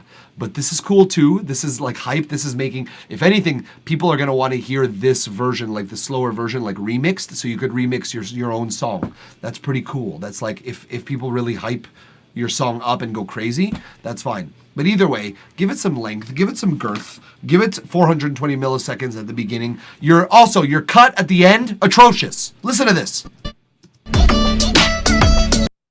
Ah! No reverb out, no fade out, no time to break. Ah! Ow! It's bad. It's like, again, it might be an aesthetic choice, but like I don't like that aesthetic choice. I think that it should probably like have something that insists that that's the end, like a marker, a delineation. Again, maybe just like a reverse of some kind, or a reverse kick or something that gives us some life after the death of the track. Just something that dies out faster than just it's done. Yeah, I might get lazy that last part, to be honest. It's okay. It's okay. It's fine. Bien lo mismo. Either way, Ian, thank you for allowing us. Let me try this. Hold on. I got this. Gracias por su permisión para escuchar la canción. That's all I got. Thanks for allowing us to talk about it, provide feedback, comments, criticism, analysis, what have you. Weeb of Canada thinks we should hydrate. Again, it's a groovy song. It's groovy. You need some. Yeah, I know. I was so close. It's not escuchar. Is it entender? No. That's yo entiendo means I understand. I got something wrong either way. It doesn't matter. Groovy song. I like it. I think it's got an ambience that I enjoy. Take your fucking producer tag out. I'm going to be adamant about that to anyone. But Ian, thank you very much nonetheless for being here and for trusting us with your track. All right, folks. We are down to our last one of the night. I will be closing the queue at this time. Pottery Music, who is technically still in the chat, as far as I can see, and has waited patiently, so I appreciate your patience as well. Yeah, my Spanish is not great. I would love for it to be a lot better. But thank you either way. Muchísimas gracias para estar aquí. So, let's finish this day with Pottery Music, Quick and Dirty. Sorry, I shouldn't say it like that, but here we are. Pottery Music, we will listen to your song together, we will talk about it, and we will see how we can improve it. All within 10 minutes, which is on the clock, and we are ready to go. Let's listen to Quick and Dirty. Sorry, Quick and Dirty by Pottery Music. Let's go.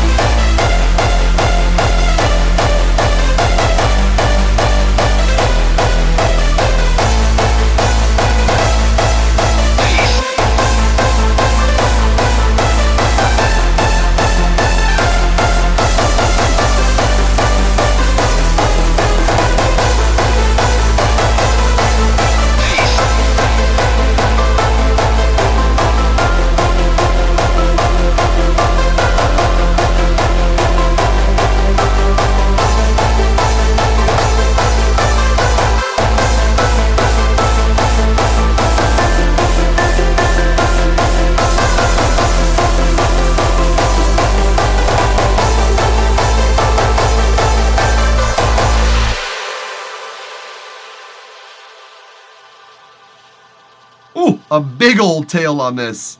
This one's a whale tail. Okay. Okay, so overall, well done, Pottery Music. Overall, I haven't heard me some hard style in a little while, or some like I don't know if this is considered jump style or hard style. I just know how to hard style, so that's what I was dancing to. Fucking weeb. I've never said that way, but I enjoyed it. Okay, so let's get the obvious thing out of the way. I think you're right. Something there. I think you're right about 420 milliseconds rule specker. We need a shorthand explanation because this is incredible. You need 420 milliseconds of silence. Listen to what happens. You get cut off. Your song is not respected. It is barely enough silence. You hear the click of that first kick, which some people think like, oh, it's got a little more punch to it. No, it's distortion. It is wrong. It is a mistake. It's a common mistake, apparently. 15 tracks today that we've listened to, and 15 out of 15 broke the 420 millisecond rule. Just for the record, wanted everyone to know that. Okay, next. The melody here. First of all, I gotta say the melody, the way that you increase the complexity of the melody over time is tasteful. I can appreciate it. I can agree with General Tips how he actually changes the wonk's tone with the melody. Most don't go that far with it. Correct. The melody has been considered in this song, and I respect that. So well done on that. But melody sometimes isn't enough. It could go a little bit dry and stale sometimes, and it could drag to the punch. For instance, in my opinion, this build would be half as long. We don't really need this to be this long, because this melody here,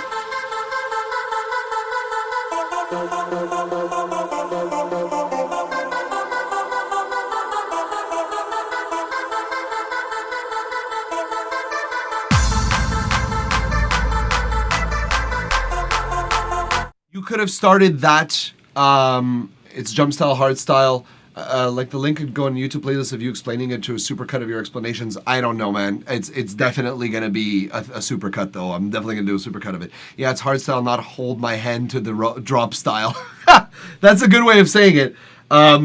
So yeah, I exactly. It's like it's very gentle for a hard style song in terms of a build up. So I would start these claps and this bass halfway through this melody here, and I would reduce this entire thing by one entire repeat. I would just like condense this entire build so that we get to the point quicker. And then what you could very well do is double the length of your drop, or even just 1.5 the length of your drop, so that it feels a little bit awkward. Again, a little bit more hardstyle. Make a post chorus, make a pre-chorus, and I think a post drop would be nice, like a transition between your drop that might have still hard style in it, but that might be something nice to like bring us to the next section rather than just go.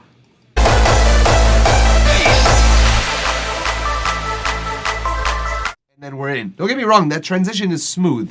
Before we know it, we're already into the break. That fade out is nice, but artistically speaking, is that the best you got? No, because you demonstrate a far more critical knowledge and foundational knowledge of melody and of arrangement. So this arrangement here, dragging. This arrangement here, not pushing enough.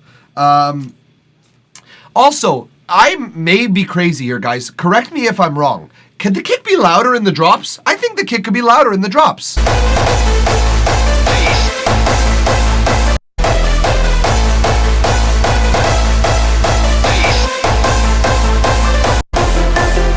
Low end specifically of the kick. I think the high end is pretty violent already. It's pretty rude even, but that's good. That's what hardstyle is. It's a rude kick. I fail to find a better word than a rude kick because it takes up all the fucking space. Rude. Yes, he should increase the kick, then make room for it with EQ. Yeah, a little bit, right? Like But I would say honestly, boosting the low end of the kick and then like providing a little bit more room on that low end, it is less squelch than normal. Yeah, I feel like that's fine for me though, because I like the amount of squelch in it. I like that level of squelch. You know? That squelch stands out still in a very rude way, which is the typical characteristic of hardstyle. I'm okay with it there. But the low end, that like sort of the grit, the teeth of the kick, it doesn't quite sink in as much, and it's the whole thing. When I'm doing hardstyle dance and I'm doing the running man and I'm doing the like reverse and all those fucking things, when I'm doing that, that's my guide. I want to like feel when I stomp my foot down, I want to feel the vibrations of the sub go down at the same time as my kick, at the same time as my foot. You know what I mean? Like that's the whole redeeming quality of it. But yeah, so I think a little more low end on that will do you some good. This break is not bad. The appropriate length, and I like that you change the melody. Again, you flow into a more complex melody. This is how I used to compose when I was younger as well for this like electronic stuff. I don't say this is amateur. I'm saying that when I was younger and used to compose electronic music, this is how I would do it too. The melodies would like sort of expand and evolve and overlap even, and having syncopated harmonies like 4 at a time sometimes. This is how I would go about doing it, is over time you build the song to something epic. Pitch up your snare. That's good. That's a good trick.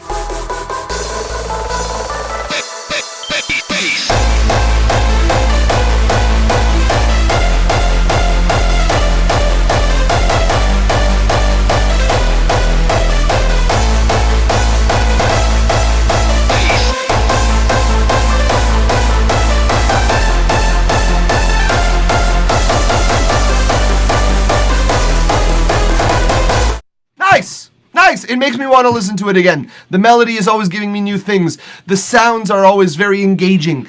Very nice chord progression as well. Again, the minors, the sixth, the flat sixth and the flat seventh, giving me a lot of that epic sort of adventure incoming vibes. And I like that. It makes me want to continue. It might be a little bit reliant on those flat sixths and those flat sevenths. On a chord progression sort of side of things. But hey, you know, I listened to the song and I was like, hey, why don't I listen to this again because it's cool. So, exactly.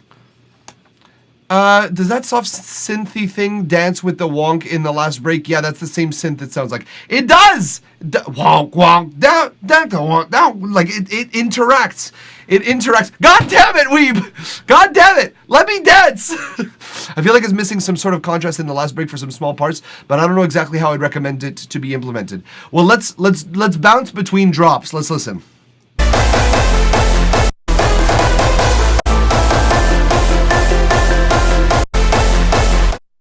You're right.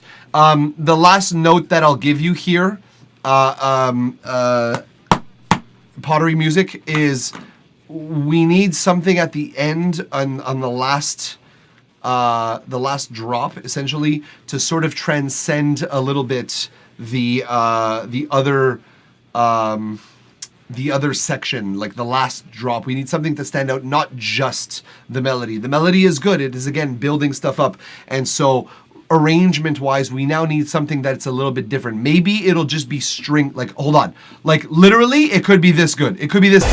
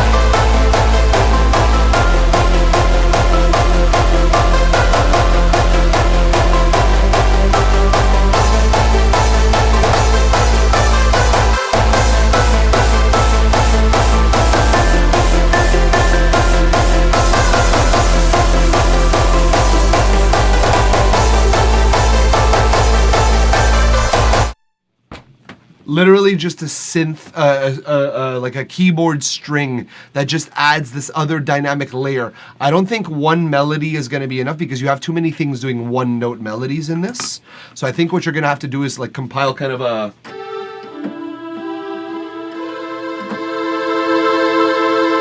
You know, like that's gonna be maybe nice in this. Let's hear.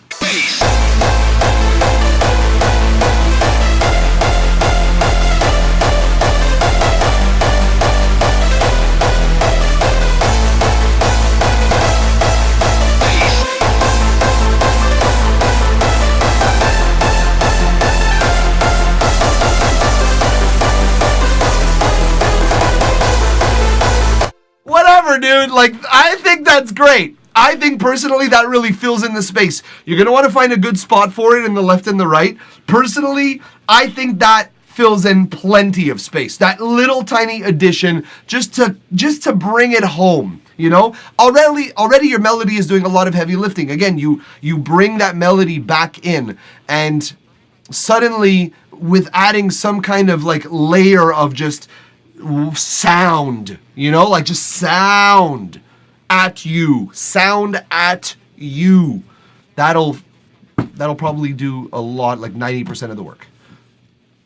Maybe put some delay on your melody, put some like throw-ons, reverb or delay throw-ons on your main melody.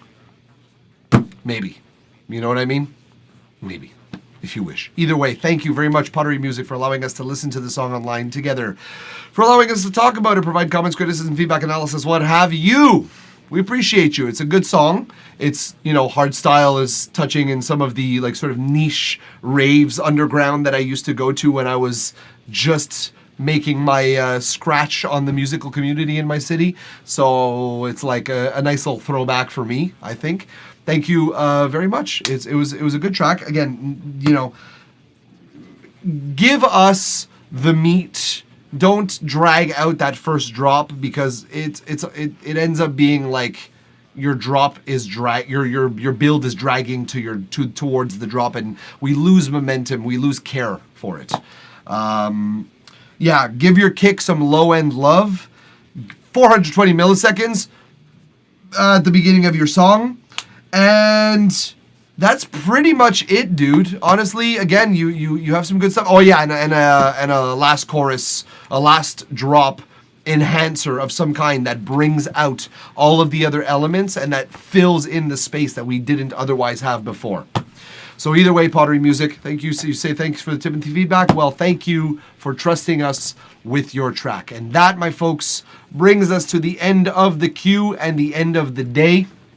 We say to you, Bazunder. Yeah, sure. That makes sense. We have been talking a lot. Basunder, hi. We're leaving. We're done. It's the end of the stream. So definitely follow if you'd like to see the next time we go on live. And you can get one of your songs listened to as well. Also, it's not 2024 anymore. I don't know if you know that. Thank you to all who submitted a song today. We appreciate all 15 of you. We love you very much. And we will, in all likeliness, see you next week. I don't see why anything would interfere next Tuesday. Not next Tuesday. The Tuesday after will.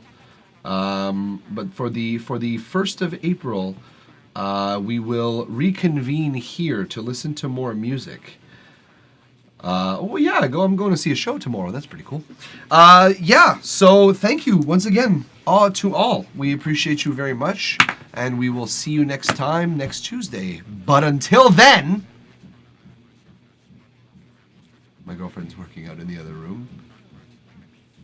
You can hear her like jogging, and it's funny. See, usually during a stream, we don't really have this problem at all because I'm talking or music's playing or whatever like that, and you don't hear it. But like just at the end of the stream, when I'm like about to actually end it, there's this moment of silence where I stop everything. And when she's jogging in the other room. It's funny, right? Anyways, my subs, thank you all so much. Appreciate you, Specker, for being our top gifter today. And for all our subs who are still here, definitely go check out the chat and vote on your notebook, on the notebook we're going to be using. If you haven't already, I will absolutely order that after this poll has ended. So thank you very much, and we'll see you next time. But until then, toodaloo, motherfuckers. Take care, guys.